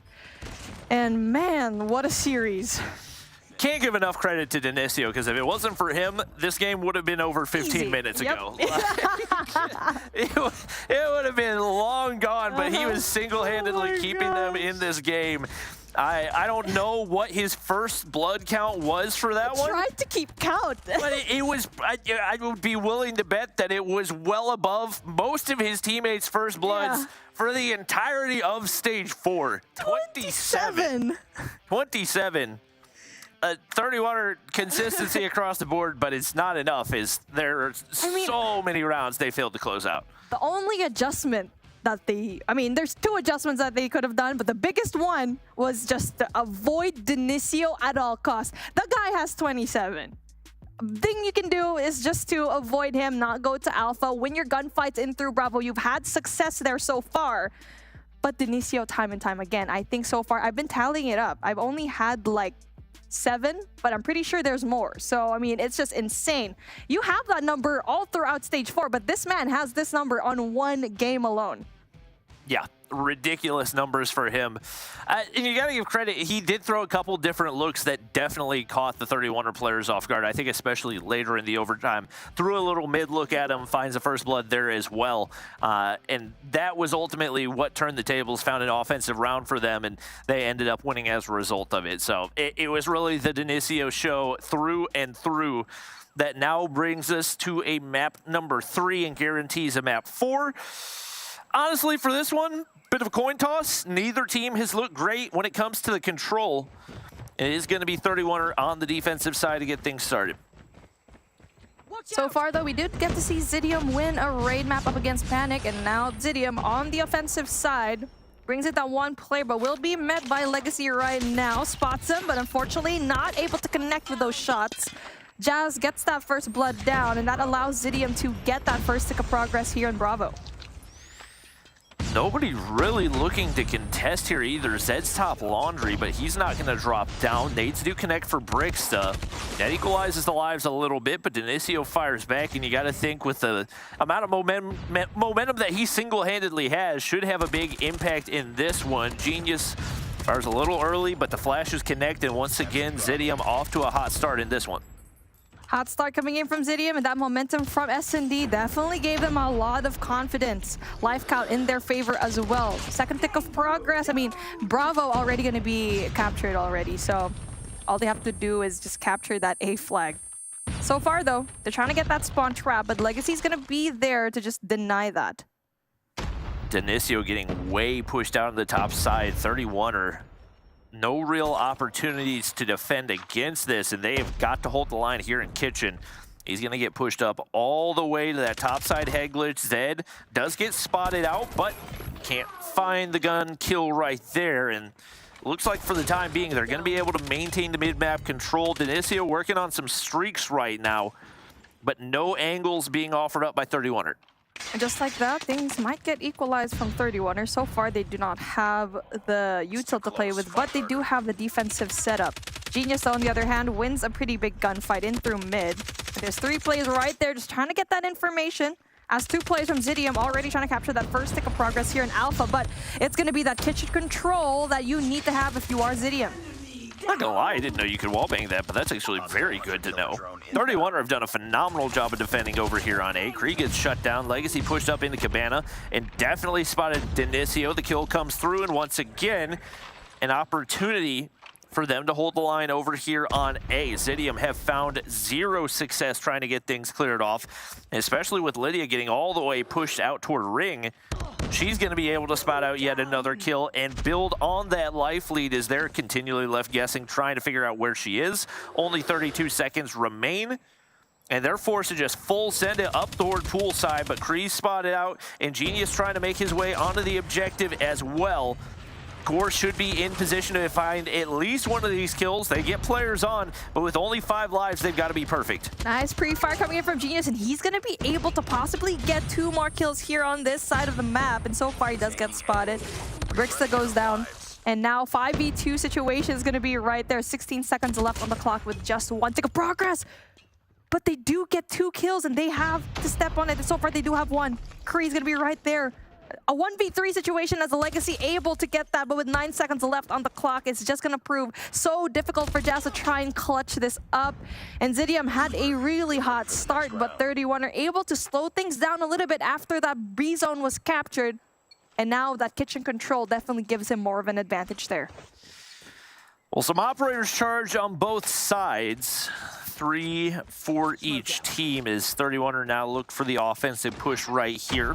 As expected, flashbangs for days, but Lydia there to find first blood. Bricksta pops the war machine. There's nobody pushed up right there. Not entirely sure what she thought that was going to connect onto, as 0 value has been found. And that's a less than ideal start to the round for 31er, even though they do maintain the life lead early.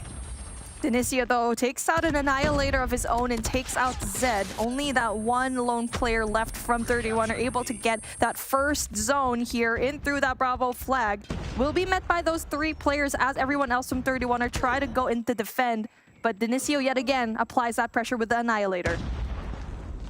31er keep things even for the time being. Clear off B as well. Genius makes his way up toward top laundry, but Zed shoots out the Hunter-Killer drone. Not quite going to be able to take Genius down, but that forces him back with very little HP to work with. And now Denisio working at a pretty easy angle in the top side. Legacy does get traded out, and that's one that 31er would likely like to have back. Yeah, 1 claw down for them. They have 3 more operators to play with, but doesn't really need to bring it out at the moment, as things are going to be even when it comes to the lives. If they wanted to bring out the operators, it would be in those power positions right now that Gore is actually looking at. So far, though, we'll be met by that one player in Jazz. Goes and wins that gunfight. Legacy being spotted out as Kree applies that pressure with the UL. He's going to sit back, allow him to regen, and very happily play the waiting game as neither team has found any type of success over on the A side. Brixton not able to do anything through the flashbang, but Zed, their big kill. Keeping the lives semi-even, but he has got to back up. Every time we switch to a POV, it seems like they're flashbanged. Right now trying to make their way in, and if they can get money room window, might be able to do some damage. Storm still yet to be dealt with, and Brixton takes down Jazz. Storm pops the claw at basically the best time possible, and for the time being keeps things cleared. But there's still one player for 31er left to be dealt with up in top money. Big claw coming in from Storm, stops the push from poolside, and also allows the rest of his teammates to put their eyes on Money Room instead, where we saw two players from 31er actually have. And whatever control that 31er was able to have there in that particular part of the map, not able to do so now, losing a lot of the gunfights. And really just that timing of that operator from Zidium meant the biggest difference. So on the other hand, doesn't really quite get that kill off a Genius. We're running out of lives. There's a reason why nobody for 31er is running A. There's 14 seconds remaining, and like realistically, it's not a super winnable round, but you gotta stop the clock. There's 7 seconds remaining, and they have no intention of making their way onto the objective. The lives drop, and that's enough for Zidium to equalize this one, as once again we find ourselves tied up. It's not over yet. All right, Ready up. both of these teams winning on the defensive sides. It's just a matter of if Zidium can win an attacking round, because if things go into round number 5, 31er will have the defensive side. And so far, though, operators in hand. Zed has one, Lydiax has another. So Kree able to actually get it in the opening moments of this round. So a 2-2 for both of these teams. But just as I said that, another one coming in from Brixton. Woo! Turn and burn from Denisio right there. Gets another one onto Zed as well, and just like that, they are cooking on the offensive side. He's looking to solo cap here on B. Does get spotted out by Gores. Flashes connect once again. And breaks across mid. Doesn't quite spot out Jazz, so he can play spoiler right here as he gets pushed way up. Nobody over on B to get that capture right now for Zidium, though, and they don't seem to find much capitalization out of it. So far, though, important gunfight being won by player number 4. That's Lydiax off of Zig. She's applying a lot of that pressure in that area of the map. Denisio finally shuts her down. As the lives still going to be even from both, particularly just 3 in between them. So very doable for Zidium to try and equalize. So far, Denisio doing the damage here up in gallery, has the information down to his team. As so far, Kree going to be able to lock down that second tick of progress here in Bravo. Ooh, beams out of this dude. Now on a 4 spree. Has an Annihilator to work with, but flashes connect, and once again, he drops. 31er trying to keep an advantage, and Breaks is sitting on a 6 spree right now. Should be able to get the Hunter Killer, and should be able to work toward that Pred as well. War Machine if she wants it, but it looks like they're going to be able to sit back and see if they can try to save these. Legacy spotted out as Denisio decides to pop the Annihilator, and 2 to open things up over here on the B side should earn them that extra minute. And now that Hunter Killer Drum probably would say to 31er that everyone else from Zidium came up into that garage way. And so that mid presence coming in from Brixton, still very much alive.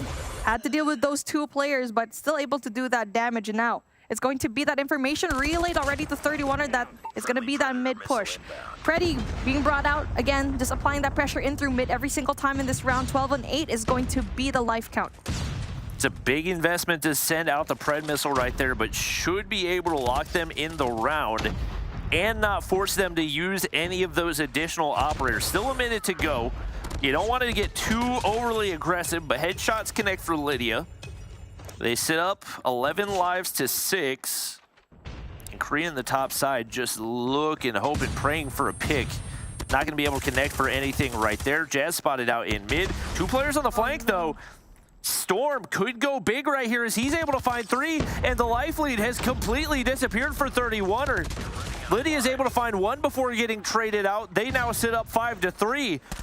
But this is very, very winnable for Zidium right here, as the remaining players for 31er have got to be so careful. Storm also has a claw to play with. No one's going to be right there for 31er, allowing that first stick of progress of Alpha. Dinicio wins another gunfight. Everything's going to be evened out. 18 seconds left on the clock. First stick of progress already down. Storm brings out the hunter-killer drone. A possibility to go and pick one off. It circles around and Lydia able to equalize things. 16 seconds still on the clock and Jazz brings out the purifier at the best time ever. With 16 seconds left, it's still just one player here. It's going to be Jazz versus those two players and he is able to equalize, but Brixa goes in there for the shutdown.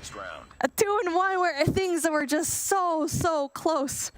And 31er not only did not use any of their operators, but they forced at least 2, maybe 3 operators out of Zidium. So they now stand at a huge deficit to open things up here to see what type of value they can find. Brix is going to pop that War Machine early. Does find 1 kill off the start, but not going to be able to find anything beyond that. And the utility usage has definitely been a big issue for both teams, but definitely more so for 31er. Aggressive push off of 31er right now. Gore's going to be playing off of this Annihilator. Spots Jazz, gets one, possibility to get another, and they're just going to be so nasty when it comes to this spawn trap. They're going to be surrounded, though, by Yellow. Gore able to finally shut down one more player. Tries to bring it out, but unfortunately, it does die on him. So far, the life lead right now for 31er being so aggressive right now. They haven't really been able to convert it a whole lot into objectives captured, but now getting players on. Looks like the majority of the progress already done over at B. Genius is going to try to clear with the Sparrow in hand, but he's 1 HP, doesn't want it to go to waste, and they've still yet to deal with Legacy. Genius has no idea, and he's going to get shut down as well. That operator's now gone, and 31er sit up 11 lives right here with an opportunity to close this one out. The big task, making their way on over to A, which neither of these teams have seen a whole lot of success doing. So far, they need to worry about that one player. Jazz goes down, and a possibility for 31er to go in there for that spawn trap, but no, they're just going to be playing their lives to their advantage. They still need to find that tick of progress into Alpha. So far, though, they don't have any kind of map control yet. They only have mid-stairs. Speaking of, Brixa actually goes down, so far, no control whatsoever. Kitchen is going to be occupied by 3 Zidium players, which will be so hard to go and infiltrate if you were 31er. See what they try to do right here. They've already given away 4 lives, if my math is correct. Zed's finally going to find 1 onto Kree, but you've got to get Dinicio cleared out of money room right there. Lydia sneaks through mid steps as well, and just like that, the lives disappear. Zed puts in the spawn trap, damage onto Genius, and Dinicio with the Annihilator is the only hope for Zidium right here. 5 lives remain. And 31 are not giving him any angles to work with. Gonna find that first one, but so little time remaining on this Annihilator. They've got to win the rest of them by their straight-up gunny. Yep, the gunfights need to be won. So far, no ticks of progress from this A side. Gore able to open things up here through Tiki, but they will wait for the rest of their team to try and win their individual gunfights into that rotation in through Alpha. So far, Kitchen being won by 31er. They need to win their gunfight needs to get rid of Storm, and so far they do so. Finally able to touch this Alpha flag with just 1 more player here. Kree will not be able to do anything as the pinch finally ensues. Gets that 1. Possibility to get that second, but no. Zed brings out the Sparrow in time to get rid of him. Now a 3-1. Pretty good round coming in from 31. I feel like they were more convincing here in this raid control, and now we're gonna pick things back up into Apocalypse in that hard point where they didn't look too good up against Mont. Yeah, it'll be interesting to see what they can do right here. Obviously, they looked like the stronger hardpoint team to get things started, but seems like the momentum has definitely shifted, and more than anything, they're just struggling to close out games. A lot of situations in the control that were a lot closer than they should have been, and obviously going back to that search and destroy, that should have been easily won in multiple rounds, and they're not able to do so. So we'll see if they've got that ice to be able to close things out in 4, or if Zidium will find a way to force map 5. So far, it has been a pendulum, swinging back and forth from both of these teams, and right now it's more towards the side of 31er at the moment for hardpoint, knowing very well the kind of gunfire that they can actually provide in this Apocalypse hardpoint. So far, though, we get to see Dinicio yet again. 27 kills to his name, just applying pressure all on his own. And the other side of things, Lydia's just come so consistent when it comes to control. Every single time that they have a control game, she always just delivers. Yep. A lot of assists for her, a lot of objective captures as well, and definitely was a key catalyst for that map. Heading into the Apocalypse, once again, we talked about it before, this is a map where you've got to play fundamentally sound, anchoring your spawns, winning those crucial outskirts gunfights to have any type of a chance of winning. We saw them open things up in one of their first matchups against one of the top teams, and to be honest, when they were starting, pretty solid, but they definitely struggled moving into the late game trying to anchor those spawns, and ultimately it came down to the gunfights. Fortunately for them, there hasn't seemed to be as big of a gunfight skill gap between them and Zidium, so hopefully they'll be able to sharpen up on that and give themselves a chance here in the Apocalypse hardpoint, and they're starting on the strong side as well. Here's the thing though, every time the 31er plays Apocalypse, they just lose it pretty convincingly. And let's see if they've done enough adjustments to play this map well. So far though, like what you mentioned, they're going to be spawning off into the more favorable side through jungle. It's just a matter of they're going to be winning their gunfights in that rotation there. And so far, Jazz able to create so much space, a possibility to get that third. He does have that top control now for him. Spots one more play, but he finally gets traded out. Zidium win all those gunfights, but just now get somebody onto the objective. Heavy slide through as Genius wins one on the top side as well, and now Legacy forced to deal with the final wave from this Zidium squad. Kree spots him out right here, but can't get the better of him. Brickson now looking to push through as well as 31, locking the hardpoint time, but big gunfights on the top side. Fortunately for them, reinforcements will spawn up there, but very, very dicey, as that could have very well gone the way of Zidium, and things could have spiraled negatively very quickly. And now it's still going to be a back and forth here in P1 as Curry wins that gunfight, soaks out the majority of the points here in through the next set of rotations, where we do get to see that 31er does have the more favorable spawn. But let's see how they're going to be dealing with that firepower, as Zidium is there objectively already. Lydia's going to be able to clear off one. Eyes onto Jazz, but can't quite connect for the kill. Right now, neither team on the hard point. 31er continue to reinforce with spawns, but having a tough time winning the gunfights. Utility finally heads over top, and Lydia peeks across to be able to find one to open things up. Shuts down Kree as well. Has at least one streak to work with, but Lydia left all alone here on the backside. She gets shut down, and time again, Zidium have been able to break through the front side for this one. Yeah, I mean, not just the front side, but they always go in there for the pinch, just applying a lot of pressure in through the hop-up wall. But finally, 31 are winning a lot of the gunfights, bringing that fourth player in. They're getting this scrap time, essential scrap time on their end, as Zidium still having the upper hand here. But as they're trying to fight for the control, they're going in there one by one, which is something that they don't want so far. 31er already going in there for that rotation. Will be met by these two players, that's Inicio and Storm. But as you see it, they are going to go down. So Zidium flips spawns, but it's with 10 seconds left, so it actually ends up being to the advantage of 31er right there. Lydia's going to get shut down in the top side. Zed left to defend on the push on through, but he's going to be able to shut down Jazz, instantly traded, and now Bricksta trying to lock in some hard point time. Very, very back and forth in this one. War Machine does come out, but big kills for 31er. Looks like finally an opportunity for them to get a big chunk of hard point time, which they haven't really seen so far. Denicio tries to fly down from above, but immediately shut down. Bricksta gets shut down as she hops off into the hard point, and that just allows an open hard point right now. Play number 3 finally gets dealt with. That's Genius, and he's been applying a lot of pressure into the backside of the map. So far, though, it's still going to be yellow all across the board, but just as I said that, it's going to be 31er winning majority of the gunfights, and Zidium looking pretty lost at this P3 so far. Lydia's just farming on the outskirts and leaving everybody second guessing. Solid feed comes through for Zidium. War Machine comes out, not able to connect, and does find one kill, but Bricksta would like to see more value there. Zidium able to keep it in this one, following 31er's first lead of the game, but a nice setup toward those spawns, and one player already on the objective. Big gunfights incoming, but the majority of them do go the way of 31er. Bricksta up top, still looking for more players on rotation, and spots out Storm, and once again, makes life that much easier for those objective players. Only one player going to try to force their way through the front side.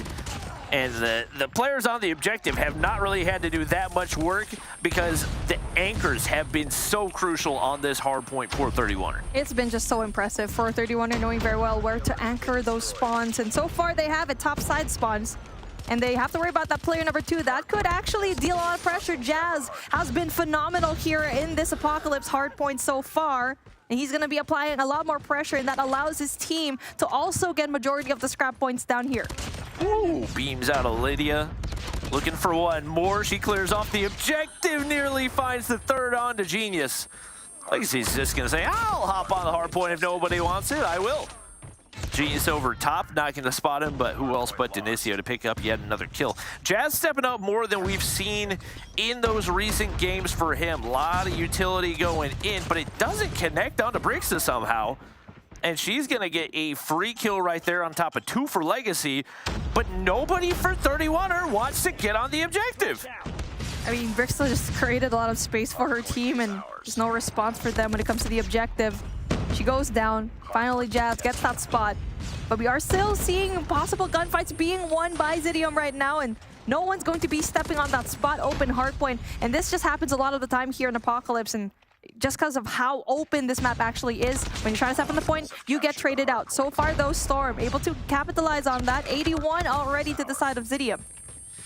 While that was happening, spawns flipped the way of Zidium. Unfortunate timing for, I believe it was Zed in the top side, is even though he was on that right side of Temple, not in the right spot to lock in spawns, and now 31er spawning across the map. They've got an absolute trek to try to break these spawns. Zed looking to push on up, but with Kree and Denicio both locking in that top side, it is not going to be an easy task. Brixta, War Machine, has not had much success today and continues to be the case as 0 shots have connected so far. I feel like she should have brought out the War Machine in this area instead, try to go in for that jungle control, and just did not find any kind of person whatsoever from Zidium. 45 seconds left on the clock, and Zidium looking like they have really solid map control, but Gore winning an essential gunfight. Able to get rid of that person in through jungle, but has to worry about one more. That's Kree. So far, Kree winning that gunfight actually allowed Genius to spawn right beside him, and that trek along the more favorable spawn is still going to the favor of Zidium. Well, right now, 31er have failed at every turn to break those hardpoint spawns, and this should very well be a full 60 for Zidium, as I anticipate 31er are going to start rotating toward next. They will indeed, but that opens up an opportunity for Zidium to do the same a lot earlier than they likely would have planned to. Zed in the top side gets shut down, and life's not looking quite so easy for Lydia on the next hardpoint, and there's still 7 seconds before it even pops. Couple crucial gunfights for them, but Denicio continues to make life a nightmare. And now they're going to be spawning up toward Temple side and leave nobody there to reinforce the hardpoint with Lydia all alone.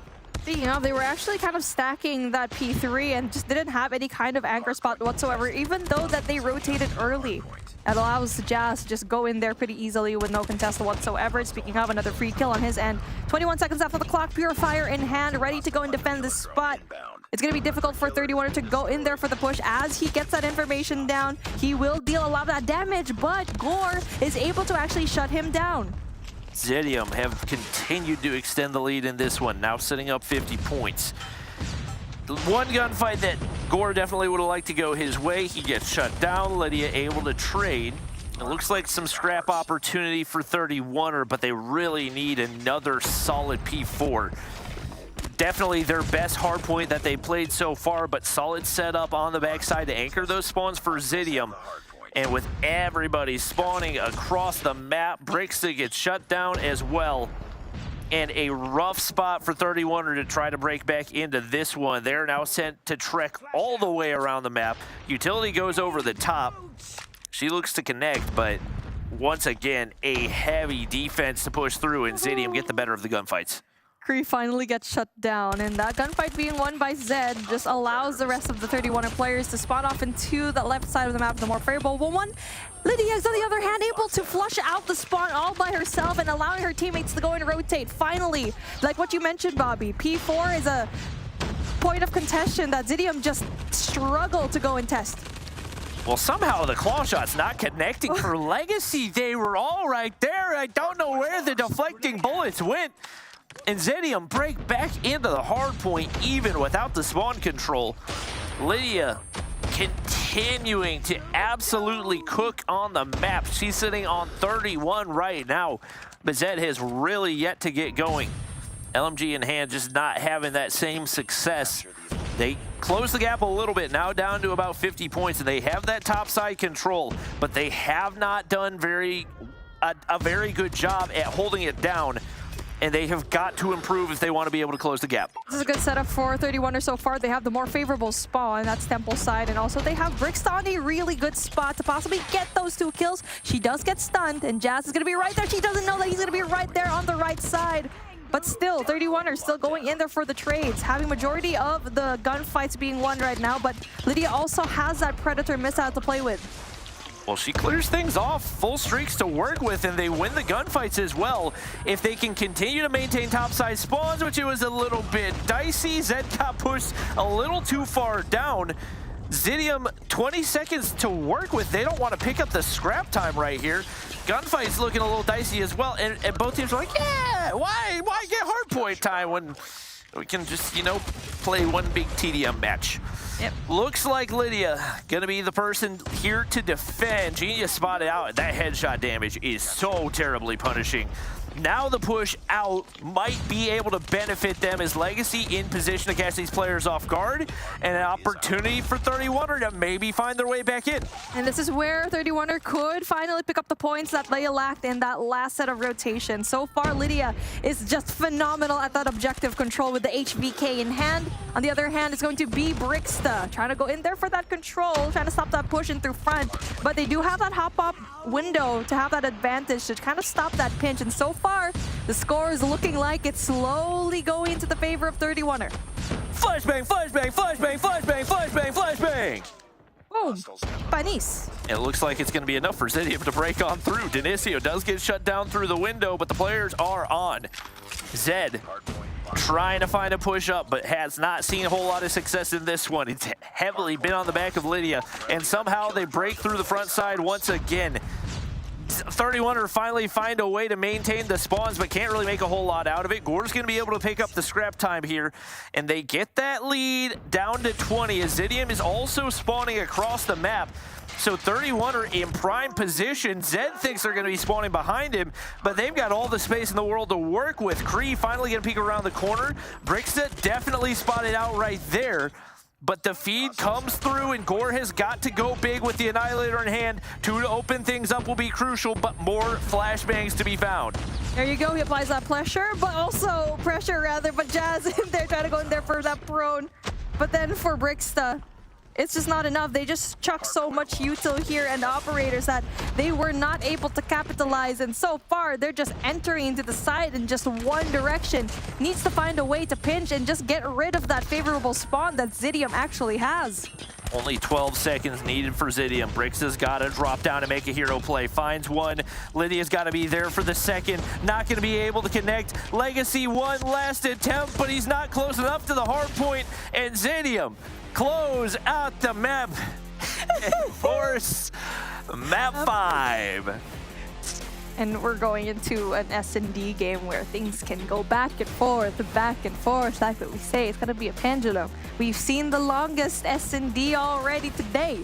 And now we're ending things in a standoff search, where again, things can be very back and forth. But here we go. I mean, talking about this hard point, it's just 31er had the gas in the beginning. They were able to control those spawns, but once things actually got into P3, they just did not have any kind of answer whatsoever because they could not flip the spawns on the more favorable side. My back hurts. My everything hurts. Everything hurts. The thing I'm worried about is this has been a really long match, and then up next, I'm gonna cast 1.7 in Animus which is probably going to be another. I don't know if any of the other casters are listening, but if I could get some mint tea on the break, that would be an absolute dream. Yeah, we gotta get Glitter to cast the next one for real. We need to give Bobby a seat. Give him a chair, folks. Back to 2021. No, why is it always us, man? At this. All right. Zidium Force Map 5. Kree, phenomenal performance, 39 and 31. I mean, I feel bad for Lydia. She was cooking at every turn. Plus 12, almost 2 minutes in the hard point. But just not quite enough as we now move to Map 5. We talked about the maps and modes like 2.5 hours ago. What are we? The standoff. Standoff, right. Where I think both of these teams actually. 31er showed a pretty good show here. They played it once up against Panic, but this is a Panic squad that is in that 8th place, and they won it, I mean, 7-4, so Panic still kind of gave a fight. On the other hand, Zidium lost it to Animus, but it is going to be an Animus squad that is very much in the top of their shape right now. Also played it up against Exclusive, but they brought it pretty close in that Exclusive gameplay. It was a 5-7, so bad news, but I think this is going to be a close one. All right. Well, it's definitely been an eventful final day of action here in Europe, and to be honest, we're only getting started. I know. So this is You're only getting started. Yeah, this is really the build up to the Animus 117 showdown that I'm sure a lot of people currently watching are looking forward to. So we'll see who closes it out. The battle for 6th place. The long, arduous battle for 6th place. See who comes out on top here, as it will be 31er on the offense to start. All right.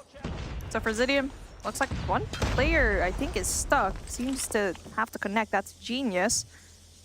And that will definitely leave gaps in their defense. He's finally back. Nisio takes care of Gore. Opens things up into that A side. But little do they know that 31er will actually be more on that mid presence. It's the Denisio show. Oh, thank you so much. Greatly appreciated. Bobby got what he wanted. He had hot tea. Thank you, Glitter. You're the best. I'm just going to breathe it in right now. All right. We got the bomb in hands of Legacy. I feel like a new man right now. Just the smell of the mint tea has completely rejuvenated me. Denisio drops down. Storm finds another one. And the kills do go the way of Zidium heavily to start this one off, as Lydia gonna left all alone, shut down, and Zidium take the early lead. Get ready for the next round. All right, that first opening pick yet again from Denisio. I'm gonna be taking note this time. Has that one first blood and able to convert it into a very successful round. And even though that one player was trying to connect, it was a little bit late to the party, doesn't matter. They have Denisio. 3-2 split is going to happen right now, and the flashbangs does ensue, gives Zidium an answer to the question of where is it going to be pushing. So far, though, Zed and Brixta able to get those first opening picks for the side of 31er. Brixter saw one person push mid-street. It's Jazz. Zed's going to be the one to find the kill. Doesn't quite hear the player on back of dumpsters, though. And now Lydia left to defend boxes. It's a 2v2 back-to-back. Whose way will timing go? It looks like Denisio is actually going to peek right around the corner, but not in time to pick up the kill. And there's Lydia to clean things up. Nice two-piece to even things to 1-1. Nice timing from Lydia right there. And especially from that performance in that hardpoint game in Apocalypse. Oh, she is on. She wants to just end this already. Switchblade in hand. So far, just does not want to deal with the scope of Denisio. Gore still needs to find a kill. Same case right now for Alpha. They're going to be chucking down a lot of util here. At the same time, a lot of bodies. Storm, on the other hand, gets that first blood. Absolutely crucial there. Jazz finds another, a third for Kree. And really the one sniper in hand for Gore left to watch that mid-entry. He's looking to make a 1v5 happen. The bomb has been dropped. For Zidium, should be fairly easy to clean up. It will be indeed, as Denisio finds the kill. And Zidium retake the lead. Good effort for 31er. It worked out for them in that first attacking round, but unfortunately for them, does not work out this time around. And so, throwing bodies into Alpha, need to find a way to get that info first. And now it seems like it will be more of a mid-push. Two players trying to go in for the sights in through back alley. Storm, again, for the second time in a row, gets the first blood. Ooh, flashes connect, so do the nades. Not enough for the kill, though. Storm hops over top anyway. Finds the kill onto Legacy. Genius watching mid-street, but it's Brixta there. And once again, the SMG dynamic duo doing the bulk of the work for 31er. Lydia Paskey on the inside of Grandma's. She should be able to get away. The players in position to pinch on the opposite side of B. She's got some crucial gunfights coming up right here with Storm on the outside looking to push in, but actually ends up hitting the wrap fully around toward Broken Wall instead. And right now, Jazz is going to be able to find Brixta as it leaves it down to 2 31er players once again. Gore, though, able to get rid of Storm, so equalizes a tiny bit. Lydiax is going to be on top of that one player from Zidium. Gets the kill, Jazz goes down. Even things out to a 2v2, but Bomb going to be down in a very bad spot, and Zidium knows where it is. Denisio backs way up, trying to make the most of the sniper. The quickscope lands. The second quickscope lands. There's nothing this man can't do. Zidium extend the lead. You need a drop shot quickscope. What the heck is this guy on? We gotta know. I feel like he shouldn't be in the battle for 6th place. Maybe that's just me. I know. I'm just saying he needs to be picked up by like a team because this guy is just cooking. There you go. Zidium gonna be pushed back into their spawn. Only those 2 plays will be pushed up. Brixta able to get rid of Storm by way of vehicle explosion, and a fast plant gonna push through for 31er. Bomb goes down quickly, and you do it without it giving up any lives. Legacy force back. Kree's gonna give him a peek, and Legacy makes him pay for it. So now 31er a chance to fire back. Denisio's still alive, though. That's never a good sign. Fortunately for 31er, COD timing goes their way. He doesn't need COD timing, though. He's got a Locust and a Dream. Trying to pick out one 31er player, but it looks like they're going to wrap back, but they give the angle again. Quickscope doesn't connect, but this time Jazz is there, and he's looking for the final kill. 12 seconds remain. Zed peeks the corner. Why does he peek the corner?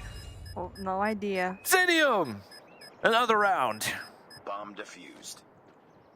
Well, the good thing right now with Zidium is Denisio is applying that pressure, yes, but everyone else is actually starting to take advantage of that. Unlike in the Tunisia game where he gets those kills, yes, but it's still a back and forth. Now 31 are kind of lagging behind. Just a few more points down and Zidium will take this map. And my goodness, this team, this guy, Denisio, applying so much pressure into the backside. Zed gets pushed through, but it's Brixta to strike first. Jazz drops. Genius spotted in the backside. Kree able to fire back with nade in hand. But strong start here for 31er as they try to keep things even at the flip. Right now, Brixta in a cheeky spot has to be dealt with for Zidium, and Storm picks up one onto Lydia. Kree's there to drop another, and just like that, the 4v2 is a 2v2. This is probably like a curse for 31er to start on the attacking side because from the Tunisia game, they just struggled so much. So far, though, it's still very much doable for them to clutch up this round of 2v2, but everyone else is going to be inching closer. Legacy wins that gunfight, gets a double kill to finally seal them around and to stop the momentum from Zidium as we are switching sides. That is probably the best case scenario for them, getting those 2 attacking rounds, knowing very well that the defense will be easier on their end. Defend the objective. Oh, that tea's so good. Man, now I want some tea. They have the bomb. Can we get some tea for Mommy? Yeah, you know what? I'm going to tell production. I need tea. Denisio looking for another pick to get things opened up. We'll see if we see a little bit more confidence out of this 31er squad on defense. They are just saying their main strategy is don't give kills to Denisio, and they've done a good job of it so far. Gort's going to find a pick onto Jazz.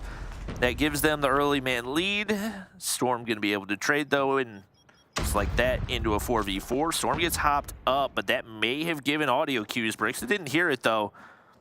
Something should be fishy for her, and there she is. Slides up top. Retakes the man advantage. Bomb is going to be down. 3 spots 1, gets up Legacy, 1 up.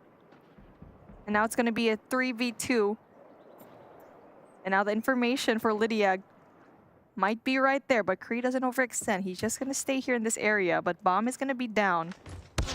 And Brixta able to get rid of Kree. That's big. And now Dinicio all alone, but we've already seen how this man can perform. Spots the head of Lydia, but he gets rid of him. So Not over yet. good Ready up. defensive setup so far from 31er. And they're just going to be getting that lead down, and possibility to end this whole S&D on the defense is the best case scenario for them. We got the bomb. Yeah, they've looked super solid so far, staying at home, not overextending at all. And more importantly, not giving any opportunity for Dinicio to find a first blood. So smokes go out. Once again, Zidium going to be forced on through.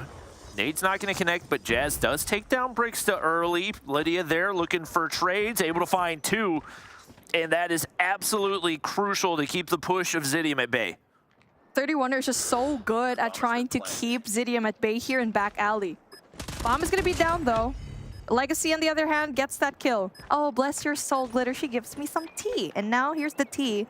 Zidium having a little bit of a hard time as there's just one player right there, and 31er. Legacy doing big kills. And so far, they're finally going to be able to equalize. And with Zidium just having a hard time with that back end push that they've been failing to do 2 rounds in a row now. Yep, they haven't really had an answer, and even with a first blood, it's really shown how dependent they are on Dinicio to find first blood to really open up a play, because when he hasn't done it, they haven't really had any response for it. So Gore finds one on Dinicio right there. Lydia makes her way all the way up into Grandma's. That's going to be nasty to deal with. Jazz right around the corner, but she gets... I thought she got the information. Oh, she's going to let the shotgun do the work. And he doesn't hit the shoot button, so that's unfortunate. Jazz spotted around the corner, though, and Lydia should disengage right here as she brings things into a 3v3, but she undisengages. It's dicey, and she just picks up the kill. Zidium always favoring that mid control, and Brixta is going to be able to wrap around, and that was always their weakness. Back alley. She brings it down into a 2v2. Gore, on the other hand, gets that information down. Kree able to pick it up with the switchblade. Brings it down now into a 2v1.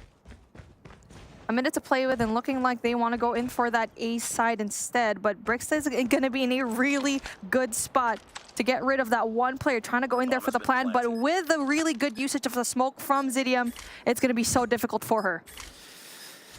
Breaks trying to make something happen. Bomb's gone down. Saw at least one player right there, but the weapon swap should give away information. Will they peek the angle? No, they won't. But Kree not able to clean up the kill, and she has an opportunity to make things happen right here. Knows his exact position and makes him pay. The body shots come through as 3 rounds in a row go through for 31er. That was beautiful from Brixta.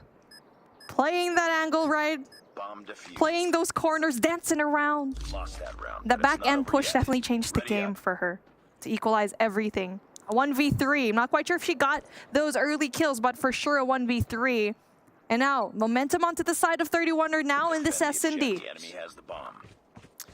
Bomb gets picked up and gonna sit back. It looks like, once again, fairly split push for Zidium here. They've yet to find a round here.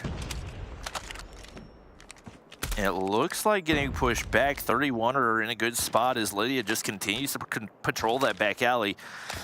Kree continues to have the bomb in hand, makes his way up to Statue, but nothing to work with. And once again, it's Zed getting pushed up with that R9 in hand and being nasty to deal with, but Jazz takes him down early.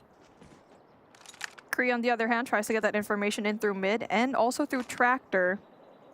Does not spot that one player, but finally spots him. Gore gonna be in a really big trouble right now as Kree still not able to connect with those shots. Bomb down.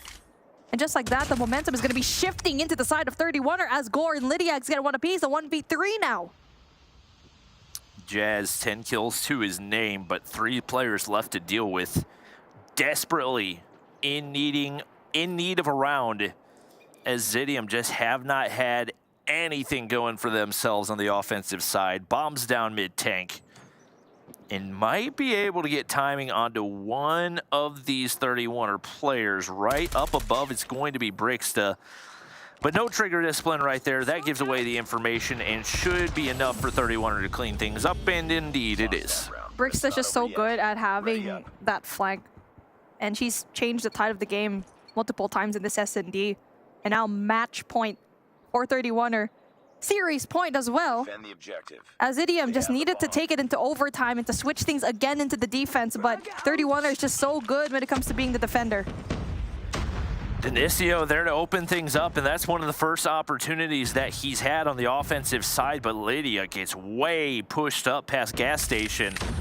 And if she can get out and moving, it might be able to be a nightmare for this Zidium squad, but smokes go out. Now Legacy doesn't have an angle to work with. One player has been able to work up through mid for Zidium, but 31er have no real information to work with right now. Jazz is tucked away in this inside corner, and Legacy seems to have an idea, able to sniff him out, and right now an opportunity for 31er to end things here. Retake looking strong and very passive approach for Zidium. One player box is left to be dealt with, but they don't peek for long enough. It looks like Lydia has no idea there's a player back there. They're going to get pinched by Kree, and he picks up 2 to keep Zidium's hopes alive. 1 round away from an overtime for Zidium. 1 round away for 31er to close out the series. And so far, even though that we got to see such good brilliance from Brixta on the back end, Dinicio opening things up again from Zidium definitely is looking very, very particular for them. And speaking of, he gets another one. And you've already known that if Dinicio goes in there for the first blood, majority of the time, Zidium actually wins the round. Well, 31er down a player, once again struggling to close out games. Bomb in hand for Kree, and once again, they don't have a whole lot of progress. Still yet to deal with Lydia, who's been a nightmare in the inside of Grandma's for the most part. Looks like they're gonna group up and see if they can make this push together. Seems some audio given, and right around the corner, Zed has no idea there's a person directly below him. That jump should be the information necessary, but he's gonna be able to get out of his way somehow with his life. And right now, a big missed opportunity for Zidium. Slowly though, Zidium's trying to inch their way through to get that map control. They kind of scare away Lydia in her position here in mid. And also Zed as well. And so if we do decide for Zidium to push back alley with these 2 players, it's possible. There you go, Dinicio goes down, good entry. But no response coming in from Storm. He will try to peek, but it's not going to be good if he tries to go in there just alone. Well, Zed not going to get pushed right here. Storm doesn't want any of it. Brixta finds one onto Kree, and now 31er even more of an advantage to open this up. I don't think saw the player top statue, but Brixta drops. Big trade right there as Lydia takes down 1, but she's in a rough spot, and Genius looking to push through. Not a whole lot of ammo to work with. Drops right there. Zidium can keep things alive as Storm finds 1 with the sniper in hand. Only 8 seconds, though. The bomb has to get planted if you're Genius. And it looks like he's going to be able to do it as Zed doesn't peek in time, plants to the backside, and now has to 1v2. Zed crawls his way. The rest of Zidium going to be in through spawn instead.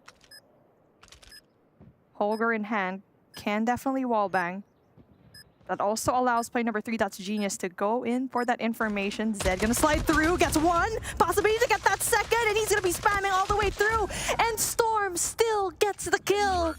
And ladies and gents, we're going in for our overtime. And even though 31er had the advantage, no siree, Zidium always equalizes. Defend the objective. The 6th place championship will be one that is remembered throughout the ages of COD Mobile as one of the greatest battles ever seen. For 6th place. As we get yet another overtime. Oh man, 31er. I mean, once again, I respect the guys, but just straight up no ice. Fail to close things out once again. And now the pressure on for them to execute here on the offensive side. All right. You already saw 31er. They struggled when it comes to the offense. And now they're going to be on this position where A's going to be left open. Zidium's going to be playing for that retake. So far, Zed trying to get that information for his team first. And finally, once they do get that information down, Plant's finally going to go down. 31 are in prime position and no real information right now for Zidium. They are just way in the back with nobody even pushed up toward Grandma's. And for some reason, Legacy just sits in the gap right there to give Kree the wall bang through barrels. So Lydia pushed up, going to be able to find one. Keeps the advantage, but Denisio hopping up, doesn't see him. She just wants to get away. Kree on the backside at Tank, not going to get spotted out initially, and the kill's there for Zed. So 31 are executing so far, have got to stay home, and just like that, they give up 2 picks. Zed's there, beams across the map. Lydia spots one, Jazz forced back, and there's no time for him to find the defuse right here. The kill has to come through. He go ahead and hop the bomb, and Lydia cleans things up as 31 are have an opportunity once again to close things out. Question is, will they? They're starting on the defensive side. That's the best case scenario for them. Just winning that attack. All right, now you go into that defense. Bomb acquired. Zidium forgetting the bomb just a little bit. Getting that information, but Denisio opened things up. Oh no, that's trouble for them. I don't think Lydia knows that Jazz is here, but she gets the kill anyway. Storm nearly gets boxed to the face, but does pick up the kill, and once again, Zidium with the life advantage, looking to set up yet another overtime. Genius gets pushed up, top Grandma's. Bricks are looking for info. Players all around, and nobody's really made their way up toward the A site for 31er. But there's Denisio doing Denisio things to pick up another pick, and he had a little bit of a slow start, but once again has made his way to top frag as he picks up Zed. And now all down to Legacy in a 1v4, and Denisio just really does not want to stop playing COD Mobile. 4 kills in that round, and like what you mentioned, it took him a while to kind of heat up in this game, and what a time to heat up in this game. As 31er just drops the ball, drops the advantage of winning that attacking round, has to go win the same part. Denisio again with the first blood. Oh, beams out of Lydia, but she strafes over into Tractor. Brix and Gore are going to be there for the picks, but one of them gets traded out. Lydia pushed all the way to boxes, insta-plant right here. Is once again an opportunity for them to solidify this lead and find a way to close things out, but Denisio! 16 kills. He's on an absolute burner. Gore, so many missed opportunities. Lydia's finally there, and all down to Denisio, looking for a 1v2. Lydia's pushed back toward boxes, and he's looking for the information. Definitely knows where to look. Gonna go ahead and hop the bomb, and Lydia doesn't seem to know, but she picks up the kill anyway. Okay, the second attacking round onto the favor of 31er. Come on, defense, you can do it. Let's go, 31er with the advantage right now. Zidium, even though that Denisio was getting those kills, not able to capitalize on them. And if you're a 31er, that must feel good. Denisio looking to continue carrying his team. Genius finds the first blood onto Lydia. Force back the defense. Make them question a little bit of this positioning as they get 3 players pushed up in the courtyard right now. Bomb still over at A. Kree's been able to pick it up, and no angles afforded over toward A, as I think 31 are starting to remember, hey, we did really good when we didn't give Denisio any angles to work with. So they're trying to work with that strategy once again, and he's going to now wrap back toward this back alley side. So far, he's been like doing a lot of damage when he's head on, but every time that he's in back alley, he just struggles. And speaking of, there you go, he goes down. An essential player for Zidium goes down. Even things out now. And now for the side of Zidium, they need to find a way to go and plant the bomb. You've given so much time already for 31 to get into position, and that allows the Legacy to sneak on through Cubby. Genius definitely saw Brix's shoulder through Deli. Big engagement right here. Legacy comes out on top. Storm shots across, takes down Legacy. Zidium get the better of the trades once again, and Zed's there to find 1, but can't make it 2, and now all down to Gore. The bomb has been dropped. Looking to be retrieved by Zidium right here, but nope, they just want to go find the kill. And Gore finds 1, but can't make it 2. Second overtime. Let's see if we can finally break The Guinness Book of World Records of most overtimes in Stage 4. We're getting there. Defend the objective. So it seems like 31er is finally kind of feeling out the attacking side. They're winning it, but the defense needs a little bit of work. See what they can do. Oh my gosh, these guys just, they're just having the time of their lives. Yep. There's no way around it. They're just having so much fun. Right now, all the pressure on as we reset back to 8-8. Zed with the bomb in hand, Legacy watching the back alley. And once again, pretty passive approach out of both squads. It's Kree looking for the first blood, and Kree who will find it. Maybe an opportunity finally for Zidium to find a defensive round. Brixta forced back, but Zed is there. Big cleanup to keep her alive. And now that's going to be a heavy defensive setup coming in from Zidium, as that one player, Jazz, could make the biggest difference. Dinicio, though, able to get rid of Lydia.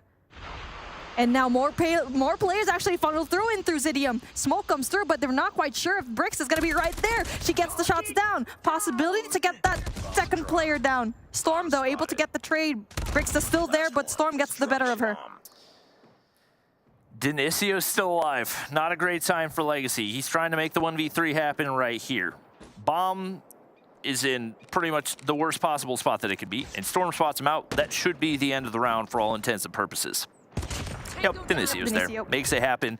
He's looking to find himself another 20 bomb in the search and destroy as we head to round number 18. He gets more kills compared to a lot of players on hardpoint, man. On S&D. Here we go. We're switching things again. 31er on the defensive side this time. Struggled on the attack. And that will definitely give Zidium more of an advantage. A 3-2 split for 31er. This time around, Zidium does not want anything to do with that back alley push, knowing very well that every time they push that, they lose the round. Dinicio looking for a wall bang. Once again, 31er not giving him any opportunities, and that's really been their best chance of winning rounds. Kree with the sniper in hand, does have the bomb as well, and the dynamic duo once again holding down that back alley position. One player holding the cross. That's going to be Gore watching over B, and this is a pretty solid defensive setup right now. It's going to take a big opening pick for Zidium. That's what they've depended on Dinicio for the most, but no angles, and Gore finds first blood. Smart plays from 31er just to hold their angles, right? We needed to see that. And now they're just not going to be moving, but Dinicio still wins it. But then Brixta goes in there for the response, almost goes down as well. And so now numbers advantage to 31er. And those two players coming in from 31er, still for that defense, leaves one player there riding Cubby. Storm, though, able to get the trade. Still, things are going to be evened out. Right now, pressure onto Lydia, but she gets the better of the gunfight once again. Legacy drops at the same time. Now a 2v2. 31er players remaining, forced way back toward barrels. Looks like the bomb should go down, but a nice wrap toward mid as Brixta's gonna have an angle right here, but can't find the kill. Yes, she does. Genius drops. Lydia is there for the next. Oh my. More over time. Alrighty, This folks. one's gonna go well, no. We haven't reached 10-10 yet. We haven't reached 10-10. It's not guaranteed to go as long. Third overtime. Third. Yes, we our match is to reach 5th overtime. That we were trying to top that 5th overtime, folks. Come on, let's make it reach into the maximum level of overtimes here. For that battle for 6, $1,000 on the line. And let's see who can equalize. And so far, Kree gets the first opening pick. Zed goes in there for the trade. Well, Lydia's gotten pushed up. I don't think anybody realizes, but she can't get any kills out of it. She drops, as do the rest of the 31 players, with the exception of Brixta. And the bomb down once again. She's looking for a 1v4. Dinicio has already found that 20 bomb. She's looking for a few of her own. Big pick right there. And gonna be able to reposition, so leaves the players for Zidium guessing. One player looking to hit a wrap toward blue, but stops in their tracks right there, and she now has an opportunity to make her way up into A. Brixta has 18 kills. And so far, she has been the playmaker for her team. So nasty when it comes to that flank. And now so far, 2 players from Zidium right there for that back push, but Kree gonna be in a really good spot as well to get that information. Brix, on the other hand, does not spot Kree. There you go, but Kree goes down. Possibly saw his barrel. That also gives information to Zidium when to rotate. She doesn't want to pick up the bomb right now. Spots out Jazz, but can't connect for the shots. Now it's Zidium with the opportunity to close this one out in round number 20. Can they make it happen? Lydia and Brixton 19 apiece. No surprise. Denisio leading the way with 20. We'll see what he can do right here as the dynamic duo make their way to back alley once again. And every time that they just place there, things just go well. 3 players from 31 are pushed up into Alpha. That's going to be a solid defensive setup for them, but that does leave mid a little bit open. And so far, though, Zidium just trying to get that information off. That's player number 2 you see on your screen, Jazz, getting information here in back alley as well. So he's just going to be very quiet here. We'll play this angle right.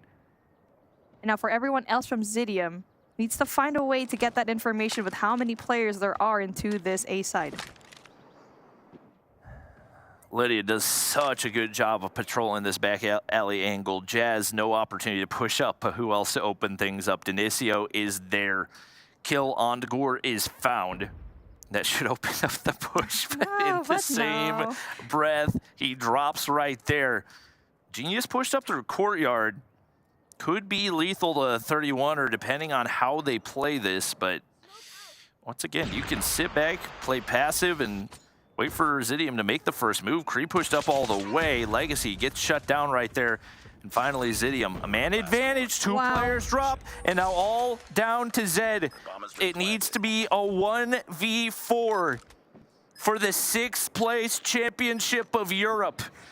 Can he make it happen to keep the overtime going? Unfortunately for him, 2 players going to push back toward boxes. 1 lurking through courtyard and needs to have the shots of a lifetime to make it happen. Shots on to Kree, no kill to be found, and that should be enough as Zidium take the win and take the championship. 6th place is all theirs. Championship Saturday here, folks, in Europe. 3-2. It's almost gonna be Sunday. That's how long this game went. My goodness, what a display from both of these teams. It was very close, and you know what? When it comes to this type of gameplay, Zidium just comes out on top, and even though 31er had a lot of advantages, man, they just dropped the ball several times. The number of times that 31er could have won that match, if I had a nickel for every time, I would be rich. They couldn't close it out. And Zidium are your champions of 6th place. Wow. Well earned. Well fought.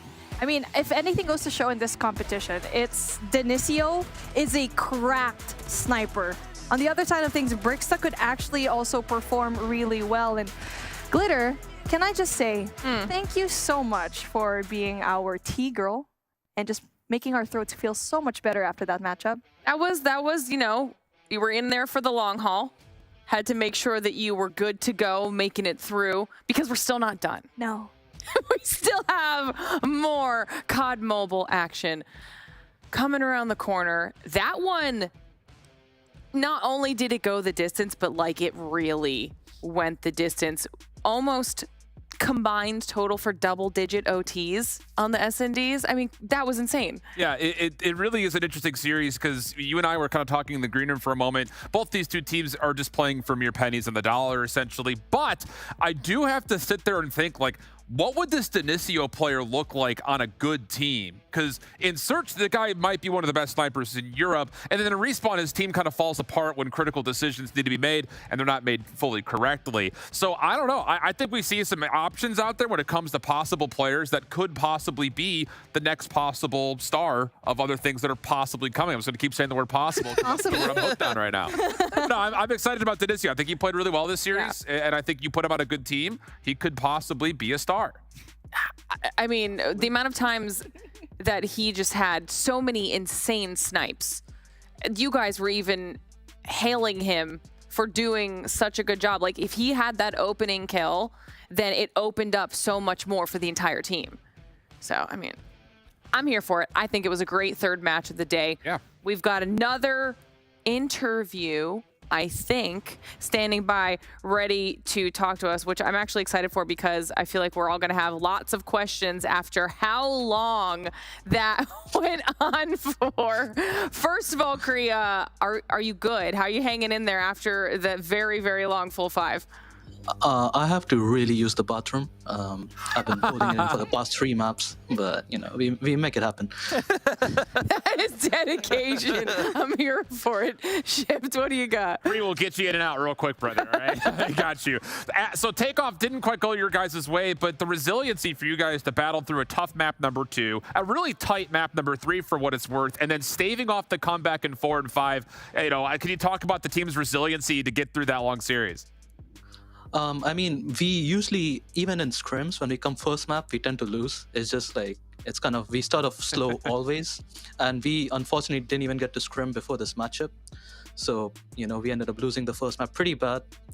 I think the other maps were close. We should have closed it out earlier, but 31 are a good team, and credit where credit's due. All right, well, obviously, you got to give a lot of credit to your teammate, Denisio. He was just going absolutely crazy. I just want to know, in terms of snipers in Europe, where do you rank him right now? I think Denisio is top 3. I think people really underrate him. I think he's up there with Marvel and Rasmo and Lucky. I think he's not looked upon as much as he should be, and I'm really happy that he's getting the spotlight that he deserves. Me too.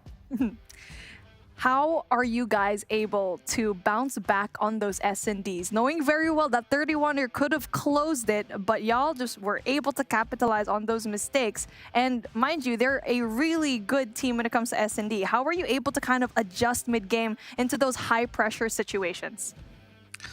I mean, I'll be honest, we haven't scrimmed in 2 weeks after we kind of fell out of playoff contention, so we didn't really come here with a game plan. We tried a few pushes, what worked, what didn't, we stuck with it, and then eventually realized what was working was Denisio and me just playing for picks with the snipers.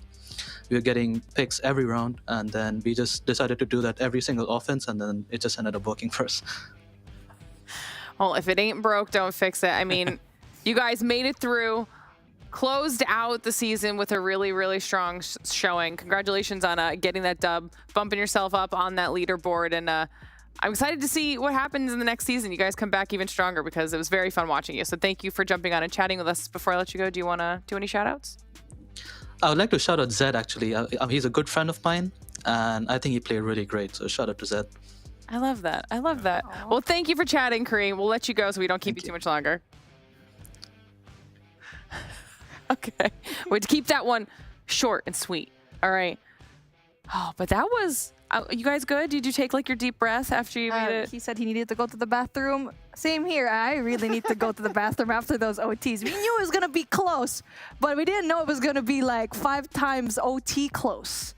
But yeah, I'm glad we actually got to cast the championship. It's pretty nice to see that both of these teams are still pretty much fighting, even though we're at the tail end and they're not technically part of the playoffs anymore. I love to see that. All right, well, the real question is, will that happen again in the final match of the day? This is arguably our marquee matchup, the one that everybody has been waiting for to close out the show. Our 2 undefeated teams, Animus versus 117, coming up right after the short break.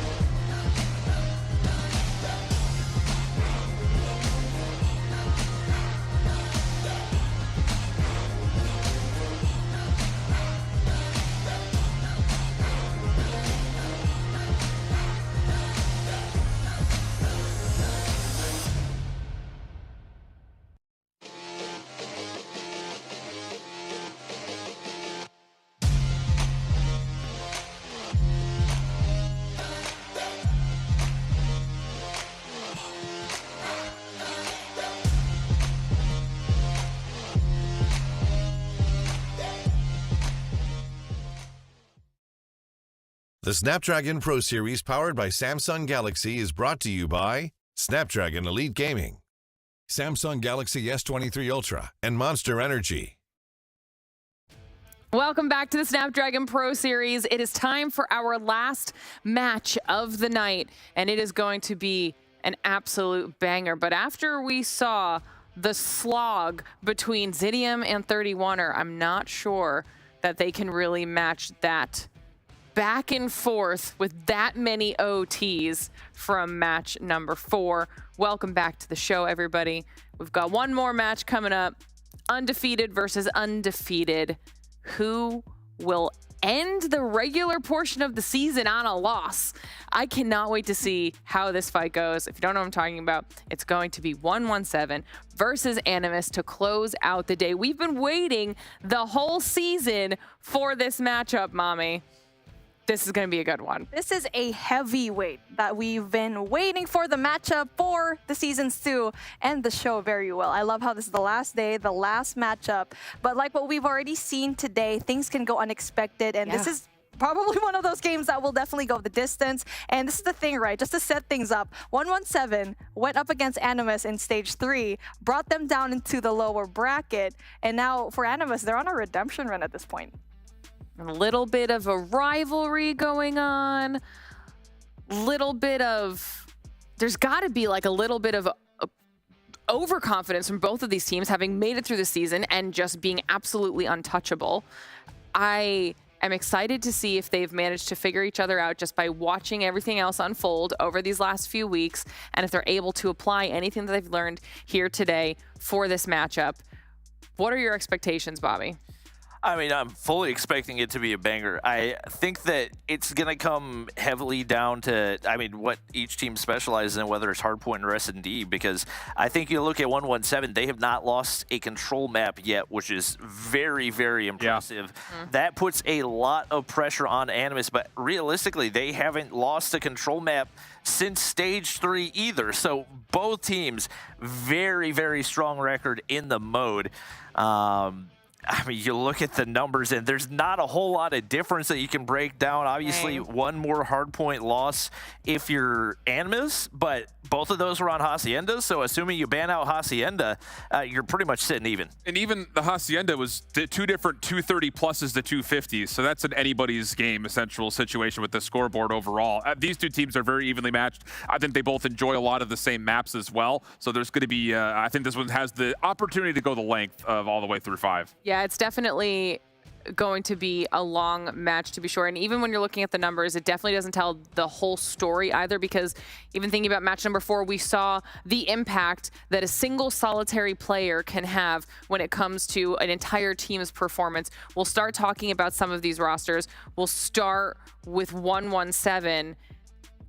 There are impactful players on both sides, but who for you, Mommy, really is going to be making a difference for the 117 squad. When it comes to, let's say, hardpoint or those respawns, I'm looking at Karma. He's usually the guy for those close quarter combats when it comes to those types of maps, but also Caesar when it comes to those long range maps. So you have one person to do a good job at a certain type of, positioning. So this is a well-balanced team that I'm really liking so far. And one more player that we actually saw a while ago that we heard during that interview was Lucky. He is a phenomenal player, getting those first bloods. He has the most right now in Europe. And so for you to have such a good team, solid team, it's just really hard to beat. Yeah, those opening snipes could make or break some of these games for these teams. But let's talk about what they need to do in order to get that win here, Bobby. It's really difficult to break down because both teams, for the maps that they've lost, they've also won on. Obviously, different calibers of teams. The one S&D loss that we have for 117 not found come stage 4 was up against Kings on standoff. So they've looked very strong on it against other teams, although a 7-5 against Panic might leave some questions as to how confident they can really be there. We'll see what they can do, but across the board, I think a lot of it's just going to come down to experience. This is definitely a much younger team in 117 not found, so those younger players are definitely going to have to step up and show a lot of composure. All right, then on the flip side, we obviously have Animus shift. Let's talk about the roster. Yeah, and those keys to victory, Shark is definitely the player that can single-handedly take over a map. So for 117, I don't want to see them get to a small map and put a lot of pressure on not just Shark getting into good positions, but Boot. Boot played great last week and definitely really alleviated a lot of the concerns we had about the full strength that this Animus team had, especially after Guathilla's recent interview talking about how they want to get Drari in. Like, we know how good he is, but Boot, I think, really answered a lot of questions last week. He's going to have another good one here today, though, I think. All right, when it comes to what Animus needs to do in order to find success here, you mentioned Boot. Obviously, very, very influential portion of this, but talk to me a little bit more about the rest of it. Yeah, I think the biggest thing about this game's going to get scrappy on every single mode, and 117 have showcased their ability to persist through a lot of low number situations. I'm thinking most particularly in Search and Destroy, talking of their strength in the mode overall. They've been great at making sure in 2v2s, 2v3s, low number mid-round situations, they're still playing really, really calm. Animus definitely need to be able to show us that, because the Search and Destroy has been a question for us on Animus in the past, and it very well may be another issue for them against 117 here today. I am super excited to see what we get here out of the vetos. I'm excited to see the performance that we get out of all these players. I know that they are probably so antsy to get into this last match of the regular season for them, really get things going. Hardpoint, already up and ready, Mommy. What's your take here? Summit is looking so good right now for Animus. They have a 100% win rate here, and they were able to take down 117 not found in stage 3 in this particular map. That brought it down into a game number 5. I'm just looking at the numbers. Every time they win Summit, they win it pretty convincingly, but apart from that Kings matchup, which they still won, that was a little bit close, but it's just looking like the dominance, and like what we already saw in the keys of success, you gotta bring it down to those small maps if you're Animus, but for 117, that might be a shaky start. But one thing that I'm looking at for 117 not found, they're actually working their way around it when it comes to stage 4. They keep playing it. So one thing, even though that could be very well their kryptonite, they've been working on it here in stage 4. Okay, all right, Bobby, talk to me about the S&D. Obviously, you got the standoff on there, the one map that we've seen 117 drop whenever it comes to Search and Destroy. That was up against Kings, but I think a solid addition in there for Animus, as they do have a 7-1 win up against Zidium on it. I think overall, the meltdown could really go either way. Neither of these teams have played it a ton. There was one game that 117 played it up against Mont, but it wasn't super definitive. So for the Search and Destroy, I feel like both of those could kind of go either way. Raid looks good for 117 as well, for what it's worth. I don't think it's going to be a disfavorable map or unfavorable map for Animus, but we have seen 117 really control the pace of that map, maybe better than anyone else besides exclusive. So I'm excited to see what that has to offer. I think this map pool has strengths on both sides. I think everyone's going to be happy to see certain maps in the pool. It very well may be a determining factor of who wins that map 3 control. All right, well then for now, we'll send you guys over to the other half of the studio Well, Mommy, I get your final thoughts on this matchup. Now that we've got all of the maps through, we know what to expect for both of these teams. It's going to be a close one, but how do you think it's going to go? I completely agree on Shift's note that Raid is more favorable towards 117. They just win it so convincingly. It was kind of shaky, actually, back in their Zidium game, but that's because they were being a little bit too overconfident. But once Lucky switched on into that sniper, that's when things started picking up and just reverse swept that whole control game. We need to say the same case here, if not better. All right. Well, everyone at home, I hope you have your popcorn and drinks ready. You are settled in for match number 4, the last match of the day between our two top dogs. Let's get into it. Should be a good one here, Bobby. This is going to set the tone immediately, this map number 1. Yep. Both teams have looked good on it. Animus, like we mentioned, prefers to find themselves on smaller maps. 117, on the other hand, just for what it's worth, I do like the fact that they did veto out takeoff. It has not been a strength for them. It's been a huge strength for Animus, but it does mean, of course, you have to play Animus on their second best map, which is Summit. It's really difficult to break down because neither team has lost Summit outside of that one time they faced off on it during stage 3. Obviously, Animus getting the better of that one, but that was so long ago that it's tough to put a whole lot of stock in it. So obviously, we'll see the dominance of Shark on this map specifically. The SMGs with an opportunity to thrive. We'll see what both teams can do right here as Boot looks to get pushed up early, CBR in hand, and Gothilla looks to take control of top side. Say is going to drop. And looking to clear out off the contest. That AR in the hands of Karma has been difficult for everyone to deal with so far in stage 4. Great little flash double chow right there from 117, eliminating the threat of Gothilla early. So 117 not bad at all here on the first hard point. Still soaking up time, in fact, as Animus get a little bit of a split spawn situation. Kind of a focus on 2 fronts at the moment, as Animus will eventually start to overwhelm inside the hard point itself. So 20 seconds early for 117. Streaks for Lucky as well early on, which will I'm sure be beneficial as we look towards rotation, but with still 20 seconds to fight, 117 will get a chance to contest here in a moment. Obviously, he'd love to earn the pred, and he's going to be able to do that. So now sitting on a 2 spree and once again moving upward. He clears out the hard point and a hot start. We saw him start a little bit slowly last week in the hard point, and it absolutely has not been the case so far. Obviously, eyes on Saturns, who finally picks up his first kill. And it looks like he's going to continue to push on through. Narc sniffs him out, though. Yeah, that's actually a very early pred missile being called in now for Lucky, kind of as a gut check reaction to the status on the map, which Animus will find themselves in the favor of. Hardpoint will go neutral here for a moment. Back and forth goes the kill feed. Saturns eventually works his way in, though, with that shotgun. Could be a major factor for him and his squad, but still back and forth pinstripe kill feed. Animus hold on to the hard point, though, and with that, they will grow their lead. Now the push from opposite side right now. 117 looking to break through, but Shark's there just so sneaky to deal with, and that's a 4 in the feed for Animus. One nade does go across to drop Shark, but once again, very solid start outside the opening seconds of the hard point on P1, and 117 not found. Looking to break their way back into this. Big backside gunfights right here. It is going to be Karma getting the better, and that should open up spawns and give the opportunity toward 117 heading toward P3. Yeah, Lucky also takes down the follow-up player in Boot towards Gondola side, so that will mean that the last 15 seconds or so was evenly split, but 117 hold an advantage towards the backside of P3. Karma deep, long-range shots, well won versus Rasmo. Stays alive with 1 HP, but here comes the rest of Animus around the back. Is there enough assistance here to keep the spawns at least blocked? Boot over the top of the corner, shut down. Animus starting to find success from the backside, and yep, they will flip the spawns. Shark pulls out the first operator of the game, and that's enough for a break while Rasmo makes sure no one runs through mid. And he hears the footsteps around the corner, doesn't hear the final player on the backside, but once again, 117 have locked in the spawns. That's the best they could possibly ask for at this point. Narc's gonna lock in the front. Doorway, Purifier in hand. It is gonna be a war machine for Says that connects for a couple, but Gothilla forces his way straight through, Annihilator in hand. Not a whole lot of opportunity right now for 117 to push on through. Right now, Gothilla trying to find some value, but does get shut down by the shotgun in the hands of Saturns. Yeah, not bad for a contest time for 117 if they can work their way in for this last 13, but ultimately speaking, Animus, they spend more and they get more because of it when it comes to operator, leading to hardpoint time. On rotation, 117 will have the preferred setup here for the 4th and final hardpoint of the rotation, but the thing about it is, that's going to be all about the decision-making of when do you pop these operators and how, because they have 4 at the ready as Animus starts to make their play through tower. They're going to go ahead and group up right here, but big shots out of Says. Drops Shark off the opening.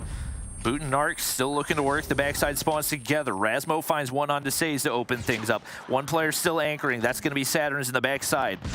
Lucky there to lock down the hard point time, but Boot's there. Big opening kill. Still players left to be dealt with for 117. No angle to work with and a Purifier in hand. He's not going to find the break, but it looks like Shark might have done the work to break them spawns. Oh, Shark with the transfer gets 2.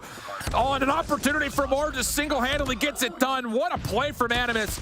Initially, it was Karma in the back with an Annihilator, trying to stop Animus from rotating over through the front, but no one is actually in the line of sight of him. And it forces Saturns to have to pop a late Purifier that Animus largely work around. Thanks to Shark's individual presence, he gets up to double streaks. And even though 117 will get the scrap time, Animus come out on top of the first set of hills, enjoying roughly about a 40-point lead. Narc's eyes on Lucky pushing in, but it's the Pred that connects that of Saturn's right there. Gets them the information to try to break through on this first hard point, and Saturn's hops on down. Shark there to deal with it, but one shot, one kill will be the deal for 117, is once again in position to lock in the early time here on P1. Narcs hops to the top side though. This map control going to be crucial as they look to push down, but a solid feed for 117 to keep things clear for the time being. Shark's there to finally hop on. And this is the problem. Shark has just been having it his way. Trophy system makes his Sparrow largely mitigated early, but he still works his way through it and has a chance to help block these next potential hits. Lucky shuts him down, but there is at least a natural trade that occurs. 117 still trying to fight from the front. Saturn's able to get the chunk off with the R9. Quithilla also stunned up behind the boxes, gets dealt with, and Caesar will now lead to an opportunity for 117 to win the hard point back. 142 is where it stops for Animus, and 117 will have an opportunity not just to fight for old time here. They should be in a pretty solid position to get a read over towards New and control these second floors. Lucky trying to clear things out for the scrap time, but once again, Animus clean up nicely on P1 and now sit up 50 points as they have had solid responses on every single attack from this 117 squad. Caesar in the top side, shut down by Boot. We knew he was going to have to step up, and he definitely has so far. Consistency across the board for this Animus squad. Narc's looking to push on through, does get shut down, but once again, jumping down from the top side, it's Githilla making big plays. That's 2 operators that were called out initially for 117 that really don't find a lot of value. I don't mind the call because of the deficit they currently find themselves on, but those are some pretty key resources out of the picture as we try to rotate over towards New eventually. War Machine and Claw in particular were spent as Boot able to hit a bit of a pinch, follows up, cleans up the hard point, and take a look at the minimap. 117 are spawning all over the place. Need to find a way to get together. They're going to do it by way of the snow path, but it does lead to an opportunity for Animus to cut this off, but no. Boot gets shut down, and now numbers for 117 start to persist on the left side of the map. Githilla shut down as well. That was the last opportunity to look to break through early, so Animus will have to settle for that P2 time.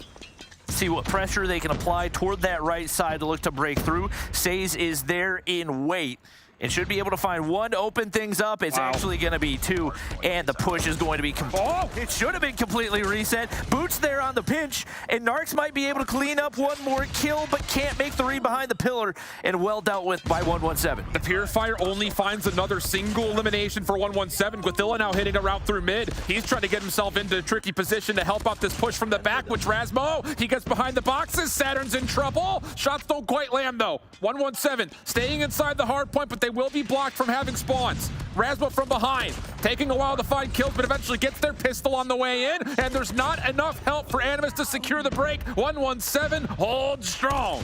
There's one player looking to break through the backside. It's Shark once again, but at this point, not worth it to try to flip out spawns. They'll accept their fate on P3 and head on over to P4 to see what they can find. Lucky's gonna pop the EMP system, sending out the message.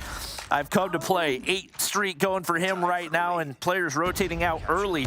Right now, big gunfights on the backside. It looks like 117 might be able to break spawns. 2 players looking to pinch right here. They've got to win the opening gunfights. 1 player there, it's going to be Shark. Who else to do the dirty work and keep things locked in? But Saturn's has got to be dealt with on the inside of P4, and he's keeping himself alive for the time being. And 117 are popping operator for operator right here. You've got Says on a War Machine, but he only finds the 2 kills with it. Shark Also responded with the Sparrow, but didn't really find too much, and Saturn's on the inside of the hard point, continues to go uncontested with the R9. More players down Snowpath, not quite able to lock in the kills. It's Shark who has the final word. Break decent for Animus, but the spawns are still in for 117. Shark holding on to the high ground.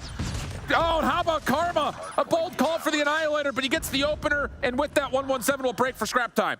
20 seconds still to be found. Rasmus spotted out, but a couple of missed Annihilator shots. 117, or rather Animus, break back in and mitigate any time that 117 would find on the scrap right there as they get things to still within about 15 points. Caesar bobbing and weaving, movement so cheeky in the top side of control center. He's going to be able to find another one onto Shark. This man's beaming and earning streaks left and right. Opening time here on P1 could be a win condition for either of these two teams in a tight one as they both inch towards the 200-point threshold. Animus find 3 straight kills. This will get them not just back in the game, but they very well may be able to take the lead back. Figure that this map very well may end on P3 if both teams can continue to be as scrappy as they have been through these first 2 hard points, and Animus have done exactly what they needed. They get the 210, 117 with numbers trying to break their way back in, but Animus have leveled this game back to neutral. Oh, and Gathelius spots Saturn's dropping down.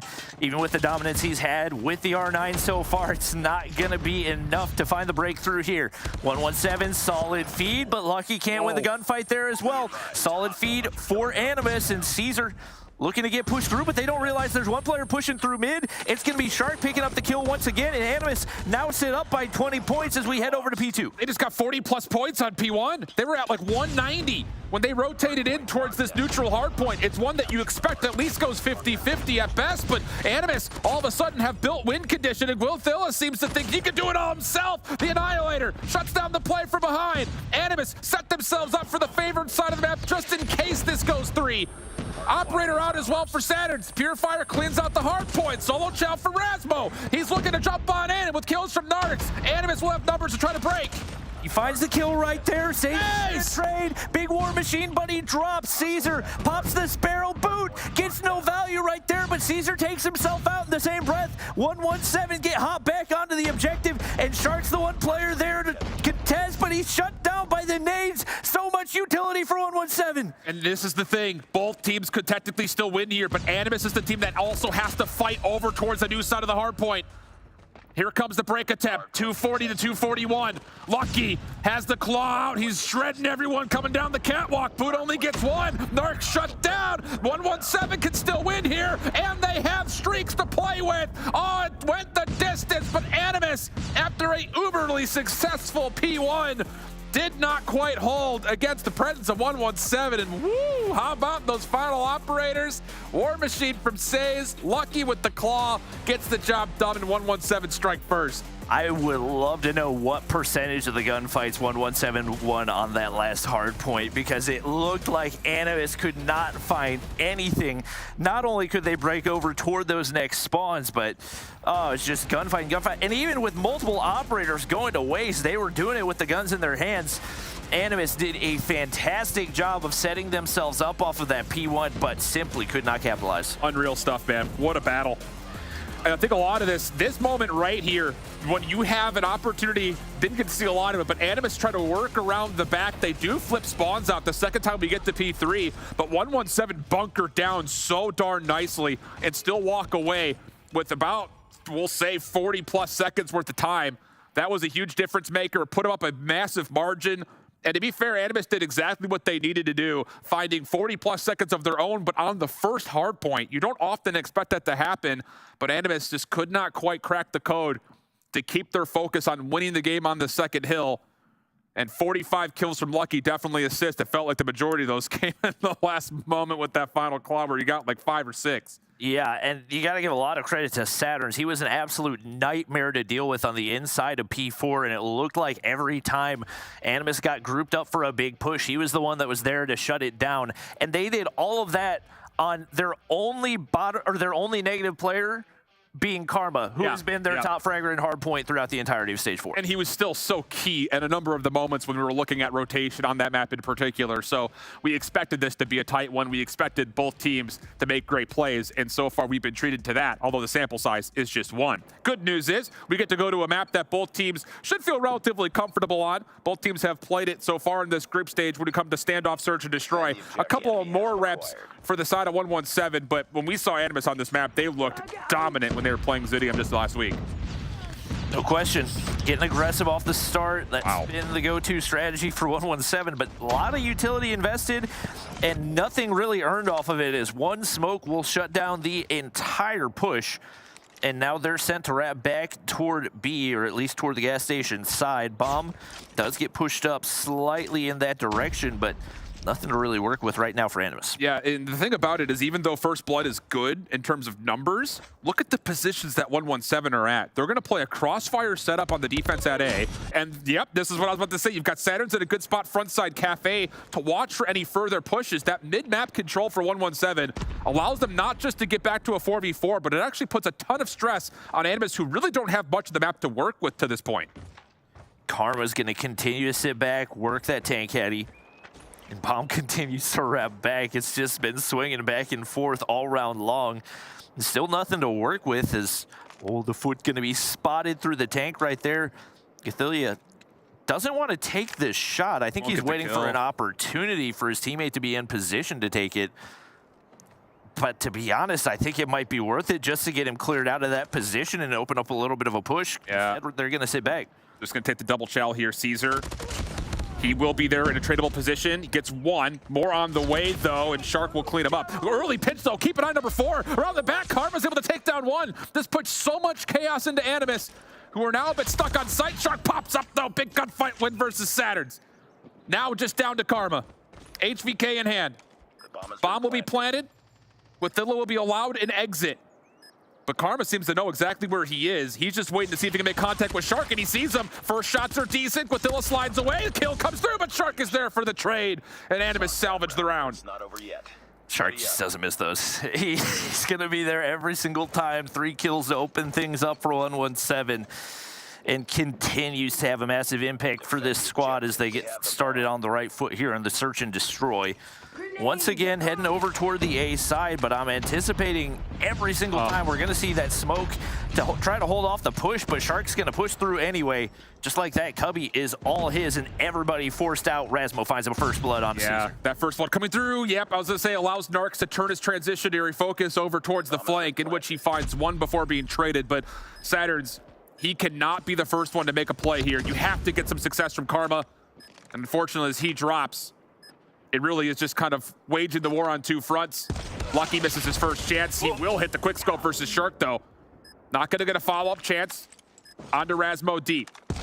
Sees Guathilla over through mid, but this is still such a tough post plant to break down with just a scope, and Rasmo will punish him for the secondary peak. Animus take the first 2. Ready up.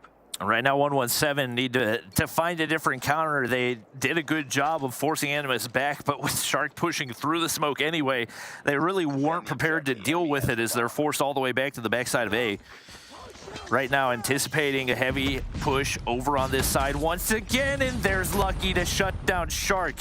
That's a crucial first blood, and get a complete reset on this push for Animus. I love this change of pace for 117. The first round, they full flood through middle. The second round, they try to make a long flank happen through gas. But after Animus have shown a lot of their opening set nades leading to quick plays towards A, 117 just hope for a blind peek and then hold on to their own utility to try to play counter just in case there is a commit. So free 5v4 here for 117. The follow-up, Animus having to kind of force the square peg into the round hole. They get picked apart. 117 defensively looking absolutely perfect in round 3.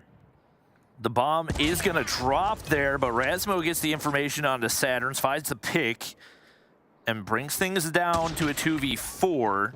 Shot not going to connect for Narcs, though. Would have been a nice one to have.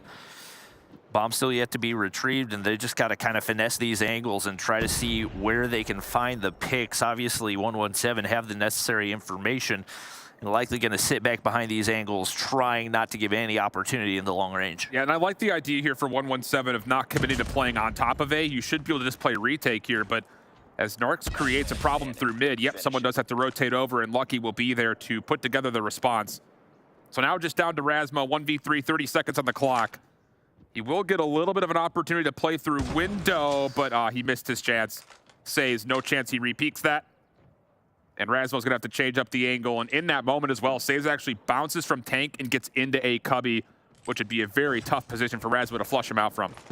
And with only 14 seconds remaining, nothing to work with right here. Bombs yet to be retrieved. Karma peeks out around the corner. Razmo just playing for a couple extra stats at this point. Lucky out the sky, won't connect, but Karma's there to clean things up in 117. Find their first round of this one.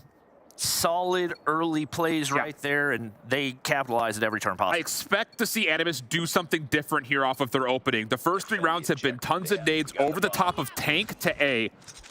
I expect them to change it up just a little bit after that response from 117. Still a heavy focus, but actually they kind of continue to make the same play. And Lucky, once again, that's the same peek he had last round. Through smoke, just tries to guess the angle, and he does land. And now as the flank starts to come through, no chance for Razmo to get the scope up. So you got the bomb down, but this is a 5v3, and Animus are being stretched and tested on every single front of this post-plant setup. Saturn's just looking for information. 2 players on the inside, but nades connect. Gathelia, 1 HP, trying to pre-fire his way out, but he gets shut down, and Karma's there to clean up the rest. Defuse does go through, and 117 just like that have tied things up. And I don't love that from Animus. I think that after the first 3 rounds, you throw the same offense every single time. The first 2 times it works out, the 3rd time it doesn't. That's when you need to stretch and try to do something different. Keep this defense guessing, but now all of a sudden the chess game kind of tilts back towards 117's favor, and Animus will change it up this time. Opening nades towards the backside of B, not with a lot of concentration nor focus, and 117, they've held off with these opening nades, and they're just looking for picks. Once again, the snipers connect early, and Animus are down to a very early 3v5. And this is one of the things that Animus struggled with, I think, especially come stage 3, is the predictability in these search and destroy pushes, and really one plan that they go to every time, and if it doesn't work, really struggling to adjust and make changes. So flashes do go over top, gives them information, but boot forced back, and once again, the push set to ground 0, and with nothing to work with and down 2 players, a rough spot is all you can really do is hope for a pick out of the hands of the sniper, and there's Lucky to pick up another. Yeah, I think the answer here for Animus, with 117 currently playing a defense that is more reactionary, and by that I mean the first 3 offenses for Animus, like we mentioned, was heavy-handed with utility plus a follow-up push in towards A. 117 started holding onto their nades, and they're playing for a counter. If they see a ton of nades being thrown at A, they'll throw their nades at A. And if that's going to be the case, Animus need to kind of delay their utility a little bit and see if they can catch 117 off guard while they're trying to set up for these snipers through mid. I would love to see them throw a deep mid smoke and throw delayed nades over towards A with a follow-up push after that, because we know Lucky's going to try to snipe right off the rip over the top of the A site. So delay, hold for 15 seconds, and then make your push. The utility goes out once again, but gonna sit back and let the at least information come across. Looks like nothing really going out for 117 off the start here. And you wait for the picks to come through, but the snipers for 117 have been so lethal. Lucky and Caesar combined for 10 through those first 5 rounds. And it's just not something you can really bank on it with the way things are evolving right now. Gathelia with the bomb in hand. Might like to see a different weapon for him as well. An LMG in search and destroy, especially with the pace that this one has gone, just not going to give you nearly as much value. Here come all the nades, though. This is exactly what I was talking about. Hold on to your nades, throw something more delayed, and now you've got a chance for Razmo to block the secondary angle as 117. We're still looking for that mid-peak. Thing is, they still have nades of their own, so we're going to get contact to your backside tractor. Saturn's holding one angle, Says breaks on through, even trades to now. Karma over the top, wins another gunfight. Just down to these last 2 defenders for Animus' post plant, right on top of the site. Narcs at range through mid, sees all he needs to, gets a couple of shots and backs off. Shark mid-map, shut down. You still have Says alive, controlling Cubby. Razmo over the top of the tank connects. Just down to Says, 1v2, gets the first. Long range versus Narcs. Time becoming an issue. Pros don't fake. Narcs has to check. Says pops off. Clock becomes an issue. And Narcs continues to play with his food until finally it's dinner time. And how about a 3-3 half? Ready up. Man, that was chaos in a 10-meter diameter right there. That was just an absolute beauty of a play by Narcs to keep himself alive and not allow the defuse to go through.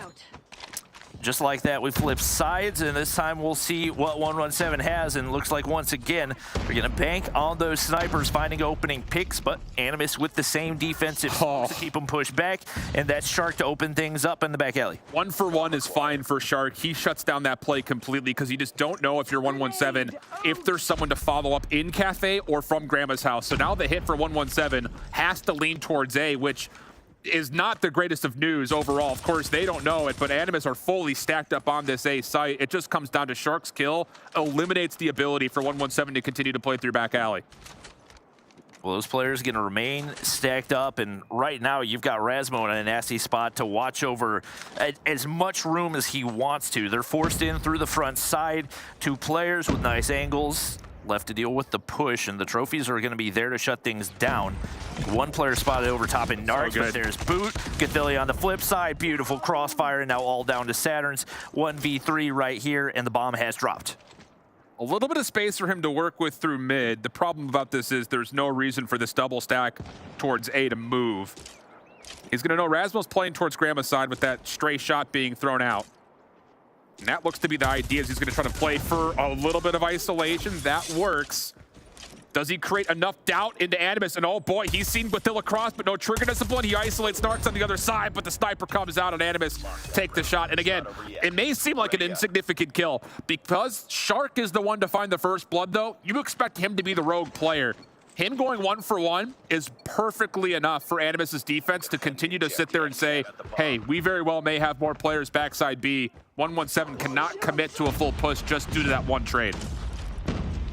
All right, just like that, the reset, Animus taking the first kills, and wow, Shark pushes way through mid right there. Forced way back is gonna be Lucky, and with them getting all the way pushed up, 2 players at boxes, the bomb down on A, and 1 player back alley for Animus as well. Absolutely nothing for 117 to work with off the start of this one. Lucky hoping somebody pushes up, but I anticipate Animus will continue to hold these spots because they've got no reason to move. Double stack at boxes. You've got a easy hard scope angle for Rasmo back alley. And on top of that, Narcs is kind of floating and watching over towards mid. There's really no chance that 117 bounce this back unless someone makes a critical error for Animus. And again, it's Shark through mid-map. He's that rogue player that you always have to keep tally of. He's not going to be any sort of indication for 117. Shark is just, he's a wild card. So him getting killed doesn't really mean too much, but they get a little over-aggressive through boxes, and now all of a sudden, not do 117, bring this to a 2v3, but they've got some space to work with here, Bobby. And you've still got Lucky with a sniper in hand. If he can find a pick over top of A, that's a very susceptible wallbang angle, but a nice flank comes through right here. Rasmo should have something to work with, and 117 have no clue. That's an easy 2-piece for him. That extends the lead for Animus. Great stuff from Animus. Well, they got away with one there for Animus. The opening set play was great for Animus. The follow-up in the mid-round, a little anxious, a little over-ambitious, to say the least. Now 117 are the ones that have to put together some sort of a threat offensively, because Animus have looked relatively comfortable here. As once again, keep your eye on number 5 in yellow. Shark gets around through mid, turns, finds Says. And his position does not tell you what Animus's defensive setup is. So even though they get the trade, you still don't know. Is there someone pushed up through back alley? Could they be in Cafe? Was there a second player through hotel? There are a lot of questions right now for 117. Making the big plays. That's what he's been doing all of stage 4. Bomb in hand for 117, but continuing to just guess. And Rasmo getting pushed up right here might have an angle to work with, but COD timing not gonna go his way. Crossbow connects though, and that 1-for-1 trade you will gladly take.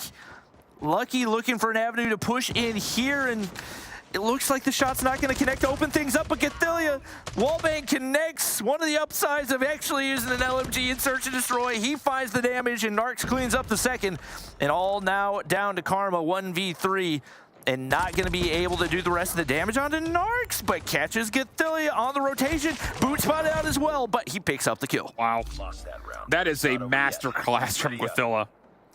I mean, flat out, he is on an island essentially by himself with that pick that came through in the backside of B onto Rasmo. The defense has to move. You can't just 3-stack over towards A. So there's trust that somebody from Animus can hold their life at A, and it's Withilla who does it to an absolute T. 117 looking to overpower this backside B hit, and actually they may use this as a chance to just isolate Shark. And look at number 1. Saze is all the way deep. He's in the defensive spawn. He finds one. Shark can't move to help. He gets one in his own right, but traded out. And now the question is, where is Saze gone as he gives a left hook to Rasmo? It's chaos by way of pressure from 117 right into the throat of Animus. Boot in the top side of Grandma's, I think may have heard the audio cue on the plant right there, so he picks up the kill, but doesn't play it right. Takes 1 bullet of damage, but does get out alive. Question for 117, do you want to pursue? The answer is no. They get the bomb down right here, and Lucky should have the angle with sniper in hand, but can't connect. And now an opportunity for Boot to win that gunfight, but Say's going to be there to clean things up. The 117 stay alive here in the search and destroy. That's a hell of a way to get your first offensive round if you're 117. 3-man hit back alley with Saze running right through front hotel into cafe and then some? Seems to think that 117 have a pretty good idea that Animus defensively are only trusting a single scope around the back, and this time the defense will modify. Shark will no longer look to get aggressive. He's going to double stack this back alley with Rasmo for now. But in response, Animus get aggressive on a different part of the map. For the first time, they've got a heavy stack defense early towards A. Gathillion not given any opportunity to Lucky. Wallbangs have been so lethal that you're not taking any chances. Boot gets pushed up to Tractor once again. And now with 117 making their way through bottom, Grandma's, the bomb's gotten pushed up all the way up toward B, but one player's hopped up. Looking, it's Rasmo not able to connect. The bomb goes down though, and nobody's gonna take down the planters, and now the pressure on, but Narcs is there to open things up. Nice. Spots out another, and that 2P should instigate the push right here. Sure is. Karma really the last one who could hold his life around the backside of this play, but he's gonna have to go and go quickly. Bomb already being defused, hops up, no chance. That's beautiful from Narcs. I don't know if he initially saw the commit for the plant, or at least how many players were part of it, but boy, he was quick to be able to put together the response to deny that post plant from coming through. So after a really tight first half, Animus clean defensively. 117 couldn't find a good answer for him. Yeah, that was, and that's more of what we expect to see out of them. I think so much credit to Shark for opening things up and also making those changes. I think they definitely have some work to do when it comes to the offensive side of finding more looks that they can throw at the defense. Right. But whenever it comes to their own defense, they're about as clean as can be. Yeah, and I think the thing about it was, I mean, maybe a bit headstrong about their idea of just pushing and overwhelming 117 on the offensive front, but the cool thing about a player like Shark is kind of like we've said a handful of times, I'll say it one more, is he never gives away what the setup is when he's on defense and he's making these rogue routes happen where he's pushing aggressively, taking away space. Even if you get a trade on him, it doesn't give you any information. In fact, it causes so many problems because now all of a sudden you're discussing, was he with anybody? Did you see anything? Were there any extra nades? Like, you're looking and you're hunting for information, and it just creates so much doubt that 117 were only able to break down once with a curveball of their own. So big props for Animus. Beginning of this season, we talked about how their search and destroy might be their weak point, but boy, they've really polished it up. Yeah, that honestly looking like perhaps their best mode. It might be. And now heading into the big question mark of control, where neither of these teams have lost a control map this far, including their matchups against Kings exclusive, like easily handling everything. And to be honest, neither of them showing like major weakness on an offense or defensive side. I think especially as the season has progressed, I think most of the teams have started to figure out the control a lot more, and it feels like the sides are a bit more even. Agreed. And I think when you look at both of these two teams, in particular Animus, who have found a lot of their control success on Crossroads, the means of that success has been just Shark. He's just going to run at you, he's going to get kills, and you're not going to have a chance to fight back. Raid will not necessarily give him the same opportunities to single-handedly take over, but he very well still could be an influential player that you have to be able to get a read on and take care of quickly. Otherwise, if he ends up floating around in places like Kitchen on offense or Art on defense, how do you get him out of those positions? How do you even get your offense going if he's in your way? So the problems he can create can still be very high, but his takeover potential may not be as much as what we've come to see on Crossroads in particular. Yeah, I'm anticipating Razmo is probably going to be the player to watch for Animus. I think he's been debatably the best AR in Europe so far. I think he and Karma have gone back and forth, but I think especially toward the back half of the season, I think he's been a little bit more dominant, and I'm expecting him to show up big time here. And to be honest, we may see him respawn snipe. I feel like we've progressively seen more and more people pull out the respawn snipe, and he's one of those players that feels very confident in that role. So maybe not even an AR in hand, but definitely one of the players to watch. 100%. And it's just one of those things that this is going to be a really interesting identity battle, I think, between both of these two squads, mostly off of the fact of, can Animus continue to play quickly and get away with it, or will there be an opportunity for 117 to kind of control the pace of this game and force there to be some sort of adjustment on the other side to where the SMGs of Animus may need to be a little bit more respectful. We'll find out. Animus on the offense. 1-1 count between our two unbeatens, and it's a quick hit over towards B, but nades land right on top of Shark's head, and it will be advantages to 117 early as they come out in top 3 for 1 in the opening exchange. Right now, Narcs just needs to stay alive in mid-map, but he's shut down by Says. Strong start for 117 as they get way pushed up onto B. And now Animus are forced to reevaluate. 3 players stacked up into positions. Razmo's going to find 1 snipe to open things up, but players don't realize that Says has already got tucked away. But Razmo there, crossbow once again, but spotted out by Caesar. They've got to be careful. Spawn trap could ensue quickly here. I love the idea here for Razmo just kind of playing top bedroom and not allowing anyone to go over towards A. And as the pressure starts to amount over towards B, he re-wraps, he gets to mid, makes sure no one threatens pillars. This is perfect from 117. Loving every instance of this. Only 5 members have dropped. Razmo's trying to snipe, but he gets essentially just the 1 for nothing. Oh, actually takes the crossbow out for a second, so it does cause some issues here for 117, but ultimately speaking, there's already players in position to deny this hit. And there's not a lot of time here to 22 playing 13. Yeah, Lucky reads it like a book. Not going to connect onto Gathilia, but only 1 player left to be dealt with. It's Boot back on a heady, and he is pinned back in a bad way. 117 can just sit back and let the clock run out, and Animus have not found many kills at all. That could potentially play a big role. They finally get players onto B to try to prolong the round, but 2 players here to deal with it. And there's Lucky once again to pick up the kills, and that was an absolute clinic put on by 117. Yeah, it's just such good awareness from 117. I mean, again, you get Karma into top bedroom like that, and he's got so much potential to just wrap, do whatever he wants towards mid if he needs to. It's just when he can flex as an AR, things get dangerous. So great opening defense for 117. They will be able to earn up their operators, you would figure, a bit sooner. Late peek from Razmo. Does get shut down as now all of a sudden 117 are ultimately on towards B, only dropping a single member. Gathilla's trying to keep the contest alive at like 1 HP. He does well to stall it a little while longer for help to come through, but still, Caesar on the zone, just so hard to find. Lucky gets the pistol out. Boot giving him a tough one. Gathilia there to save the day. And ultimately, we will jump into a 25-23 with not a lot of success found in either zone yet for 117.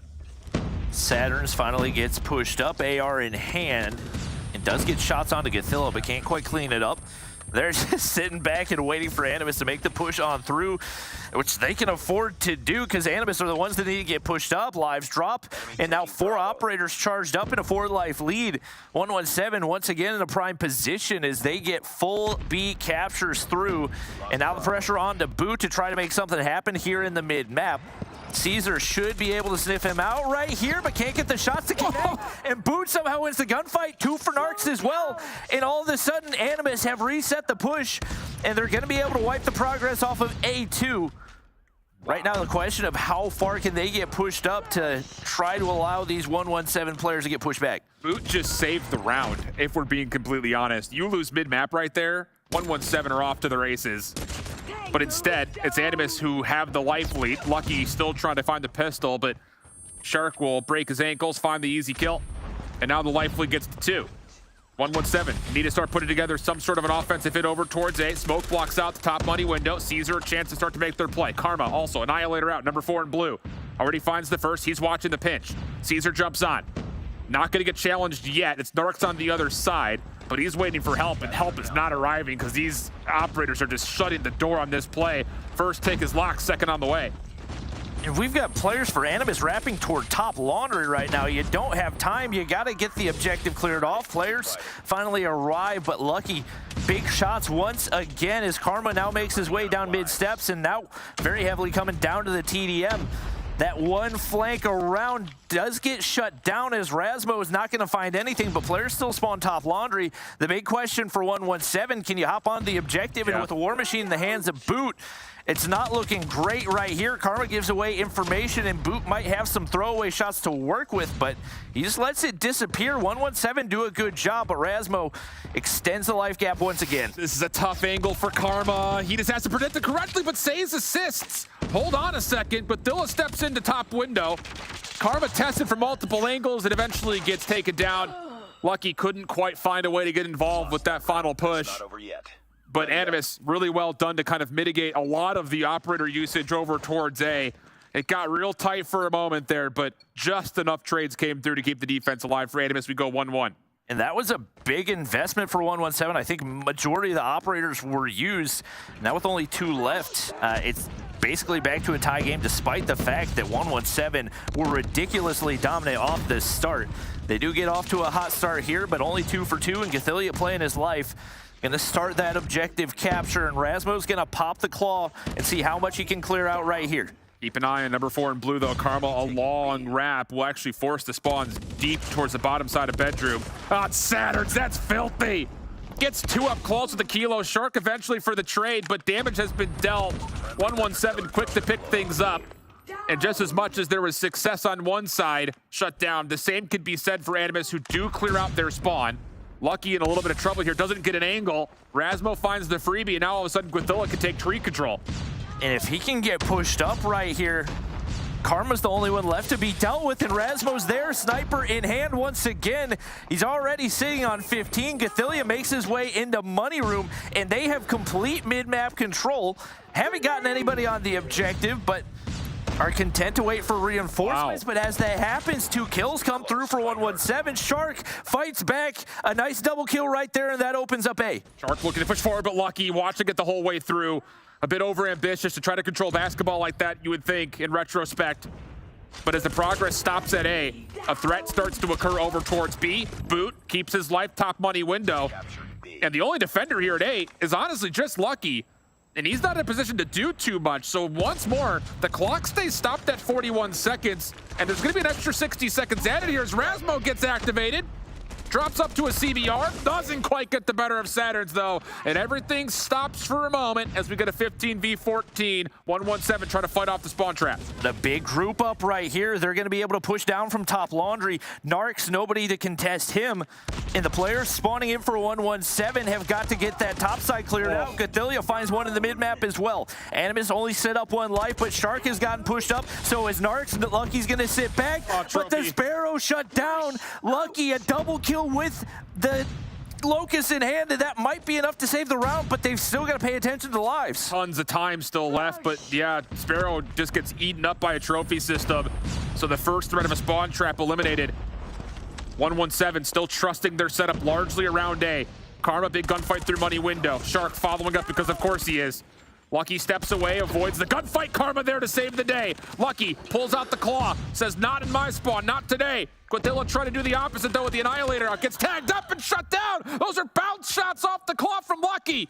8v8, 35 seconds, and Animus can no longer play for spawn trap. They have to play for the zone. I don't know what angle he was using to bounce those shots, but absolute god shots to take down the Annihilator.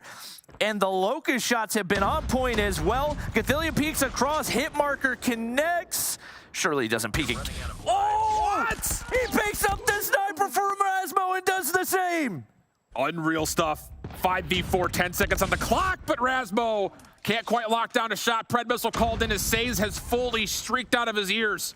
Shark gets on to stop the clock at 5 seconds, but he's gonna have to do a lot more than that. Saturn's there to pick him up, and 117 survived through the potential spawn trap. They get Says on full streaks, and now they're up 2-1 with a lot of operators to open up this offense. That's a nutty shot by Gathili. I didn't think there was going to be a sniper right there. He caught me off guard. Man, so much utility for 117 to work with right now to try to shut this down in a 3-1. 3 operators. Says is going to pop his early. Shuts down Shark immediately. Nades connect for Karma as well. And it's going to be absolute chaos ensuing right here. Boot with the War Machine. Karma, he's sitting right up there. Could have taken down the Annihilator, but he won't connect with the War Machine, and so much value lost off the start of that one for Animus. Look at the time on the clock, Bobby. 2 minutes and 19 seconds in a blink of an eye. A chance possibly for Shark to hit a bit of a pinch through Art while the rest of the focus. Animus continues to find success from the front. Shark breaking ankles, lucky nowhere to go. Decent exit kills here from Animus, but that's still so much banked clock for 117 to work with. Nobody ever dealt with Shark. Makes his way through Zig. And now it's going to be Says looking to clear out mid. Caesar sniffs him out, but a couple kills come through at the same time for Animus. So now Gathilia going to be able to back up, keeps control of Kitchen for the time being. And players looking to wrap up toward top Laundry right now, but you've still got to deal with the players top Modern for 117 as well. They can afford to sit back. No snipers there for the picks.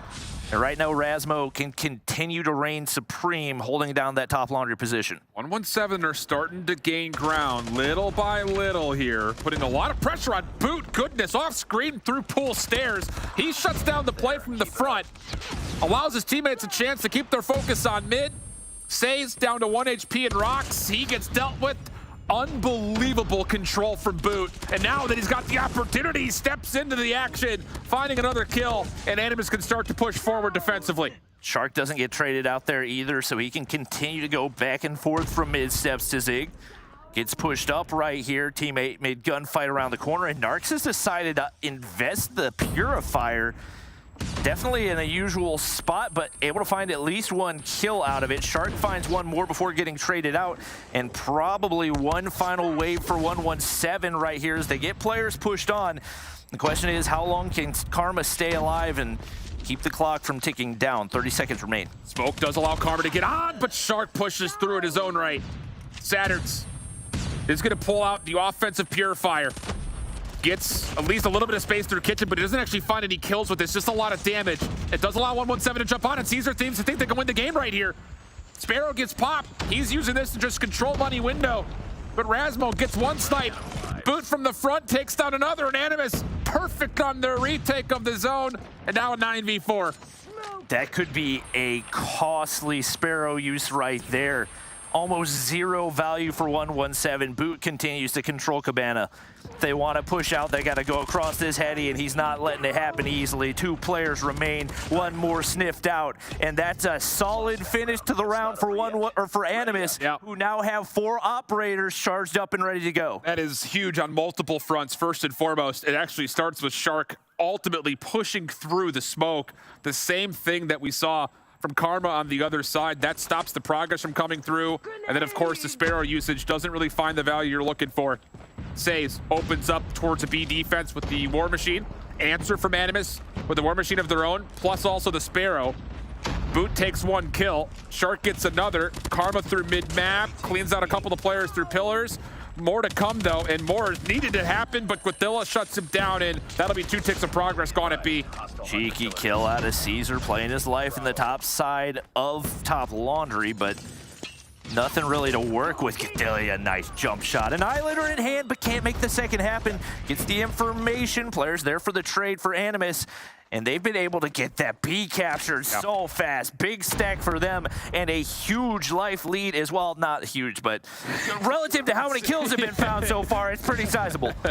They do spend 3 of their 4 operators, though, to get that early progress at B, so there's not going to be a lot here when it comes to trying to really step on the throat of 117 in their spawn.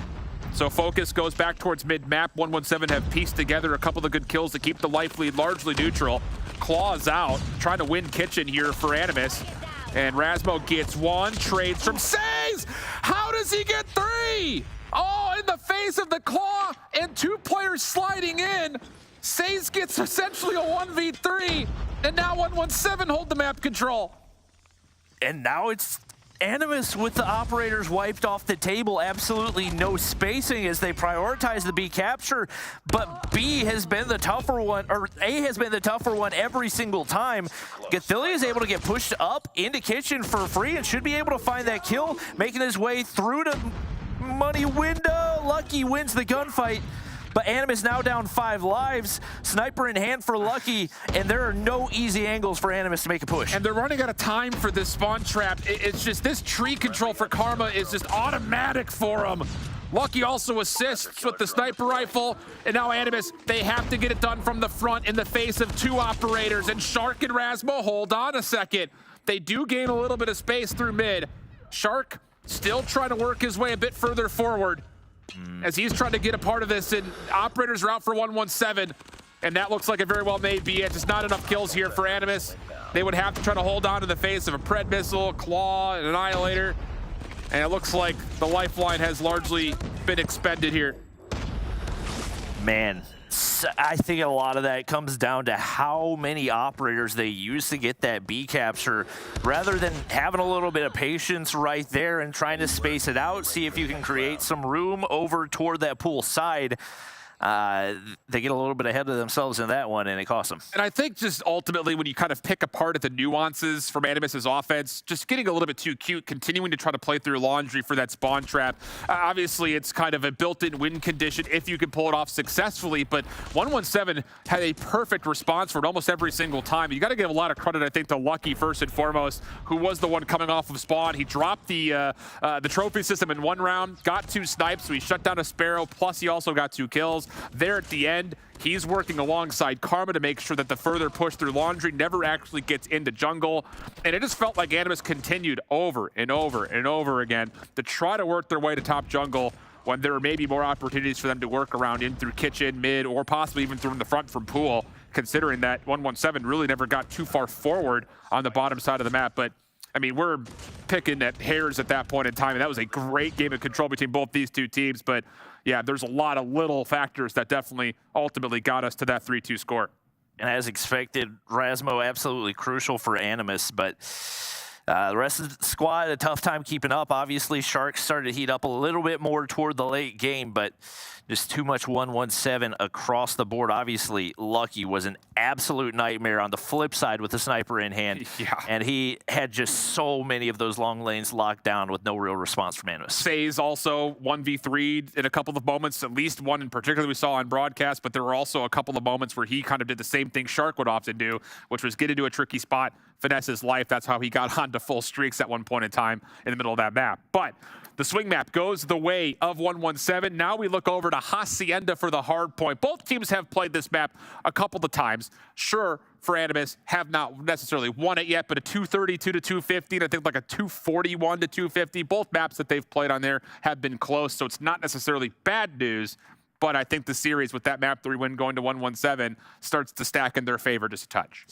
Yeah, definitely backs against the wall right here in the battle for the #1 seed. 117 looking so good right now. And once again, just so few mistakes being made in each of the modes, even coming down to the search and destroy. I think it was just Animus looking a little bit stronger on the defensive side, but the respawns are absolutely on point for this squad. And with that being said, it's got to make you think they're looking pretty good heading into this one. I'll say.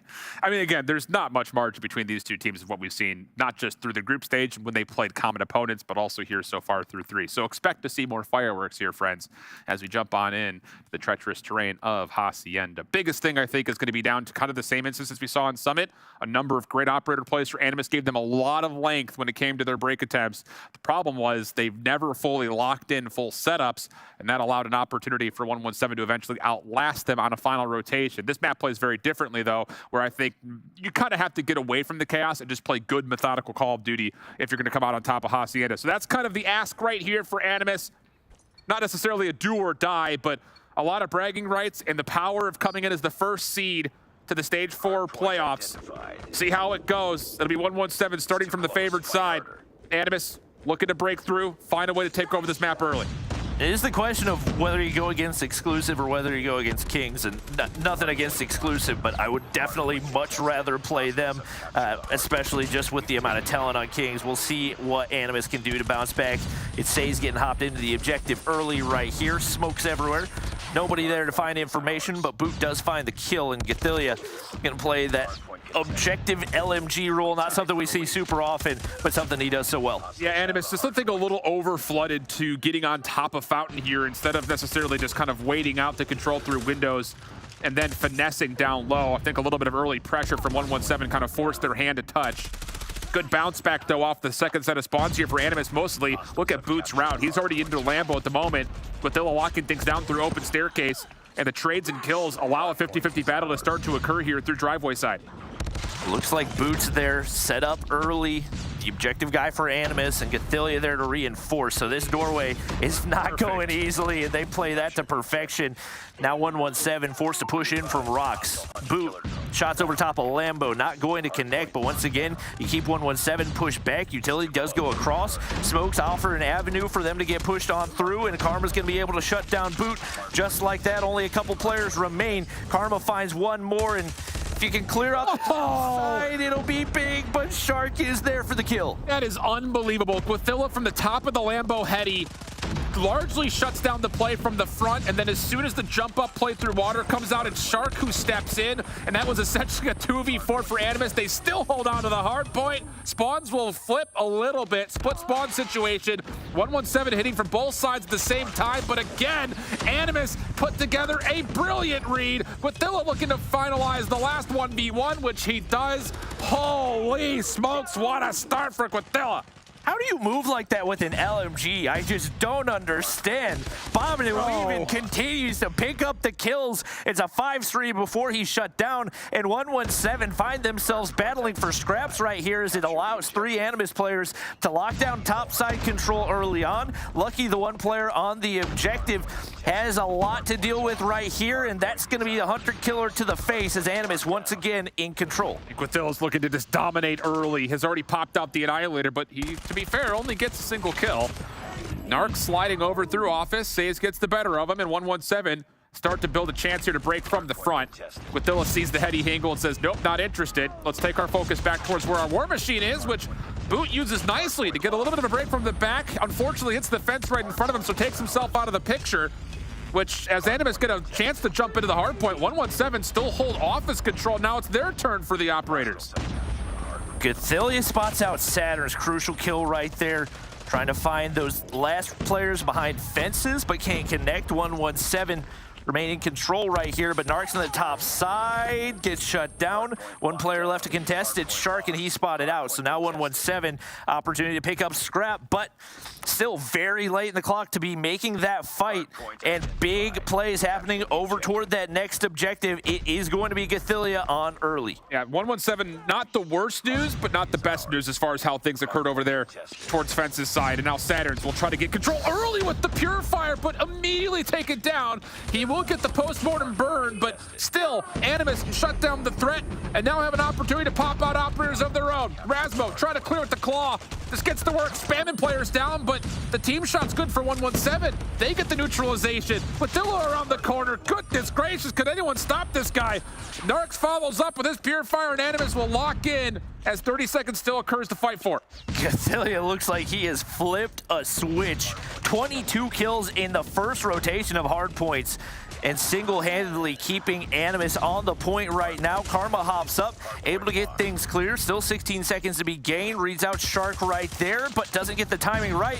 Shark makes him pay, or at least the first one.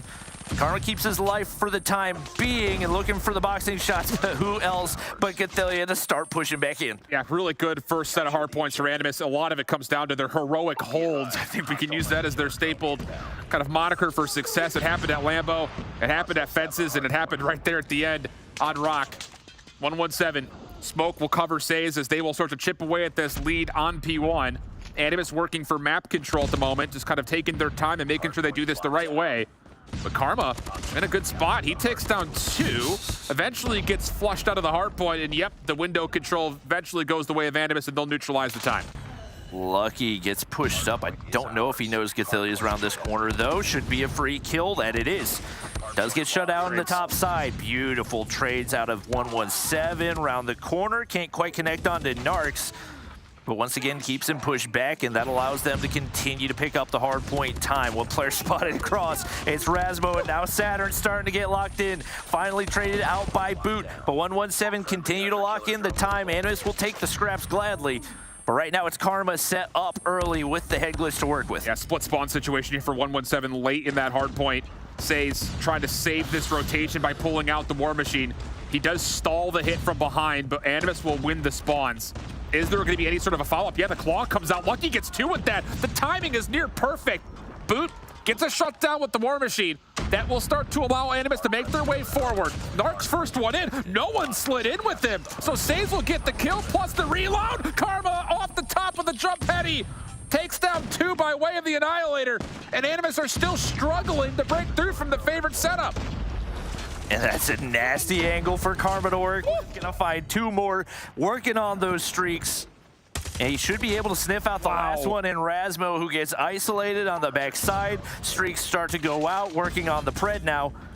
And that last couple of points should be enough to earn him the streak, but Boot gets pushed in, and that's a crucial kill, not only to get the scrap time, but to make sure the Pred missile is not earned. Lucky headshot, literally lucky headshot.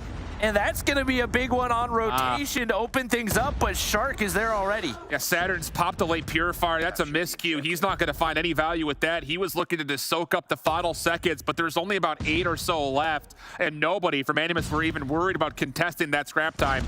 That's a key operator off the table. Fortunately, Saves, again, got fully streaked out, so the Pred missile allows a chance for 117 to still threaten this rotation. Animus in for the time being. Patio control for 117. Saturn's trying to jump in. Couple of shots through the fences, but the flashes once again create a nuisance. And Animus will survive from the front. Follow-up kills good for 117. Still spawning close. Tin controlled as well, as Animus are just trying to hold on from inside the hard point, and they somehow have done that. And in the meantime, they're gonna flip spawns. Are you kidding me? Gothilius stays tucked away inside Barn, and I think because he was flashed, he didn't take any shots, and it opened up a double kill for him. So now Animus continue to lock in the hard point time. Caesar hops on, but not going to be able to get the kill, and Shark's there once again. Definitely has not been his map, but a couple of crucial kills for him have helped Animus build this lead. But 3 players already rotated out. Pred's gonna drop for Gothilia, but only able to find 1, and Narcs is there for another as they completely get things cleared off. Yeah, Rasmo's got the claw to clear out the alleyways into the inner side of the hallway. So now as he kind of gets back involved with the hard point, Lucky gets the shutdown. Boot follows up. He's got the War Machine out, playing inside the corner. They don't know where this hit's coming from, though. Trophy system very wisely played, but Narcs pops out the Purifier. Only gets 1 with it, though. And 117 will have a chance to contest, and they will eventually win back this operator advantage, as the Sparrow was also shut down. Back and forth we go. Neither of the SMGs, or rather Caesar and Shark, having fun on this map. Only 11 and 12 kills, and both of their operators go to waste off of that one. Saturn's gets pushed up, sees Razmo around the corner. Cheeky play, but can't make it work. Karma trying to clear off the heady. Finds 1 to open things up. Caesar pushes through mid, but not going to be able to find anything out of it. Gothilia continues to dominate, now 38 to his name, but Say's doing everything he can to keep things contested right here. Sniffs out the final kill, and that'll allow them to flood through mid. Says now has a Holger. See what he can do with this. He'll get the reload off on it. It'll be a 30-point game. Back over towards the mid fountain. Says, well, this handy to reload everything. But they shut down. Yep. The Annihilator is gone just like that. Gothilia, not a whole lot of value there. Not at all. Everything kind of goes tepid for a moment. Karma tilting the advantage to 117 with a couple of kills of the Annihilator. Boot down low. Nope, only gets 1 of the 2. So Lucky steps in, and again, 117 start to chip away at that lead through P1. Animus off the respawn, though. A couple of convincing kills, all of it free, and now Shark will clear the hard point and get to work earning some time of his own.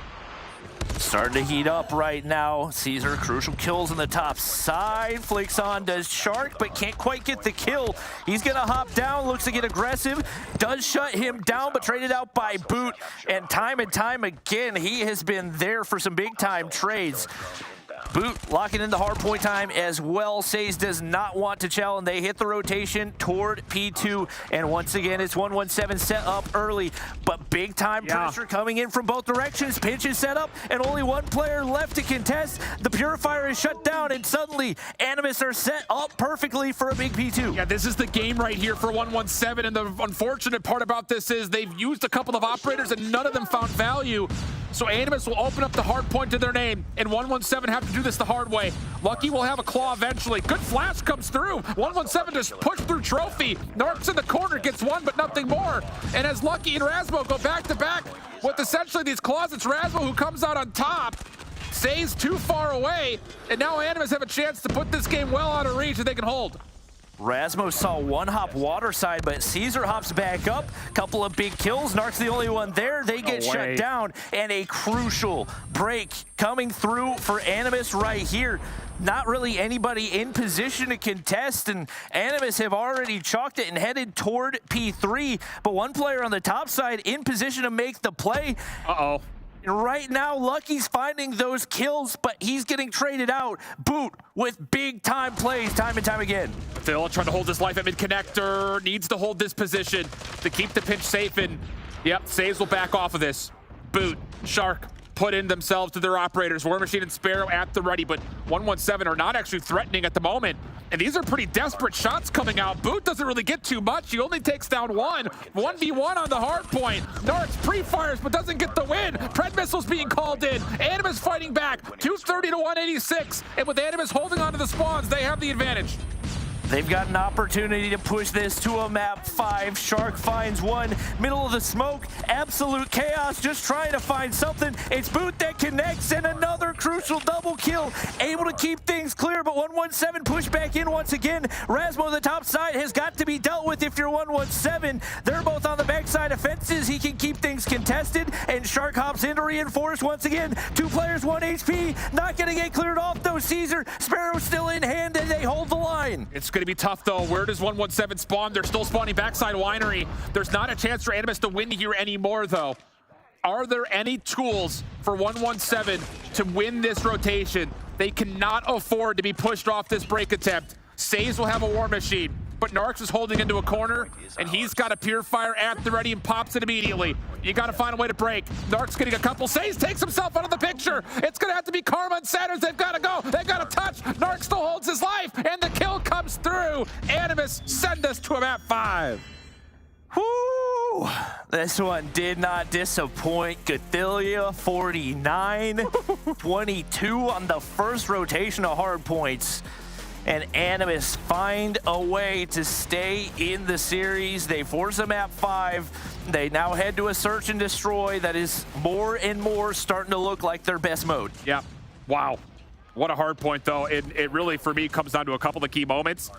I think the finesse that Animus was able to show in the first rotation of hard points at the end of pretty much every single one of our hills, except for the first one, built in a lead that forced 117 to have to put together a perfect hold at some point in time, but Animus is not going to allow that to happen. They are too good with their operators to allow you a full 60. And I think ultimately speaking, that's the difference maker again for the second straight hard point. Animus is doing a really solid job kind of finessing in towards the operator differences. This time, though, there is no scrappy battle for P1 and P2 like there was on Summit. And Animus hold on to their advantages this time around, like you mentioned, to get us to map number 5. But Cathilla on 49 and 29. Goodness, someone put a leash on this kid. Just ridiculous numbers for him. And that, once again, in the midst of Sharks struggling, it's not a map where you expect your SMGs to have a very good time. But he did a good job of getting on the objective where he could and contributing what was possible. So now we head to the search and destroy.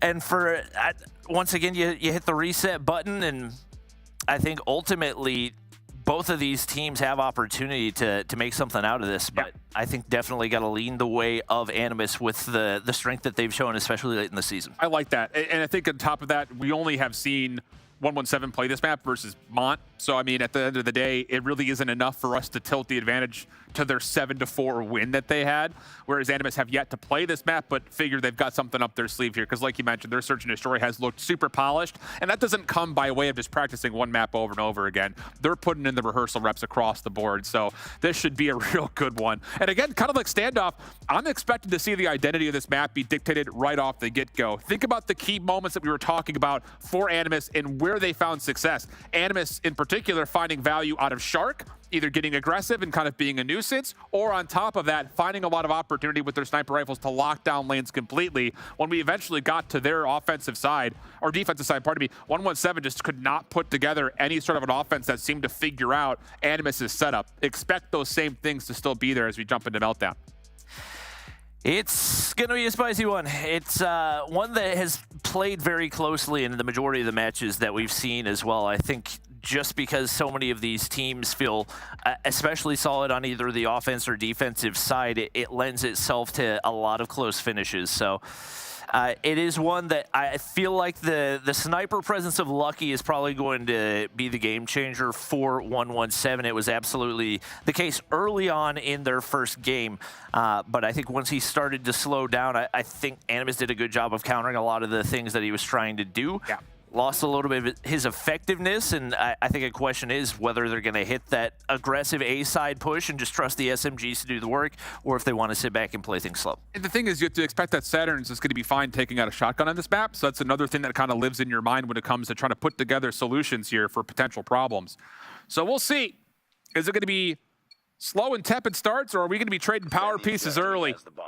Time will tell here as we jump on in. It's 117 starting on the offense. A lot of focus towards mid off the get-go here. Defensively, Animus going to a 3-2 split, so there's going to be double defenders inside of A, and they've got a pretty solid read here in terms of what's coming through the front. The problem is they may not know how deep Saturns has already gotten, but he gets baited out. Boot finds first blood.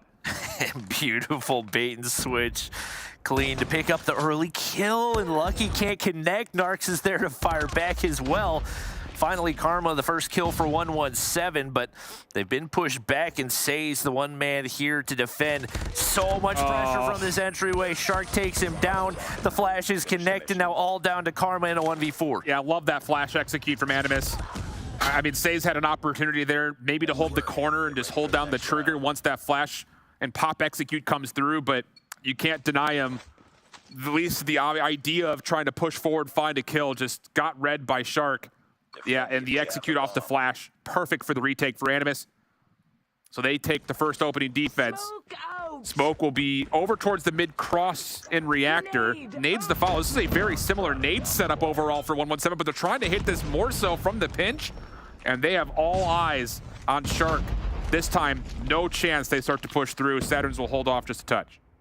Big first blood for Rasmo. Once again, slows down the push. They get onto A, and the bomb will go down, but there's one player already pushed up on Generator, should be able to hit the wrap through mid, but he's actually going to take the long play. That's going to be Gathilia, and might be able to find something on the hop-up, but Lucky is there to shut things down, and all of a sudden, all the lives are even. 4v4 right here, and Animus have got to make the first move.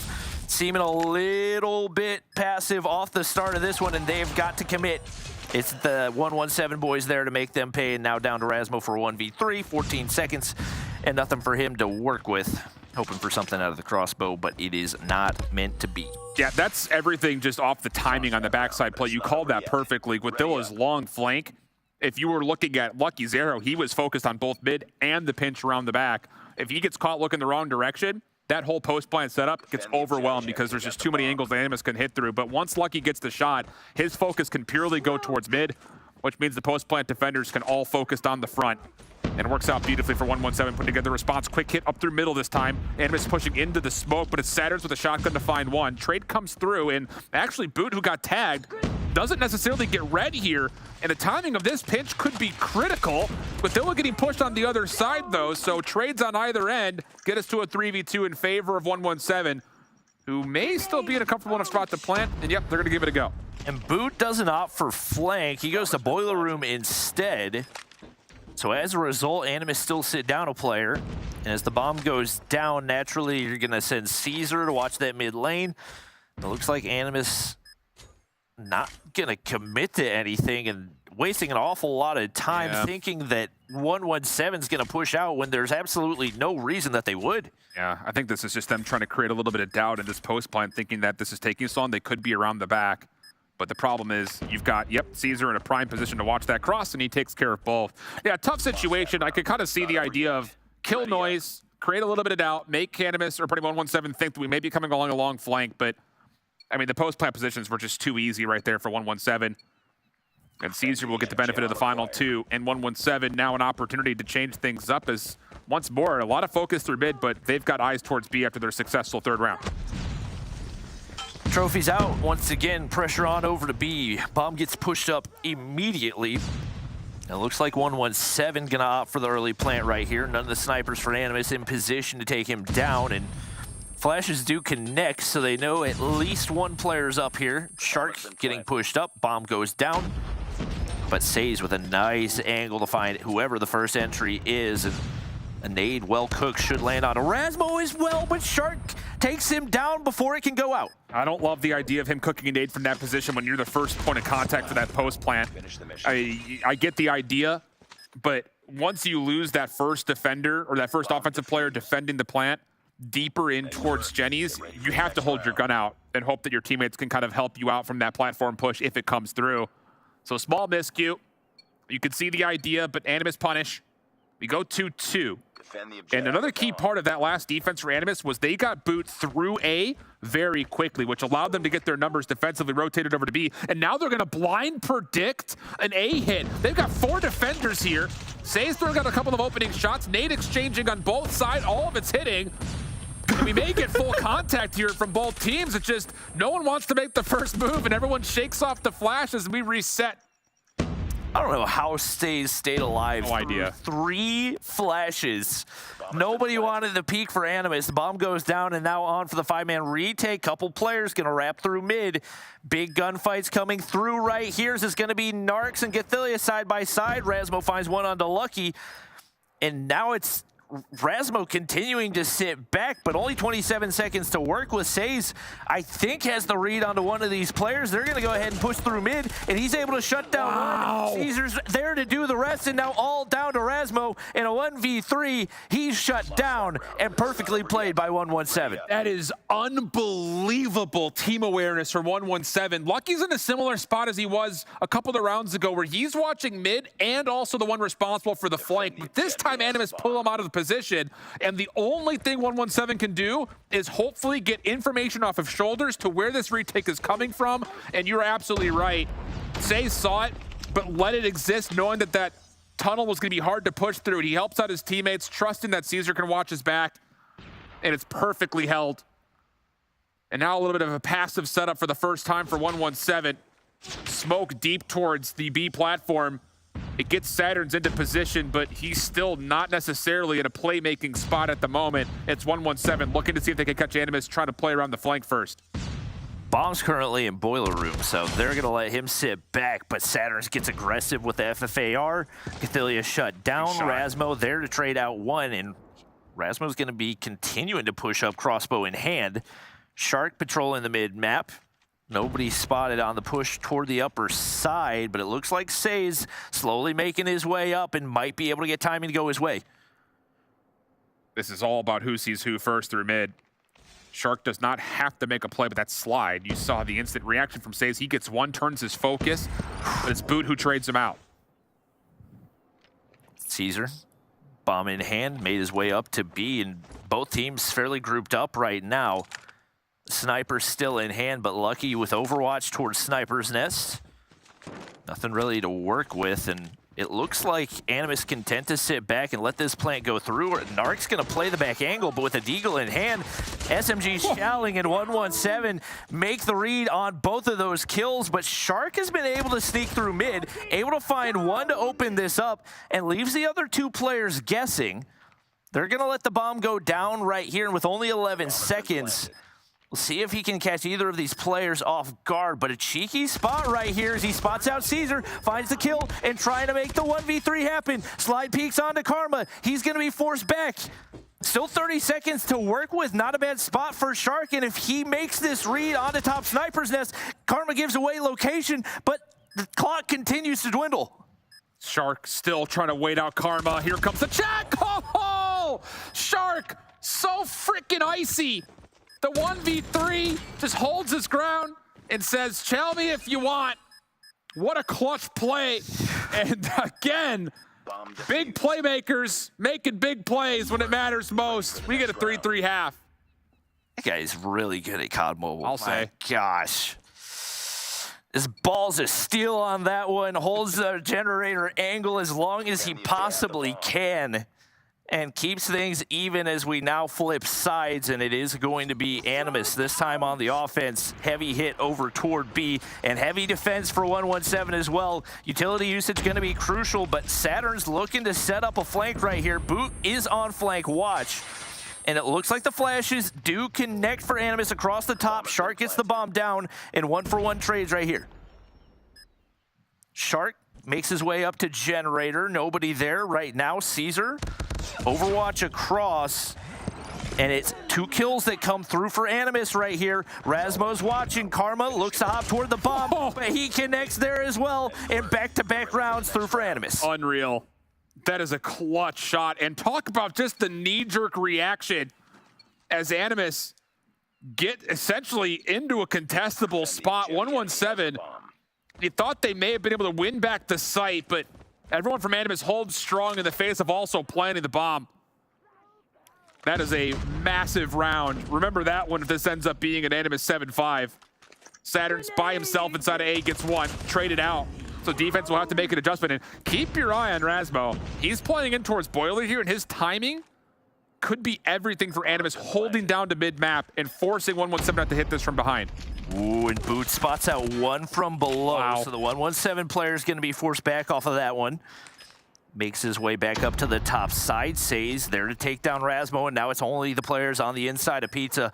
Says makes the push up toward mid, but Boot's going to be there. Narcs for another, and it's all down to Says in a 1v3. Pushes his way on through, but can't get the better of the gunfight. And Animus extend the lead here.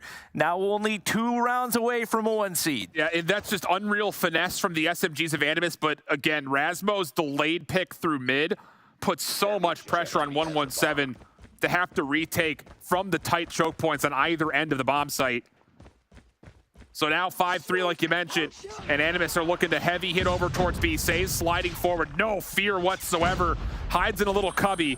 He's got a little bit of assistance as Caesar's able to pick down one, but keep an eye on Boot. He's gotten all the way around the back. Number 2 in blue. He takes another kill out of the picture. No trade immediately, but Saturn's eventually takes him down in 117 with Says snuck forward. We'll turn this into a 1v3 for Rasmo. And he's going to walk it all the way back. Might make the wrap back, see if they offer him anything. If I had to guess, these players going to sit back behind their angles and force him to work up. I would imagine he's good for maybe one quick scope, but anything beyond that's going to be tough to find, and it's not even going to be one. Crossbow, only good for a hit marker. Stays shuts him down, and 117 close the gap right here as they make sure to keep this one nice and close. I think the biggest difference maker here for 117 is going to be how well can Saturn's lock down the A site by himself if he continues to run this R9 in towards Reactor. And Animus very well may test him here. Holding back for now, looking to see if there's any early contact through this mid-cross. There will not be. So Saturns will freely get deep in towards A, but if you trade him out 1-for-1, 117 is going to be in a tough spot to rotate over defensively, especially with Rasmo watching the cross, and here comes the play. Saturn's continues to play the bomb heady, but works off. Boot doesn't hear it initially, but Shark's there to pick up the kill, and now he's able to push all the way out to the opposite side. I don't know if the 117 players are going to read this as Gathelia gets the bomb down right here, and now an opportunity for Boot to make a big play. Yeah, and unless Rasmo gets picked out from this position at mid, there's just no reason that Animus dropped this post plant, and yeah, 117 just has nowhere to work with at all. That is such a good setup for Animus, and the thing about it is, here's the problem. 117 can no longer just keep Saturns in there by himself. He's been bested twice in the first 3 rounds, and now an opportunity for Animus to put this series away, and you have to assume that somebody from 117 is going to try to assist Saturns in towards A. Rasmo's watching this cross. Oh my gosh. He missed. Oh, but the nade. The nade connects onto Saves. Sharks gets way pushed up once again.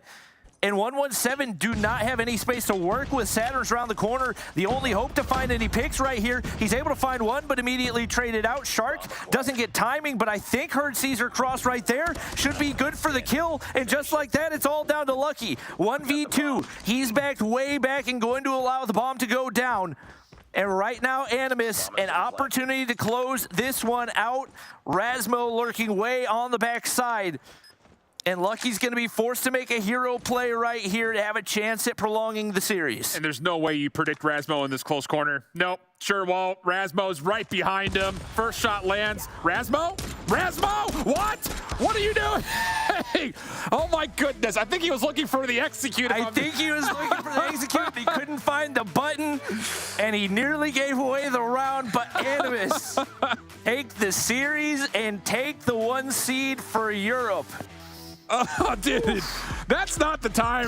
I was about to say, like, it would have been really, really good content, but I just don't think it's worth the risk. Oh, man. What a finish. What a series. This is just group play. Expect these two teams to match up at least once more down the road, but the biggest payoff here is that Animus will, like you mentioned, hold the 1 seed. But what a fight from 117. It just came down to the simple fact that they have some answers they need to be putting together here defensively. Trusting Saturns by himself and Reactor just was not it. Animus had a perfect read and a perfect breakdown on it. Three of their 4 offensive rounds. Yeah, I think one of the big stories is the fact that at the start of stage 4, Boot was the player that we were looking at as the guy that was just not keeping up with the rest, and now he is consistently making big plays, consistently toward the top of the leaderboard, and his improvement has just been absolutely incredible. I think I just had 4 different heart attacks at the end there. Going for that execute was so unnecessary, and I was almost sure we were about to watch the most ridiculous throw known to man. It's too late for that. Guys, you cannot do that to us. All right, we knew this one was going to go the distance. It did. All right, phenomenal back and forth between these two teams. Mommy, we were watching the whole thing in the back. Talk to me about some of those standout moments for you. My goodness. I mean, we expected that Animus needed to kind of polish their hard points, and they showed it here. I mean, they're going to be well matched, yes, but we kind of expected that 117 Not Found would have a little bit more of an edge when it comes to Hacienda, when it comes to those long-range maps, but they showed up in this matchup. Both of these teams did. I mean, compared to the matchup that they had in stage 3, it seems like whatever falter they had in that map, they grew all throughout stage 4, was able to kind of polish up those blemishes, and right now they're looking like both solid teams. And now we have the answer on which team remains undefeated. Like you guys said a couple times, now we've got the seeding figured out heading into those challenge finals, which we talked about in the back as well, because we were talking about the possibility of, how worried are they really about this matchup, because they're obviously both locked in, not something that they have to worry about as far as at least making it to finals. They knew that they were locked in a week ago. And it just came down to how they wanted to have their bracket play portion of those challenge finals go. Number 1 spot. Not much easier considering the top 4 teams that we have in there, but maybe if you want to give yourself a little bit of extra cushion to try and play through that bracket, that's, the small benefit that you get there. But now I think heading into finals, it's going to be a spicy bracket, to be sure, Shift. Yeah, all 4 teams have a lot of characterized strengths with a little bit of openings and vulnerabilities that they're going to need to kind of polish up over the next 2 weeks. For 117, it's the offensive side of Search and Destroy in this particular matchup that really let them down. Animus, I think, need to do a little bit more introspective work on what they want to do on Controlled in terms of when they pop operators, like what are the circumstances, what are the adaptability moments where we have the opportunity to kind of change things back into our favor or keep the gas down by popping operators. But these are all small, tiny things which lead to what should be a very exciting top 4 playoffs. Well, we might have an opportunity to ask about some of these tiny things as we have our last interview for this very, very long day. Switching things up on you, Narcs. Welcome to the show. Congratulations on the undefeated season. That's gotta feel good. It feels good. I'm really happy about the performance of my team. We trained hard since the beginning. We had a really hard moment during stage 3, but we come back pretty well for stage 4. I'm really happy. Like I said, my team practice well. They understand everything. When we say something, they listen. So basically, this year is for us again. Stage 4 is for me, it's for my team. And it's not finished. Of course, it's not finished. But it's still at this moment, how to say that? It's a big victory today. And we're going to continue for the playoff. Love it. I love that. I mean, you guys were constantly giving us a show. We were having a heart attack back in the green room, Narcs. And also nice to see you again, looking really great.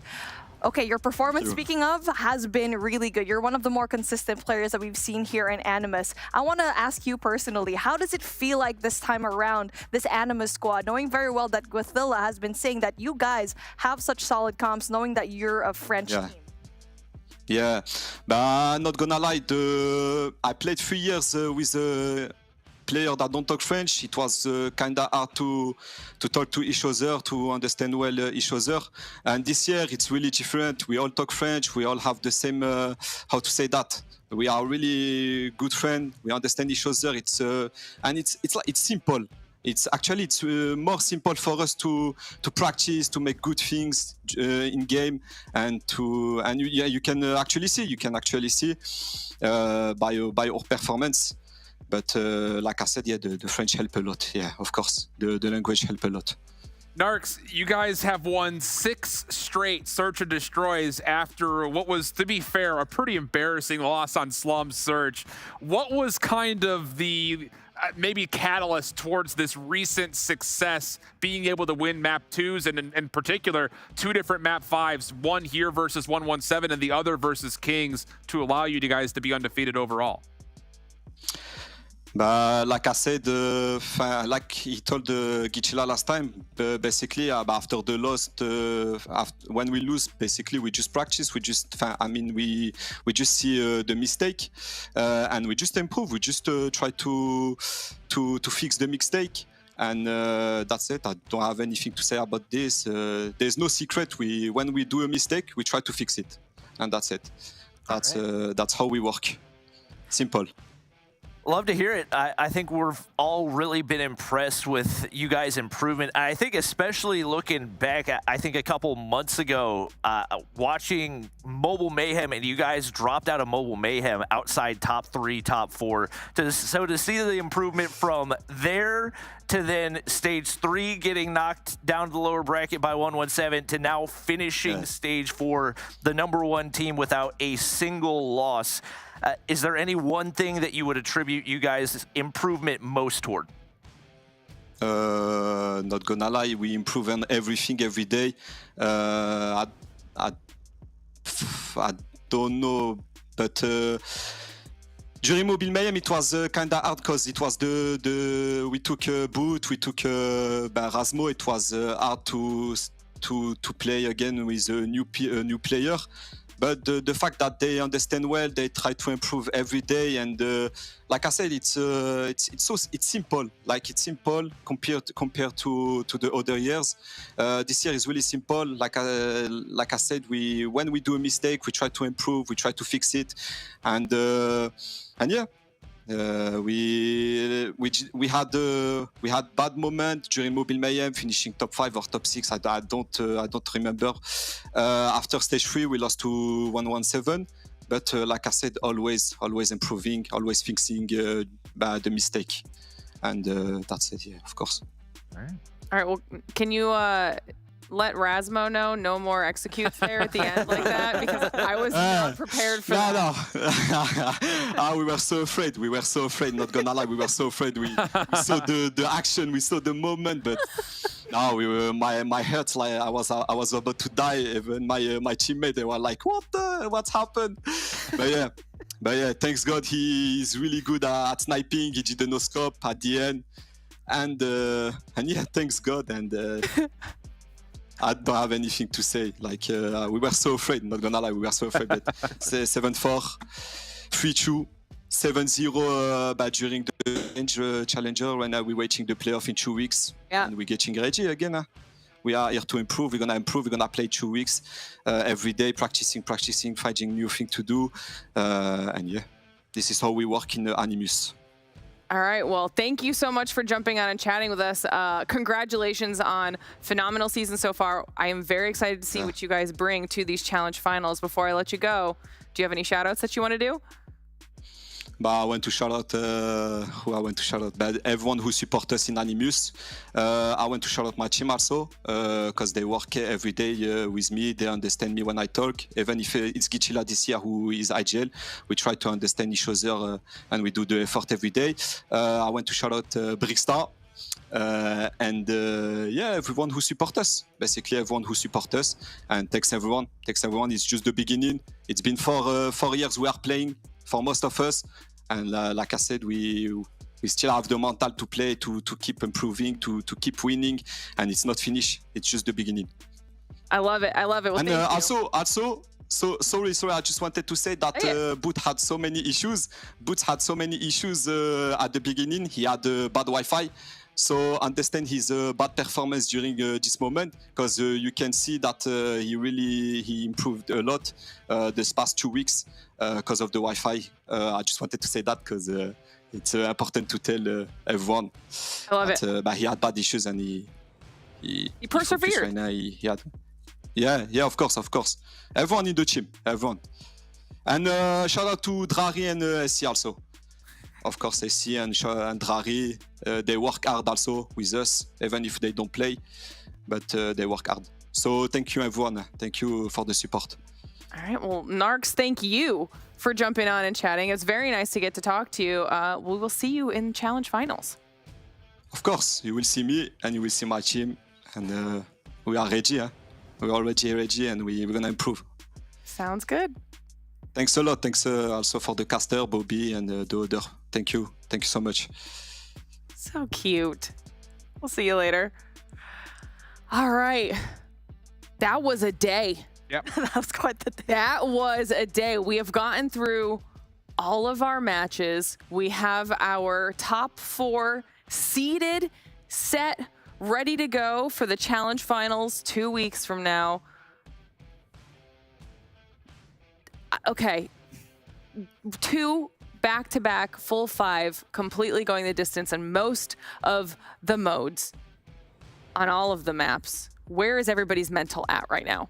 It's 1 in the morning. I think I need to take a little bit of a nap after this, but I was so awake seeing the matches from when me and Bobby casted that Zidium game and also the last game from Animus and 117 Not Found.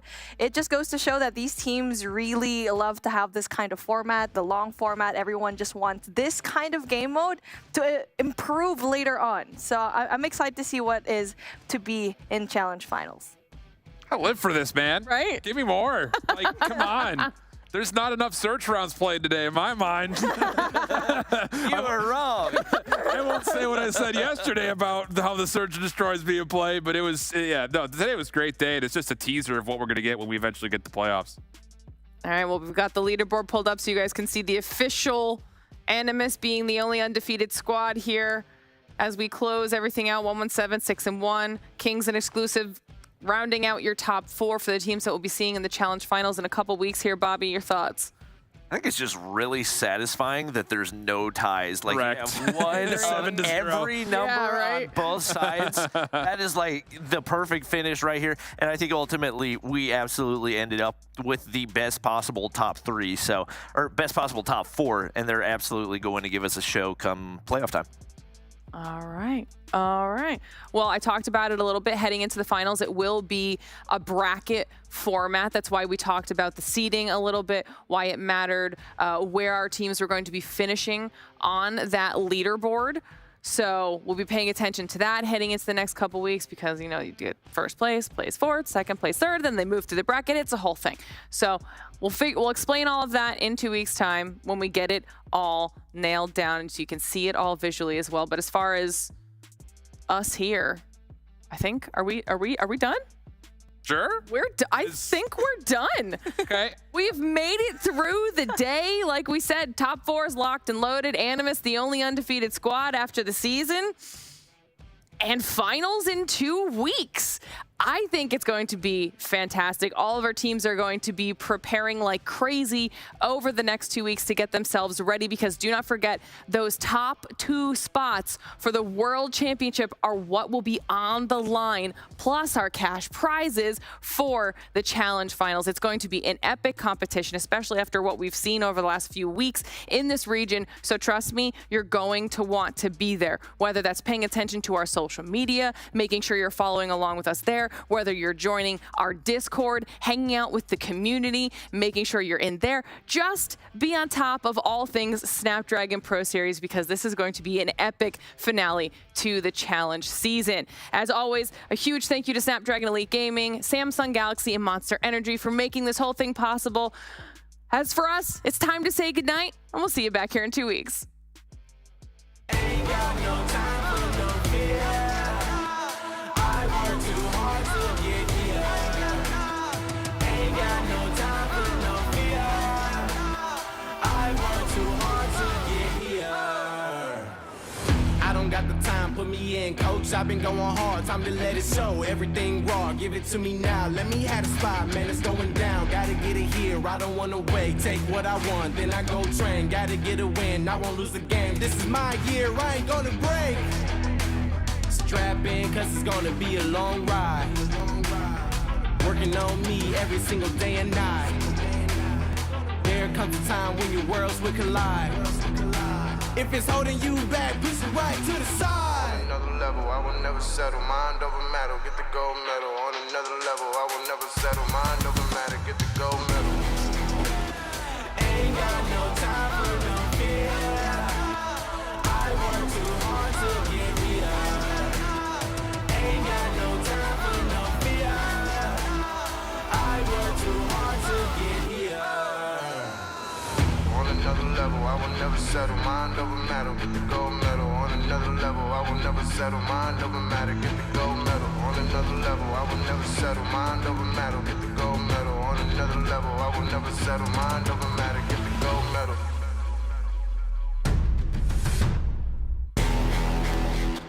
Ain't got no time for no fear.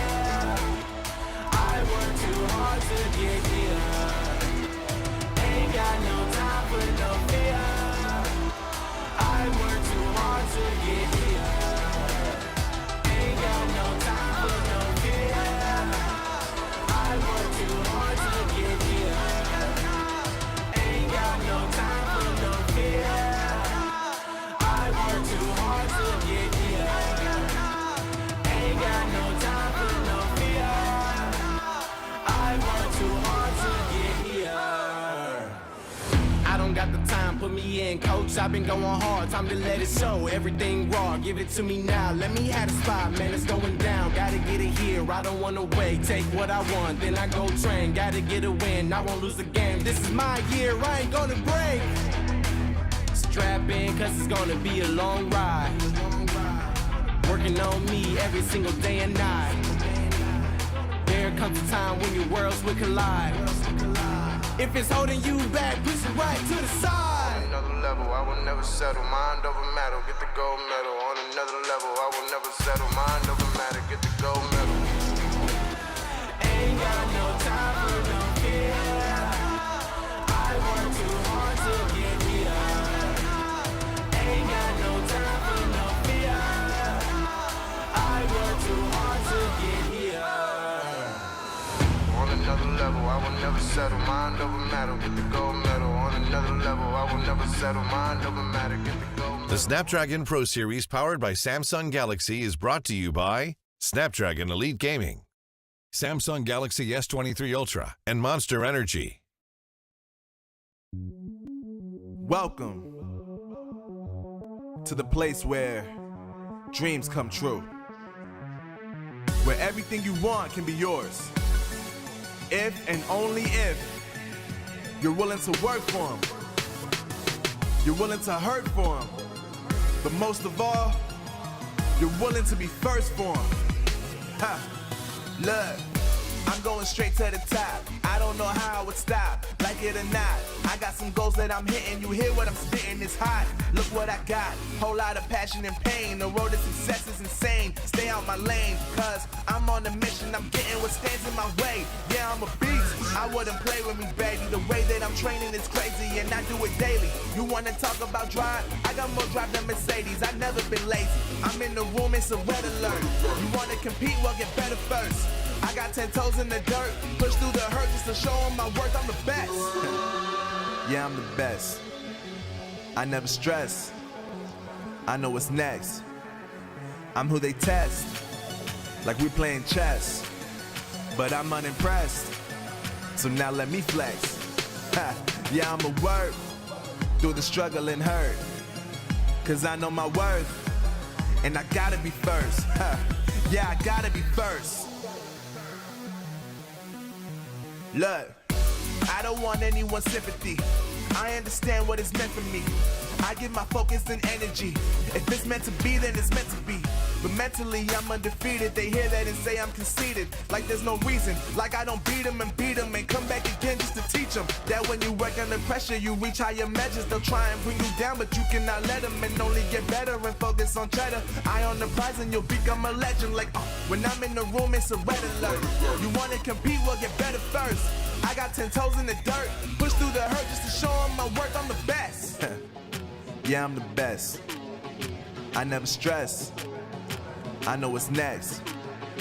I'm who they test, like we playing chess. But I'm unimpressed, so now let me flex. Yeah, I'ma work through the struggle and hurt, cause I know my worth, and I gotta be first. Yeah, I gotta be first. They don't know what's gotten into me, how'd I turn pain into energy. Through all the struggle and hurt, remember my worth, and that's why I gotta be first.